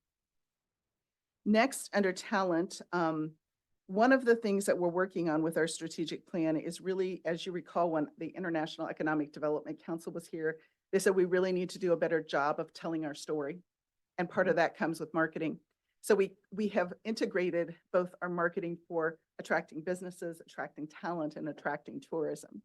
And that's part of what we're working on through the strategic planning process, is to develop that marketing plan. So you'll see the line item for online marketing, which is I think 99, clear down below that $9.99 has an increase, and that is what that money is for. I can't tell you exactly today the actual strategies we're going to implement, because we're still in the process through the strategic planning to identify those marketing initiatives and where those costs are going to be spent. But it will be spent in marketing and telling our story. The other line item that we did put some additional funding in for was for the websites, because we know a lot of what we'll be doing in marketing will be tied back to our website. So we wanted to have some funding in there in case there was portions of either of the websites that need to have some slight changes done to them to accommodate the new marketing strategy. Under place, again, it's part of the strategic planning. The other line item that we put in there in strategic or in special projects other was doing one of the bigger projects in the strategic plan, which I put a couple of them in there. There's a couple others were talked about. I don't know exactly. One of the ones I'm trying to pursue right now is we have for many years talked about trails in Marion County. We haven't really gone anywhere with trails in Marion County. So is there a need to do at least an initial planning of bringing the people around the table, getting priorities, discussing which trails, where, strategies for funding, identifying models that we could build after, at least getting some strategic plan in place. Because whenever you go to apply for any of those funding sources, you have to have a plan. Now, this probably wouldn't be a plan that would take us all the way to schematics and all that kind of thing, but at least doing the initial plan that then we could go to that second phase. I have a webinar I'm going to be attending through the National Park Service. I believe there is potentially the capability of letting them help us. I guess they help parks that are not national parks. They help areas with trail planning. So I'm going to explore what that is about. We know we have some partners that might be willing. So I put $6,000 of revenue, although I put $10,000 of expense. So it's, So on that, Carla, I mean, you know, Steve and Tyler both, yeah, we've done a lot of imaginative work thinking about what we might do. right. So it might be, I mean, as far as a plan goes, yeah. we at least have the framework of something. Yeah. But money was always it was just cost prohibitive. And looking at the types of trails. I mean, one of the other things that we've talked about, and I know I talked with Tyler about this, one of the other big things right now is gravel trails. Yeah. You know, and so there's some other things that are not just all the expensive stuff, but there are some other things. And just, I know when we did the rec plan, when I first started here, we did a 20-year rec plan. Getting the people in the room together, putting it on people's calendars and spending some brain time, Mhm. actually doing the plan and doing some prioritization and doing some research really does help you to move some of that forward. And so that's kind of, to me, that right now is rising up of all the options of what we could do as a special project next year is something that, at least if we could put together a strategy and priorities, agreed upon priorities that integrate everything and have some research done to know where to go, that might help us to not just be every year, yeah, we need to do something with trails, but it's not moving forward. Okay. So, I mean, that was kind of where we were with housing. We kept saying we need to do something with housing, but until we did the housing study, it didn't seem to move forward. And that housing study helped to give some of that data and that research that we needed to help move that Mhm. forward. Mhm. And so that's my theory on this is that, Mhm. you know, I think going through the process may help us to move that needle forward. Okay. The other area under transformation, those are really not budget items, but I put them in there. We're looking at, you know, available sites and buildings. I know we talked a lot when Missy was talking with her comp plan and how we can work together with that comp plan. That'll be a key critical thing for us to do in this next year is to work with her department on understanding how industrial sites fit within that comp plan. And the final thing there is we will have the housing study done. And like last time, once the housing study is completed, that's only the beginning of the work. When we start getting requests from our city managers and our developers and folks, and we have to go in and mine through the reports and, you know, package up the data for what they need for the specific project they're working on. There's additional time there. It's not a priority as far as money, but it is a priority as far as what we plan to do this next year. Right. Okay. Very good. And then down below those, I just put connections because I think when you look at the complexity of what we do, all those partners and accessing all those partners make things sometimes complex, but they also are how we get things done. So we think they're a key component of accomplishing goals is to have that network with all those different partners. You know, it's interesting when you were talking this morning about complexity, I started thinking about that. And with this position, the complexity of it is working with all the different partners and people that we work with. The complexity is the technical skills for website and travel guide, which are on one side of the brain, and data analysis, which is on the other side of the brain. Mhm. The complexity is also with the subject areas, knowing tourism, workforce, businesses, marketing, infrastructure, planning, leadership training, housing, broadband, childcare, and the list goes on. One of the challenges with this position is the amount of areas that you have to have at least a working knowledge of expertise on. Mhm.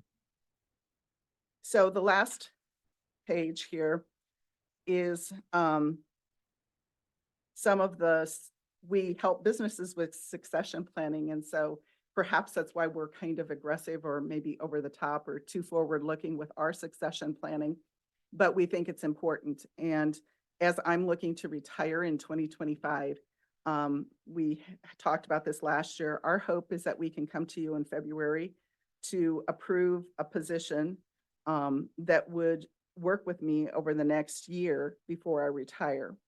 And you can see there the kind of the time frame we have. One of the things I've did a lot of research with other folks going through this kind of succession planning with my type of position and with what we're planning to do. The critical nature will be communicating with that position that it is a short-term position, a one-year position, that there is no assumption that they will get the director's position. But there would be then hopefully the hope that that person after a year's training would be positioned best to get into my role and be able to take it up with having all that training.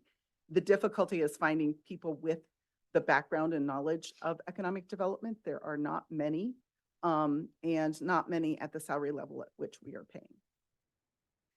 So you can see that and kind of the line items affected. The other thing I will put out, I did put in the budget as a placeholder, a 5% salary increase for the director position as well as the assistant director, what I've titled the assistant director position. The other thing that goes wacky in my salary line item is the fact that when I retire, the sick leave and vacation leave payout go in that salary line item. So I reserved 32,000 in that line item for Can you that. Go back up on that. Lindsay? But that makes the salary look really wacky because it's put in there with, Right, got it, got it. I appreciate you explaining that, Carla. I mean, so, and the tricky part is our current budget, as we have planned for that assistant, is for, 3 or 4 months. And then next year, that position is like 9 months. And so it is also kind of funny looking at these positions. I should have probably retired July 1. It would have been a lot easier from a budget standpoint.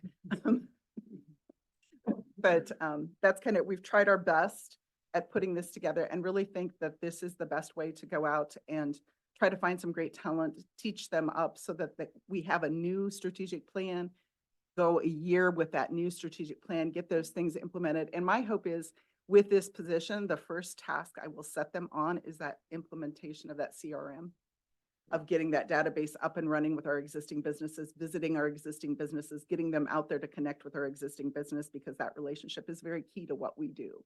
Our businesses are who help provide money for many of the initiatives we do. And they also are out there for us to make sure that they're going to grow here, because we don't want to see additional businesses feel like they cannot get the workforce they need to be able to grow in Marion County. We want to keep those existing businesses growing. I think the one statistic said there was like 2,400, 2,500 new jobs over the last 10 years in Marion County. And I can tell you most of those were created by existing businesses. And so that is like a small company. I mean, if you had a company of 2,000 people, 2,500 people, that's a big company. And those are scattered across our existing industry. So that's why that continued growth to hopefully continue that trend and keep up with the Warren counties and the Dallas counties maybe someday. But at least Warren County, we've got to at least keep up with Warren County with jobs. But I was pleased that I think, that our job growth has been one of the positive things we've seen. And we've just got to get some of the other factors growing as well as some of the job growth we've seen and keep that growing. All right. And then there's 2 other areas that had small increases. Our paper costs have gone up, like many folks, like Tyler with roads, us with paper. There's a small increase to our tourism budget because of paper costs, and a small increase to our Leadership Red Rock program just to make that cost flow. But we also did increase income with that program. So the net to the county, I think, is really only $25, but it's an increase in the line item. Right. Okay, very good. Board, questions for Carla? She answered it. Steve? Carla, do you have anybody in mind for your succession, or? I had a couple people, one took another job, so I was disappointed with that.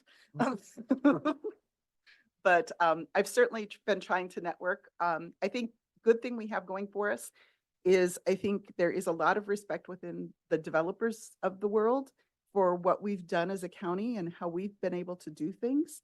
So I think that will set us up in good position. Hopefully to find somebody maybe who's in a larger economic development organization at the bottom of the feed chain that wants to go out and be the director instead of being, kind of one of the others. I think there's also some very rural places that do not pay much or that don't have much going on. We have some of our counties where when we're talking about prime employers, they have 1 or 2. And so being the economic developer in those counties is really challenging. And so there's a lot of those folks looking for something like a place like us. So part of what we're going to do is put together a package for the position that, touts what is great about what is happening here in Marion County. So we hope through good marketing, that we'll be able to have somebody, but we hope, there could be somebody in our community that says, I want to get into this. I mean, how I got into it was I was working in Newton and I was our company's volunteer for the chamber, basically. And my owner said, whatever the chamber needs you to do as a volunteer, please go do. And I got very involved in that. Found out I liked doing that work much better than I liked what I was doing for my day job. So there may be some people like that that are involved in some of our community organizations or things that feel like, I think this challenge and this opportunity would be good. Thank you, Carla.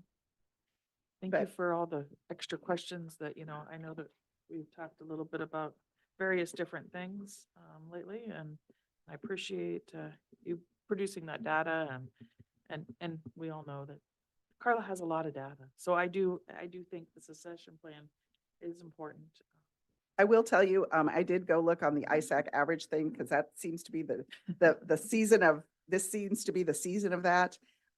If you look at my positions or economic development positions, the average on ISAC is 76,000 and change. And our requested salary with the 5% is 72,450. If you look at our closest peers, because I think some of those rankings, doing that average on ISAC for positions like ours, where not all 99 counties have those positions, gets to be a little funky. You look at the county just under us is Jasper County, which also is our neighbor, ranked 17th in population. They pay 90,000. And Mahaska County, which is ranked 28th, so a couple down below us as far as a little bit smaller, theirs is at 105.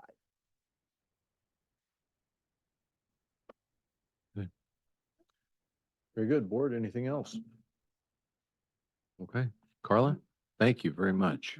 Thank you. Thank you, And Carla. like I said, we do appreciate your support. And like I said, we invite you to come and join us for some of these fun events that are going to be happening over the next couple months. Because the pitch event, I know none of you have been to the pitch event, you really need to come to the pitch Okay. event. That is a really, of all of them, and the Yay Awards, because we do both that night. So we're acknowledging young entrepreneurs, bringing them up. And it was so cool last year. We had a 5th grader who has a chicken business. And he was talking about what he did. But we had a high schooler who was a senior who was employing other high school students. So, those stories are just amazing. And then our startup companies, I know several of the startup companies, the money that we have given them in prize money has allowed them to go buy equipment that has allowed them to be more profitable. And so that's exciting too. That is very much so. Carla, thank you. Very much. And then Leadership Red Rock is Yeah. coming up. Yeah. When is that? It's Thursday, the next one, tomorrow. Okay. Tomorrow night I'll- is I'll- government. I'll- And thank the sheriff, we're going to be out there as well. We have a panel of elected officials. We've got them from city and county government that are going to talk to our participants as well as take a tour of the jail. And then we'll wrap it up in February with talking about tourism and recreation and Okay. graduation. Very good. Well, I'll see you tomorrow night then. Sounds good. All right. Thanks. Thank very you. good. Now, Veteran Affairs. I'm ready if you are. A lot of it, you've heard, No, I just hope she's bringing it up because I'm trying to heard find it me here. say before. But what I wanted, before Rob talks the actual numbers, and I'm not gonna talk the numbers, right? You don't want me to do that. But kind of his marching orders that I think if I give you what I gave him when he came in, it may make the budget, make a little bit more sense. Not that it wouldn't make sense without it, but one of the things that I charged him with was getting the office into the 21st century. I love Mike to death, but digitally and virtually, fantastic, right? That's kind of where we wanted to move. And so Right. you'll see some things on the budget, that'll talk to that a little bit. And then one of the big things, I talked about this a little bit last year, was that outreach. I'm not going to call it marketing. 'Cause I like to call it outreach. I think it's more outreach than marketing. And, that's who in Marion County doesn't know we exist, or who in Marion County haven't we helped yet? And to actually get out into Marion County and find out who that is. whether that's going to the nursing homes or going to veterans organizations. Maybe it's periodicals, whether that's getting information into periodicals, newspapers, to bring people in. Or when veterans or their families come in, we have those periodicals, magazines, that kind of thing to send out with them to help them understand what resources they may or may not be available to them, not only in Marion County, but also state and federal resources. And really the point of that is to get a little bit more, get more resources into the hands of veterans and their families, and ultimately revenue back into Marion County from our standpoint. And then make our office more user-friendly for veterans and their family. The office itself, right? Our population that we deal with is typically aging. So having the office, that space a little bit more open, getting rid of some of those cabinets and that kind of thing, which brings us back to digitalizing those documents. And so opening up that space anymore, we don't need another office. We just need to open that space up, and we can do that. And then the other thing is programming. You know, the state's got a lot of great programs that they use and make it very user-friendly for Rob to communicate at a state level or with his peers in other counties. And we just didn't have that advantage. And so getting some of those programs in process so he can use them and things are more efficient for him. But then also when we have veterans come in, signing documents and that kind of thing are, right, it's just a more user-friendly system for them.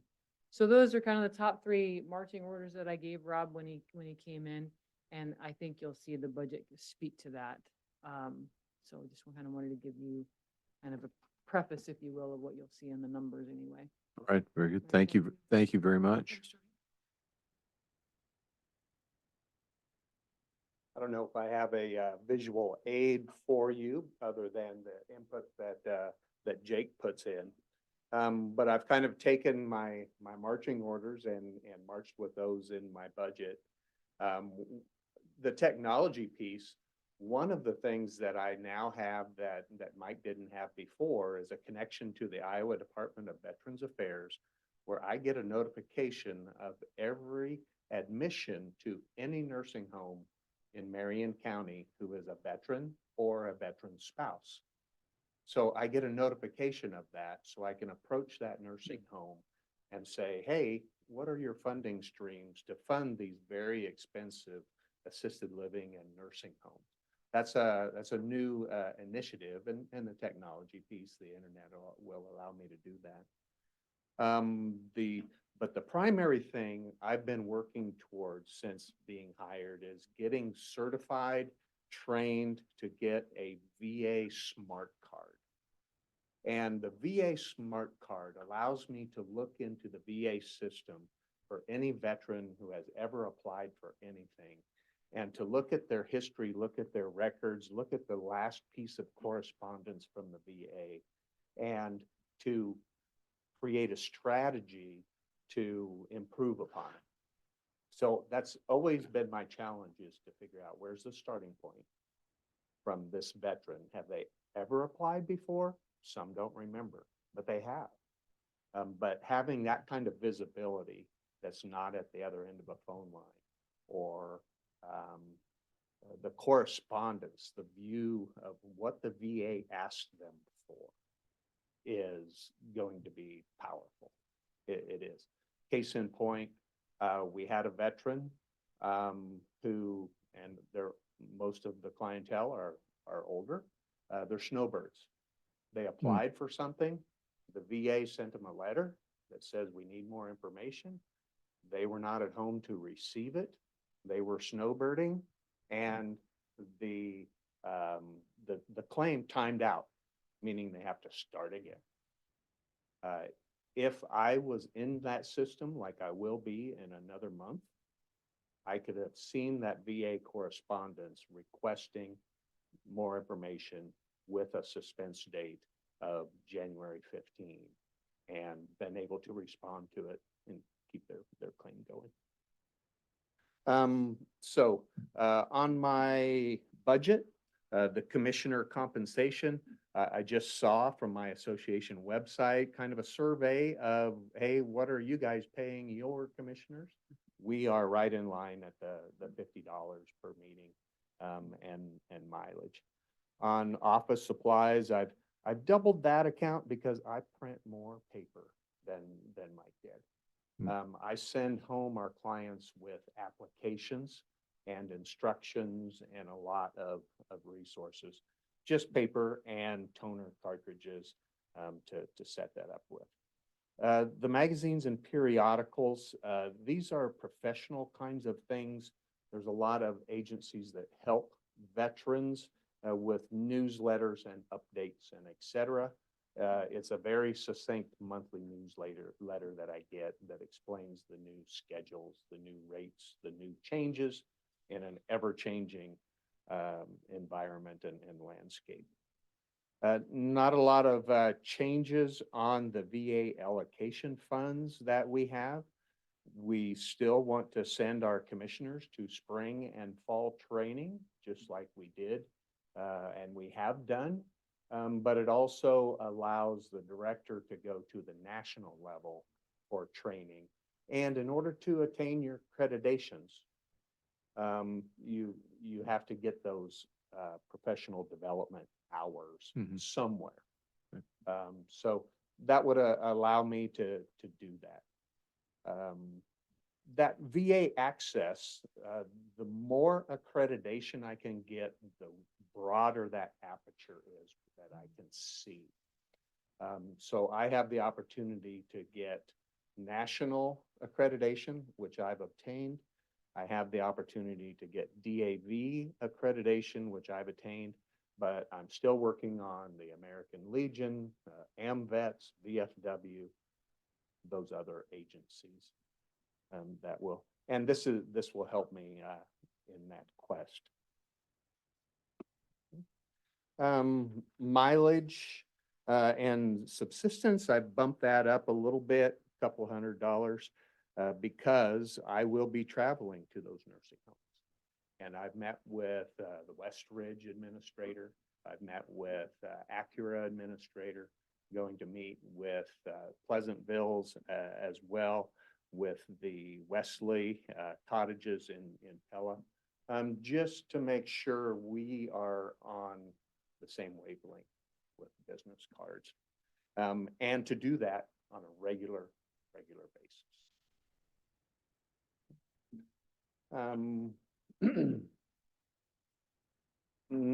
Very few changes in what I call my administrative expenses, other than the office systems that allow me to have my Marion County screen here and my VA screen here, where I can compare and bounce between those two screens instead of one. And that'll also, if I have two screen monitor, I can swing that one around and I can show the veteran with my mouse and my cursor exactly what I'm talking about and what I need. So computer system. It's time for an update. Retired the typewriter. So it is time. In the direct veterans Should put that in like a support. glass case though, right? Sure. That's right. Yeah. The direct veteran support on the lower end of my budget, that goes directly to Marion County veterans. And this is our insurance policy for crisis, calamities, hard luck kind of situations where veterans will approach me. We have an arrangement with GA, that if someone approaches them for assistance and they find out they're a veteran, go see Rob. Okay, good. Okay, if you're not a veteran, go see Dale. So we keep up with that, and these are the funds that I use to assist veterans. We have to protect ourselves against some very expensive items like indigent burials. An unclaimed homeless veteran needs to be buried, and the county is going to help and take care of that. An example of some of these is the house fire that we had in Bussey last Friday. I got to see that homeowner on Monday. The Red Cross had provided them a temporary card, a debit card for temporary expenses that lasts about 3 days. And on Monday, they were in my office saying, "Are we going to be in the snow tonight, Rob? Or can you help us out?" The homeowner was a veteran, and we were able to put them up at the Cobblestone for the remainder of the month while they can get things together, give them a little bit of gas money and some Hy-Vee voucher as well. So I'm happy to do that. That's our commitment as a county and a nation. Long after the veteran hangs up their uniform, we're with them to the very end. Hey, Rob, do you, by chance, when you look at burials, then do you work with the same people that Dell works with? I mean, when it's with burials? Because I- generally you can contract, we can get a lower rate. Mhm. So, okay, there's, We should be mirror images. Yeah, Of each using other. the same, yeah. Same contract or whatever. Speaking of burials, and at the end, our expenses for putting a fresh red, white, and blue flag on every veteran's headstone is a cumulative investment. So every year we bury another 35, 40, 45 veterans. And the cost of those small flags, continues to creep upward. My budget will reflect that as well, that increased cost for the 2024 flags and purchases. Last year, or actually going into Memorial Day of this year, I have 31 gross of small flags. And that's for the cemeteries around the county. And we have a wonderful group of cemetery caretakers and veterans and organizations that place those fresh flags every single Memorial Day.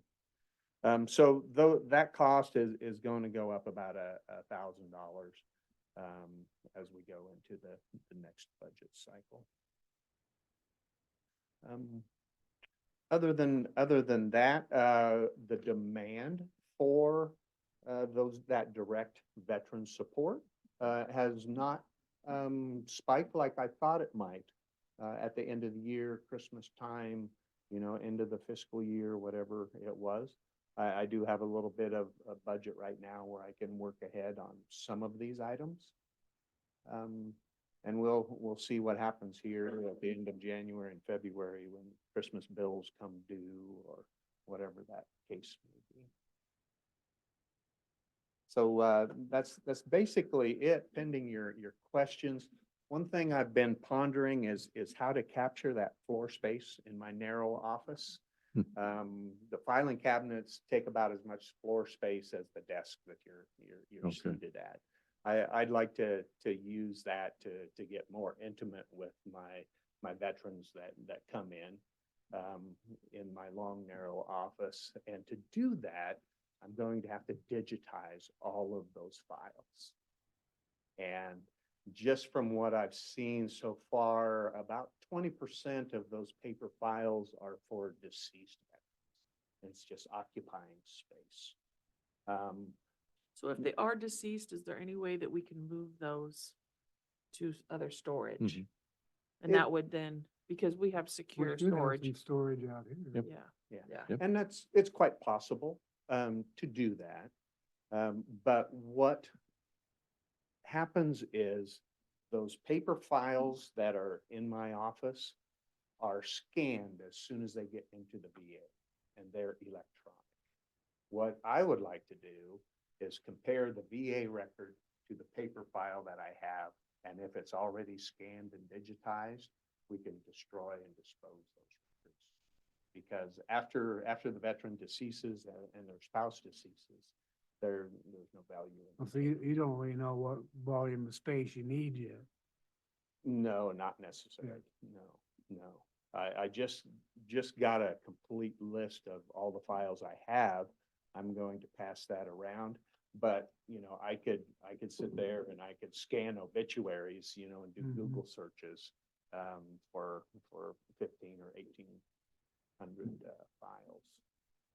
Hmm. It's just gonna be time consuming. Right. Right. But there'll have to be some decisions made with every file that gets scanned. And I was thinking of a digitization service or a part-timer or maybe even a volunteer to do that. Very good. Rob, That- Rob, have you seen any, and either can answer this, our different wars Mhm. and the veterans that come out of each period or interwar periods, we've got to be to the Korean folks Correct. now.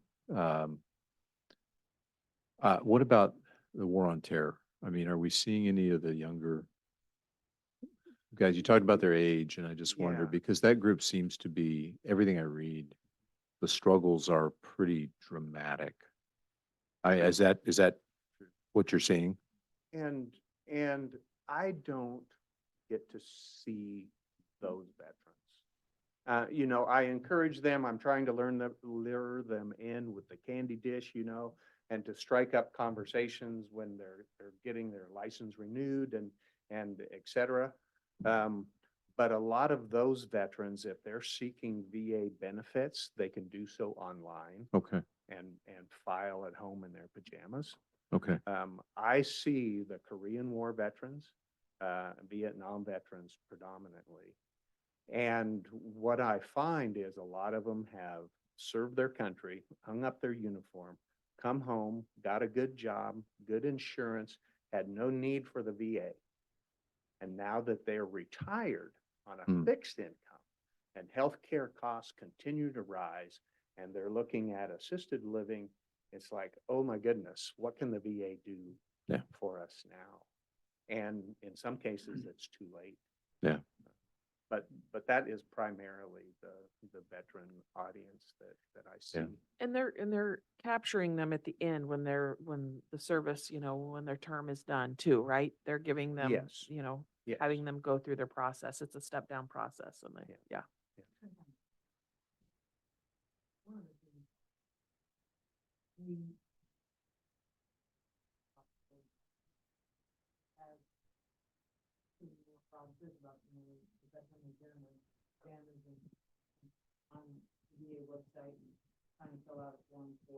They want to hear you. So you've got wealth of information. Drop the mic at the end of Mhm. So they can't sit at home in their pajamas and fill out a form for, the PACT, The PACT Act, which had to do with air quality kind of stuff. But the problem with that is the VA is a very unfriendly system, user-friendly system. If you've ever been in there to use it. So, for instance, I went in there, I'm like, oh, yeah, I was in Afghanistan 10/11. I could probably maybe do something with that. So I went in to try it, and maybe it's just me, I'm fairly patient, but I couldn't do it. Like, I'm done with this. Like, I can't do it. And I feel, I need to talk to Rob. And it's not, I haven't. Well, I guess I'm doing it now. You're doing it now, right? But Hey, we're going so to connect you guys right now, Rob. right now, This is, this is good stuff. The board's helping out. So I think part of that is also back to that outreach, right? So how do we get a hold of those younger veterans, not the Korean, not the Vietnam? How do we get a hold of those younger veterans? Because I can guarantee you that if I'm frustrated with the system, they're all frustrated with sitting there and, this is ridiculous. And then you just stop. Now, maybe I'll do it later, or maybe I'll come back and do it later. And then they never do. And so that's a lot of Rob and I have talked about is how do we get into that population. And then the other thing is we have when the Guard, when we come back, we have yellow ribbon. So they come back and you have your welcome home ceremony and all that. And then about a month later, because everybody's got leave built up when they deploy, they come back and they take their leave. And after their leave, then or at the end of that, they do a recolor yellow ribbon ceremony. And there's there's resources there. And, getting into that or getting in with the family services at Camp Dodge, or how do we do that? And that's something that I think we and I have talked about before, is how do we do that? Because then maybe it's like this, sitting across the table from somebody that has just come back from Poland and getting them that information at that point in time. So maybe when they are sitting there in their pajamas trying to fill out that VA form, and they're like, this is freaking ridiculous. And who's that Marion County guy that and hopefully going through their yellow ribbon stuff and find out who that is, and then going in and having Rob not only help them with, hey, this is what you need to do, but then following through with that. Because him in that position just would probably have more wherewithal to do it than the soldier going out who's now home, family, job. They're not thinking that way, right? They're not thinking about, would you have, Ms. John? Well, you know how we do the appointment system. Would they be more apt to do an appointment online if they can't? I mean, I get it, you're trying to get that younger generation. But it's just a thought. Sometimes they'll get in and, look online and be like, okay, maybe, if they Right. felt like they could set that time to come in and talk. And that's a good thought. And some of the things that Rob and I have talked about is how do we, because those virtual discussions, how do we make Rob maybe available virtually? Yeah. Right, how do we Like do the that? live chats Yeah, I type don't thing, know. yeah, Can we yeah. do that? And this Yeah. is all, just a brainstorming session, but how do we do that? Because maybe they would be, more apt to do that. And it's almost for some veterans, it's a anonymity thing, right? Like if I go into the office and I see Rob and I'm talking to him about fill in the blank, whatever that is. And then I see him again at the grocery store. I'm like, oh, man, that guy knows that I have these problems. And there's some of that, there's a little bit of that anonymity piece in there. And I don't know, and I think the younger veterans feel that maybe more than the older veterans. And so, and they're used to it, right? They don't, and they don't necessarily need it. That's why the folks he's getting are from, the Korean War and veteran, or the Vietnam War. Is because they don't, face to face, right? Want to talk, and they fill out papers. Right. Right? And then you're starting to get into that different generation that doesn't do, they don't need that face to face. And sometimes having that face to face is a little awkward for them. And so how do we make that a little more virtual if at all possible? Okay, So, very good. but I Thank like you. the appointment thing. That's something I hadn't thought about. Yeah. Rob, I'm curious on why are there 2 line items for utility payments? That one is fuel. One is earmarked for fuel. It has a different code at the end Okay. of it, that 236 project code. The way it was explained to me is that there was a special interest on how much money we're spending for fuel that we wanted to isolate from utilities in general. So I inherited that. I'm just curious. Yeah, nothing says that it has to stay there. Utilities are utilities, right? But at some point in the past. there I'd have was a never need thought to- of fuel, I to guess. Separate that. So help me spread the message. When a veteran files a claim with the VA, they're beginning a climb up Mount Everest. There are base stations along the way. They're going to slip backwards. They're going to progress forward. But if you come and see Rob, who is a totally free resource to them, okay, you hire a Sherpa to get there, someone to interpret the VA, the process. That's half the problem right there. It- or Because the it more than is. process half. It takes is. so long. Our government will send out a 5-page letter, and it's a lowest common denominator explanation, and only one paragraph will apply to the veteran. But They The are cover quickly, for all, right? Yes. quickly overwhelmed. What does this mean? to me? Mm-hmm. So, Like, I don't know what this is, I'm throwing it away. I don't have time, I just don't have, I don't, it's just all. Or if it's 90 to 120 days from them responding to you, then you're like, what? What, you know? so. Yeah, mhm. federal government So, needs help yeah, when it comes yeah. to They our can veterans. hire a lawyer. Okay, Federal they can go government to needs a help. service organization, American Legion, DAV, VFW, all roads lead to Rome with different amounts of resources. But every county in the state of Iowa has one county service officer, county veteran service officer. And we can be proud of that as Iowans, because we have 99 of them. Missouri, the entire state, has 37. So it varies from state to state, but Iowa values their veterans. And I'm proud to work in this capacity to help them out any way I can. Excellent. Well, very good, Rob. Thank I you. I just you. wanted to publicly thank Rob also.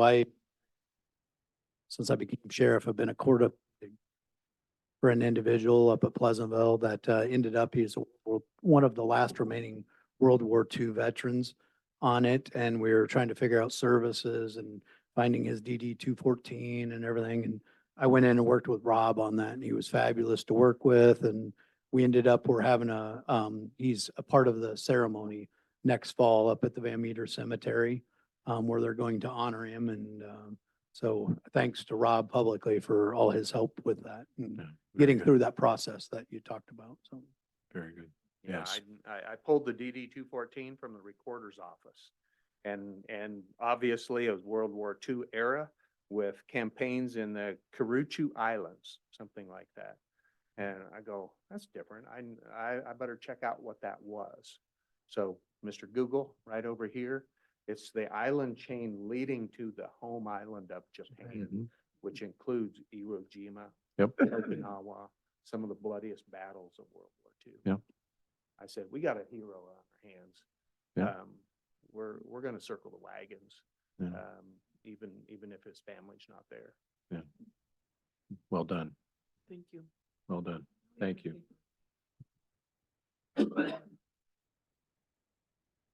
Well, thank you. Thank you for what you do, Rob, and to your committee. And making sure we connect our veterans to the things that they have earned. Any other questions? Board, No, right. thank you, Rob. very good. Appreciate you. Thank you. Thank you very much. Appreciate it.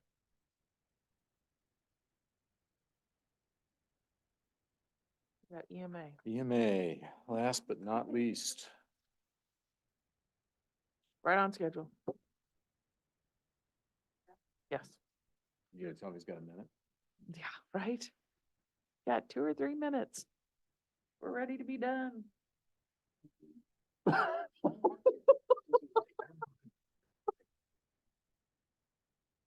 I tried to be quiet. Exactly. Jeff, Good afternoon. how you doing? I'm doing well. How are you? All right, I'm doing well. Emily, how are you? And dog, Maverick. All right, Brought Maverick along for the experience. all right, very good. Jeff, Okay. you're batting cleanup. Let's wrap her up. I got it in essentially 4 bullet points. First one is increases. ICAP notified us, as Jake, I believe, mentioned yesterday. Pretty much policy-wide, increase of up to 30% expected. So for us, that would be a $1,200 increase for the Emergency Management Commission.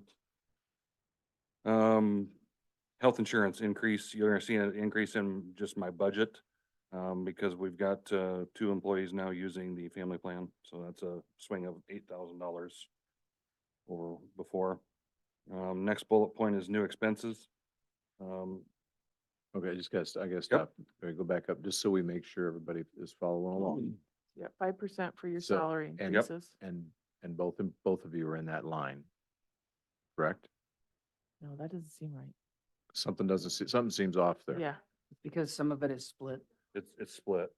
Oh, that's right. It's- That yeah, is right. right. Yeah. And I just want to make sure we know what those splits are. So, I believe my split is 87% commission, 13% 911.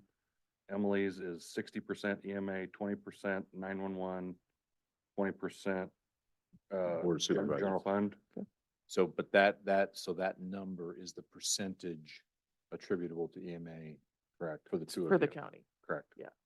No, for to both of them, that's their number for that percentage combined. Yeah. So this is both Jeff. This is Jeff and Em. For the percentage attributable. That's correct. Right, but coming, It's not factoring in 911 right. or the other.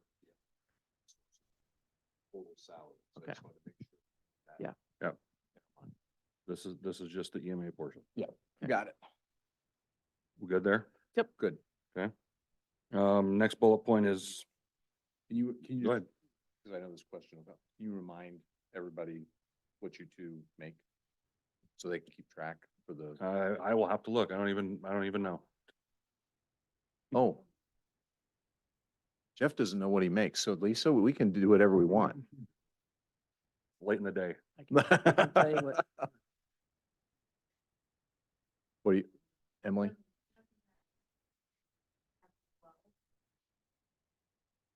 Emily? Okay.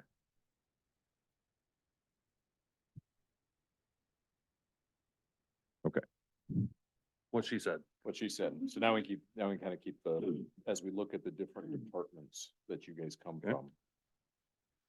But you both have 5%, you said, okay. We good? Yep. Okay. Next bucket is, next bullet is new expenses. I'm gonna do something we haven't done prior, but it's time to help with our efficiency of doing emergency operations plans, incident action plans, which we seem to be doing more and more of every year, and garnering partner input on ESFs, as well as providing us, it's a software package that will provide us with a dashboard.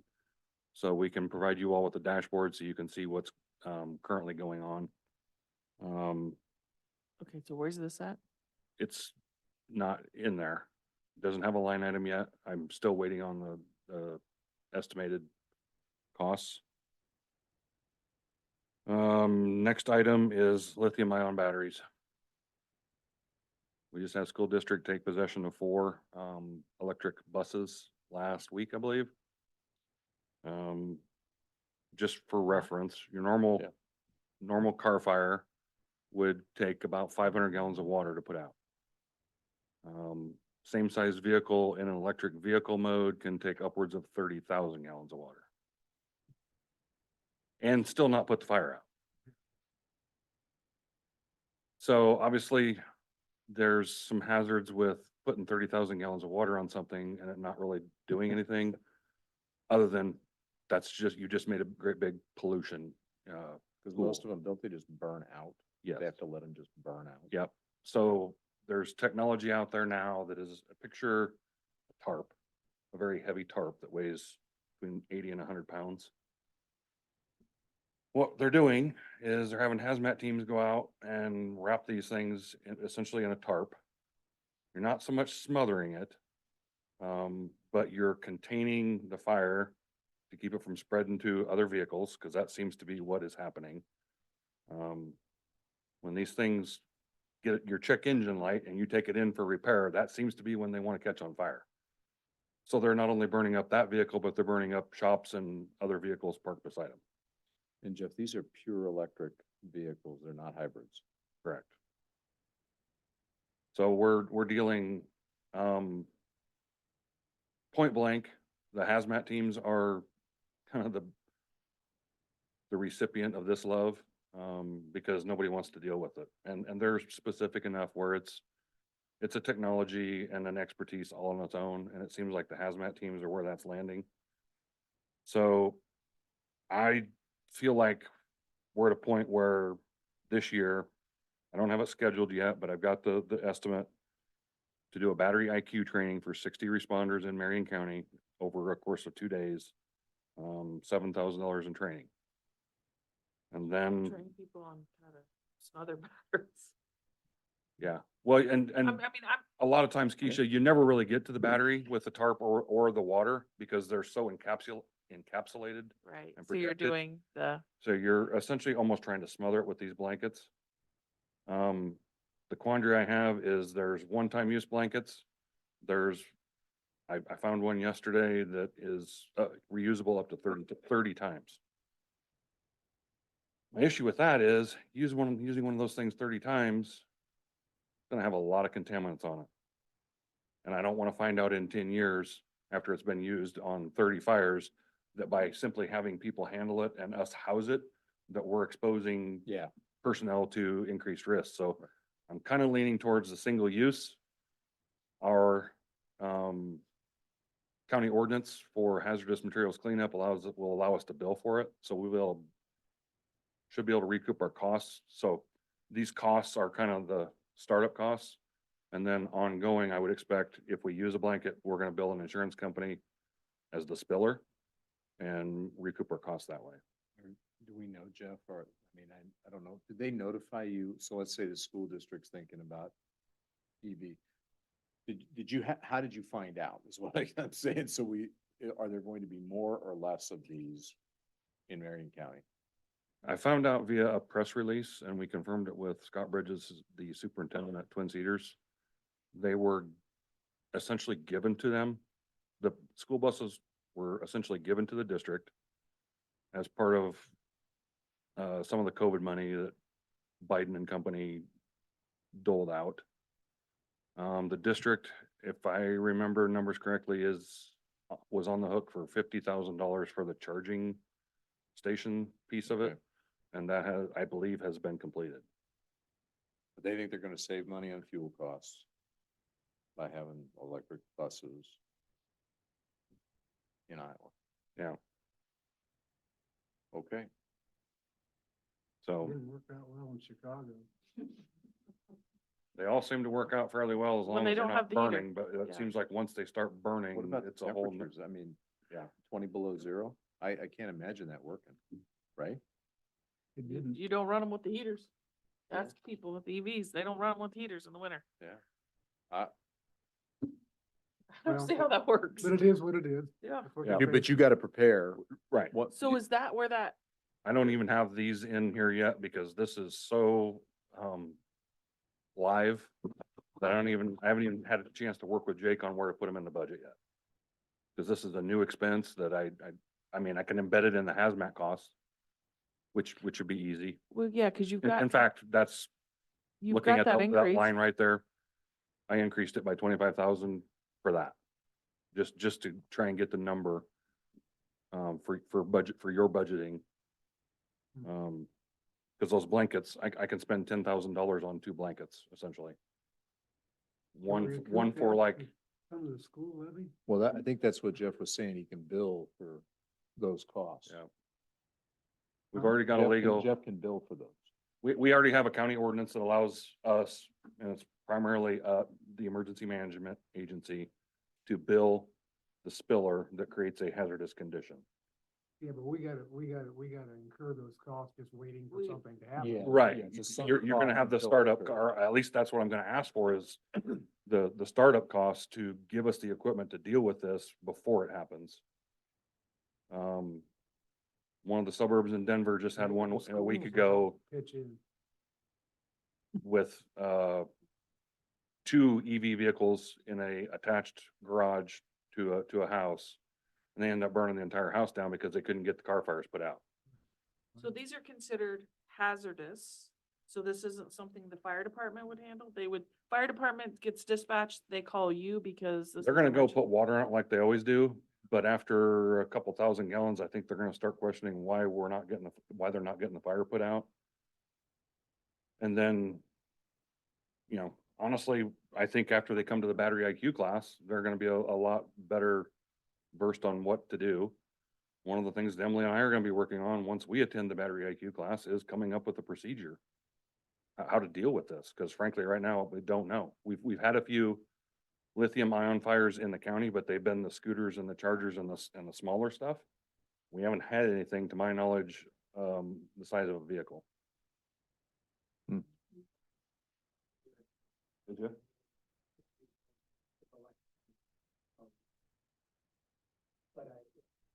I guess my question was that, I mean, fire department,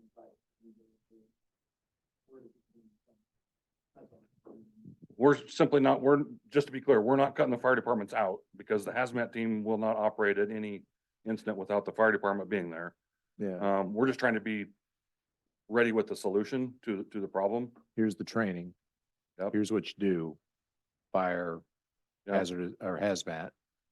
And once you get done doing what you do as fire teams and you need something else, we've got something available. Yep.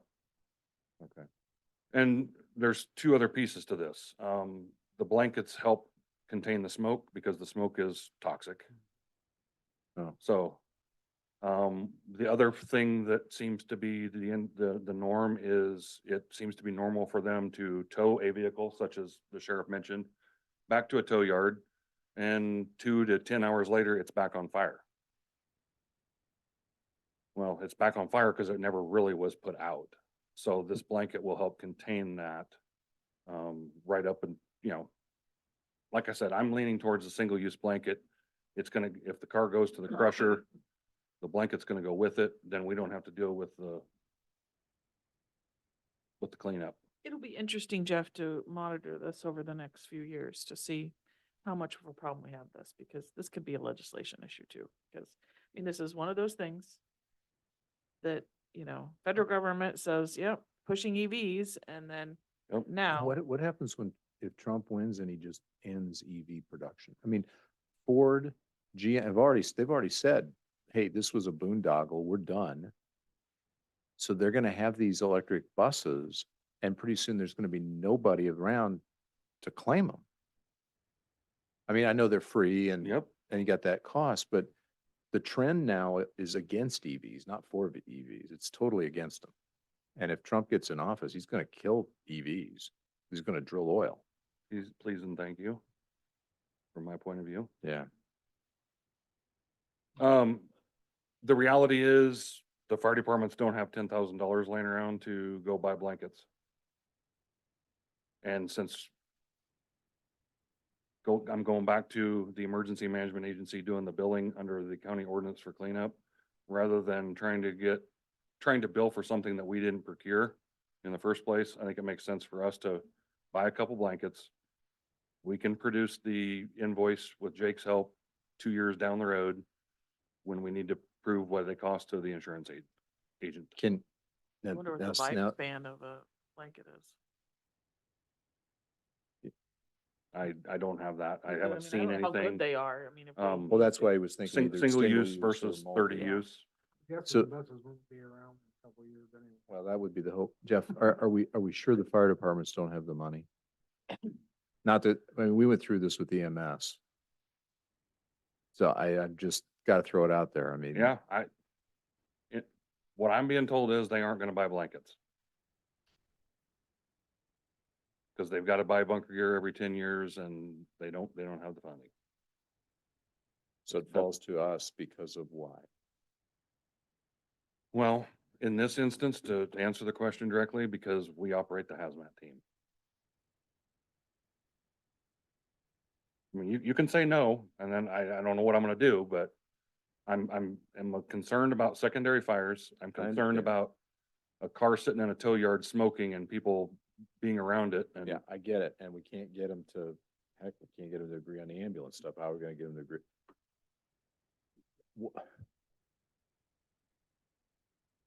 We have to be concerned about the safety or the possibility of risk. That's what we plan against, the Yeah. possibility of risk. that's my primary concern right there is innocent people being around one of these things and either getting burned or getting caught in the smoke. I guess that here's what I don't get, and I'm just gonna say it. If your school district decides to do this, how come you're not paying for this? That's what I don't understand. So you've now put an unfunded, well, potentially an unfunded mandate on the county and every taxpayer to cover for the fact you want to try this technology. Great, try it. You got it for free, but get all the stuff associated with it to cover the exposure that you're taking on. Can't disagree with that. I don't think they're, when these buses come available, they're not pitching that side of it. So I wonder if But it's isn't something that that, your responsibility, though? I wonder if he didn't even think about it. So, I mean, it is a struggle. If we're gonna say stuff about the libraries and the responsibility there and the other, all these other ancillary services, I think there's a certain amount we can go back and go, look, we're willing to take on a safety exposure through our hazmat teams if there's no available funds, if there's no available skill set. But have we had that discussion where we say, look, you guys did this, you got to cover it? I've not had that conversation with the district. I think you have to. That's me, Jeff. I can have a conversation with Scott. I think it's worthwhile to have the conversation. I mean, it wouldn't hurt. I can have the conversation. Now, if we get a countywide initiative where all of our school districts decide to get electric vehicles, that's a different, we'll have to have a different discussion, but from the risk you're describing, you get the risk if you take on the technology, Mhm. right? Yeah. That's I my mean, thought. That's my, Simply put, the fire departments were equipped to deal with what I would call a traditional vehicle fire of any size. yeah. They're currently equipped to do that. And we can certainly help them with access to training. I don't have a problem with that, but let them buy their equipment to take care of their stuff. I'll have a conversation with Scott. I don't know. Maybe I'm being. I mean, it's tough. It's actually the taxpayers that we have to think of and thinking of, Can you do that? Just ask, Absolutely. just ask and say, hey, this is our job. Our job is to identify exposure. This is an exposure. Are you guys prepared to deal with it? And have you thought that through? I think that's fair. We'll get it done. Okay. Appreciate it. Next item is maintenance. This year, every 5 years, we're required to call a hydro test. The air cylinders that our hazmat team wears on their back. They have to be pressure tested to make sure that they aren't gonna blow up. I've got 16 of those, so I'm looking at $3,000 that wouldn't normally be in the budget. Routine computer replacement this year, I've got $8,000. And then my last item is this summary. As we already talked about, salaries at 5%. Current ask for this current budget year of the Board of Supervisors is 200,000. I anticipate this year's budget, when I get it completely done, being between 225 and 250,000, that ask, primarily because of these expenses. Okay, so. Otherwise, the budget's the same. So Say that to me again. Say those final numbers again, Jeff. I anticipate the final ask of the Board of Supervisors, which is currently 200,000 for this budget year, to be between 225 and 250. Okay, so the 321 is additional. Yeah, what's the 320? That's what I'm trying. I can't verify those numbers. I'm gonna try and fill in the blank, just to miss the piece here. This is just like elder nutrition. So Department 99 Yeah. has one piece in it. That's how, because this is Fund Oh. 80. This is a separate fund. So Jeff has a fund balance. He has outside receipts. Yeah, yeah. So, yeah, so that right now, Department 99, if Lindsay would go to Department 99, you don't have to. At least I hope it's 200, because I asked Jeff, Yep. because that's how we do it every year. And I think the Yep. current fiscal years, I don't know, 200. it's current fiscal year 200 as well. Mhm. Got it. So $200,000 from Fund 2 is, and then whatever the difference is would be his fund balance or whatever. But what is not, That- part what- of the reason, Yeah. just, I'm not being funny about when I say I can't verify those. What's not shown is the revenue.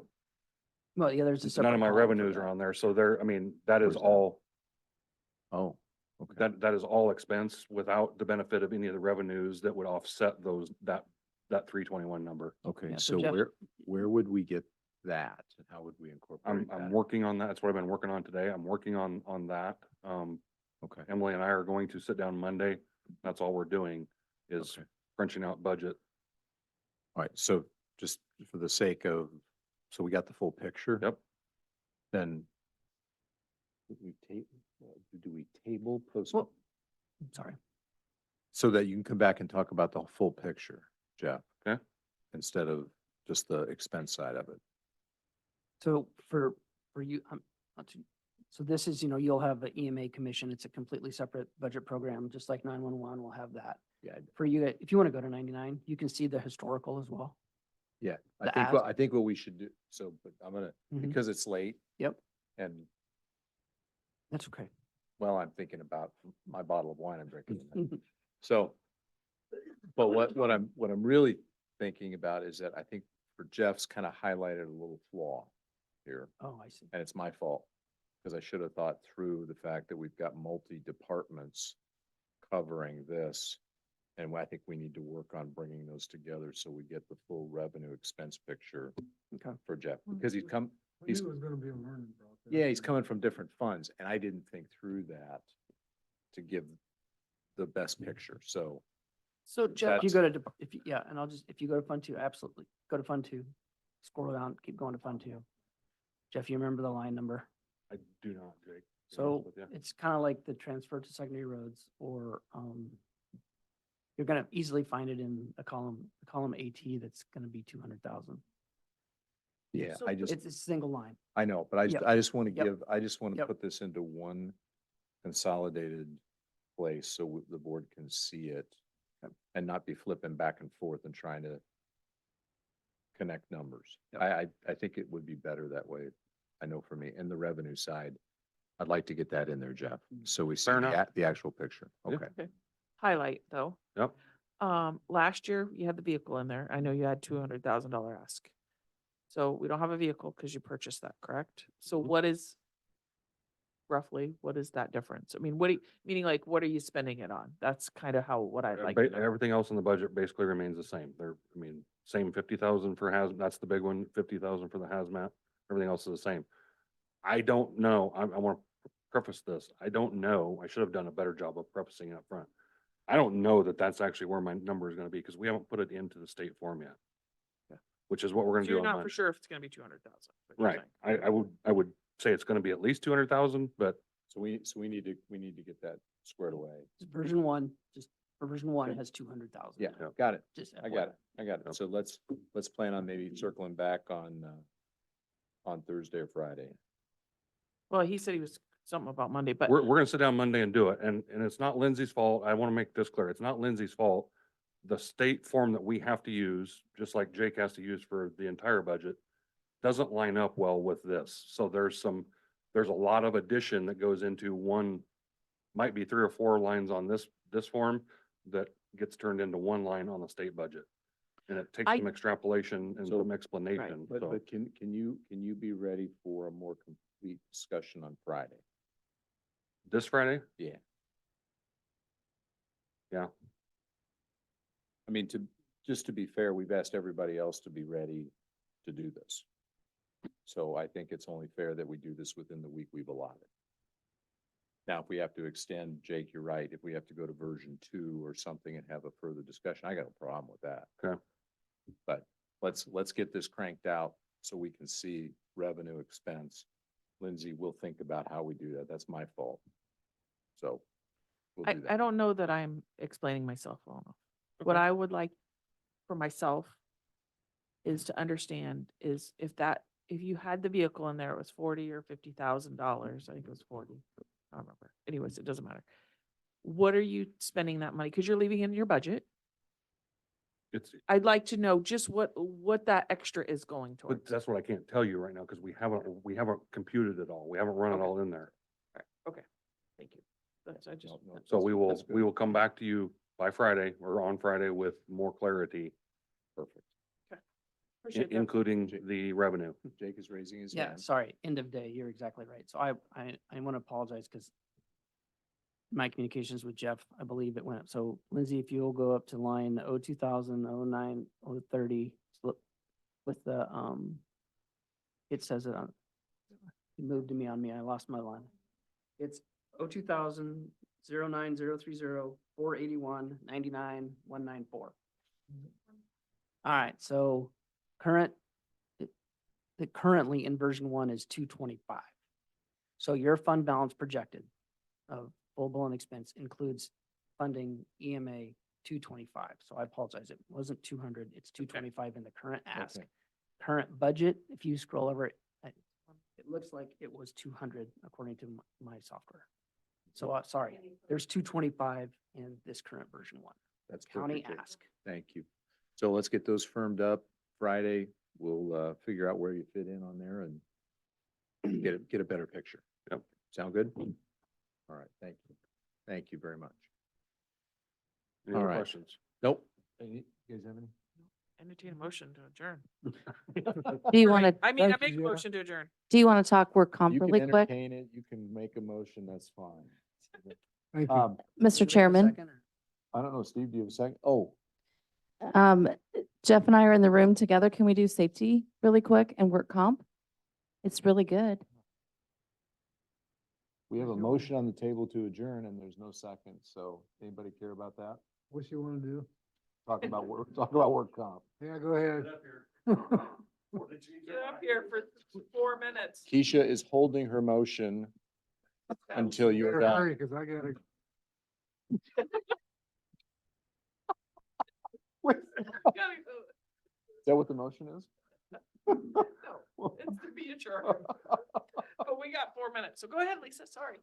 Because it is important. Do I share screen first?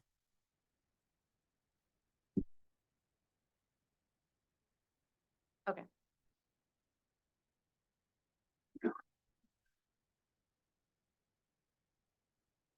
That's as good as it gets.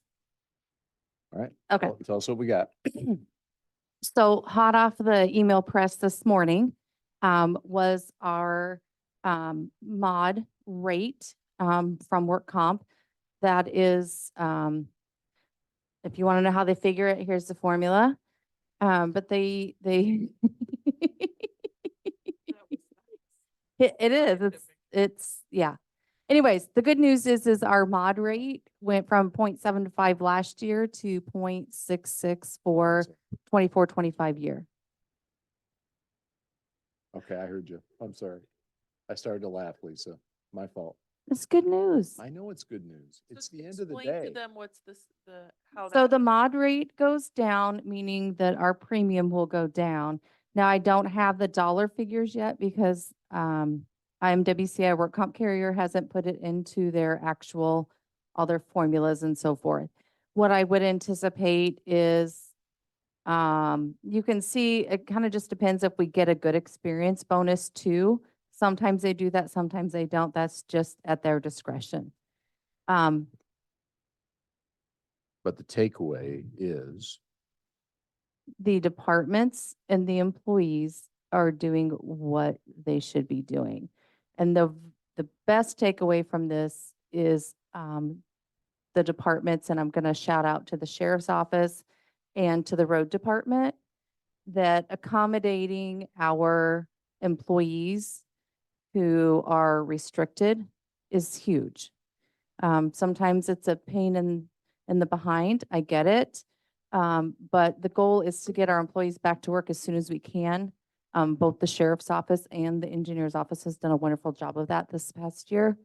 So that just keeps our work comp premiums down, gets the worker back to work, productive, and so forth. So shout out to those two departments this year. They've done an excellent job of doing that. how are we doing on the safety committee? Are we still meeting regularly and going through data and talking to staff? No. How are we going to hold this trend and continue it if we don't do that? That has been a work in progress, and I will tell you that it's not for lack of trying. It's just alignment of all parties again after Okay. COVID. Okay. We've tried, and we will keep trying because we know we do need to do that. There are So- certain things that we need to check the box and be mindful of injuries that we've had, and that's not becoming a trend. Certainly. So I guess I would say, come back to the board with a plan, and if you need our assistance in helping encourage that they continue, this is excellent. It is excellent. And It is, it shows a management and a staff, serious consideration toward worker safety, which we want to continue, in Marion County. So whatever you need to be able to continue to push that forward, let us know. I will, and I think I speak on behalf of Jeff that we appreciate that. And,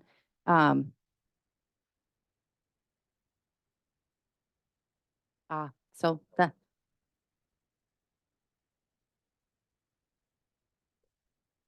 This is from our insurance carrier? no, it's an independent.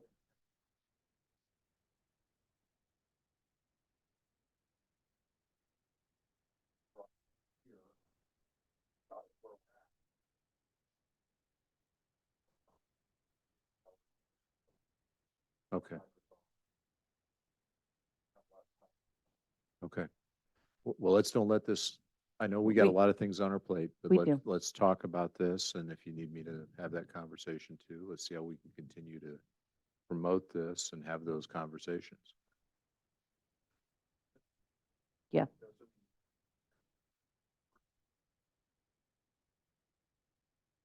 So, yes, we acknowledge that. Okay. It's no one person's fault. It's that way. Nope. You do have the $20,000 or 18,000, I think it is, whatever. Yep. And it's just built into the HR budget. So you'll see that when I present, on Friday. But since Jeff was here, I just wanted to touch base on safety, so that we could give you the good news. Yeah, it's And, excellent. and encourage employees to keep doing what they're doing. The report onlys, again, still do not count against us. So people are still reporting minor injuries. We love it. It's great. If they don't seek treatment, we don't get dinged because they called. The ultimate goal is to make sure that the employee gets the treatment that they need, whether that's putting a Band-Aid on it and going home, being seen by the doctor, going to the ER. So the system is working. All right. So Very thank good. you. Thank you, Lisa. Now you can adjourn. Thank you. Well, thank you, Lisa. Keisha, you have a motion on the table. Make motion to adjourn. Second. Holmes, Aye. Ramey, Aye, Donner. Aye. we are adjourned. Thank you.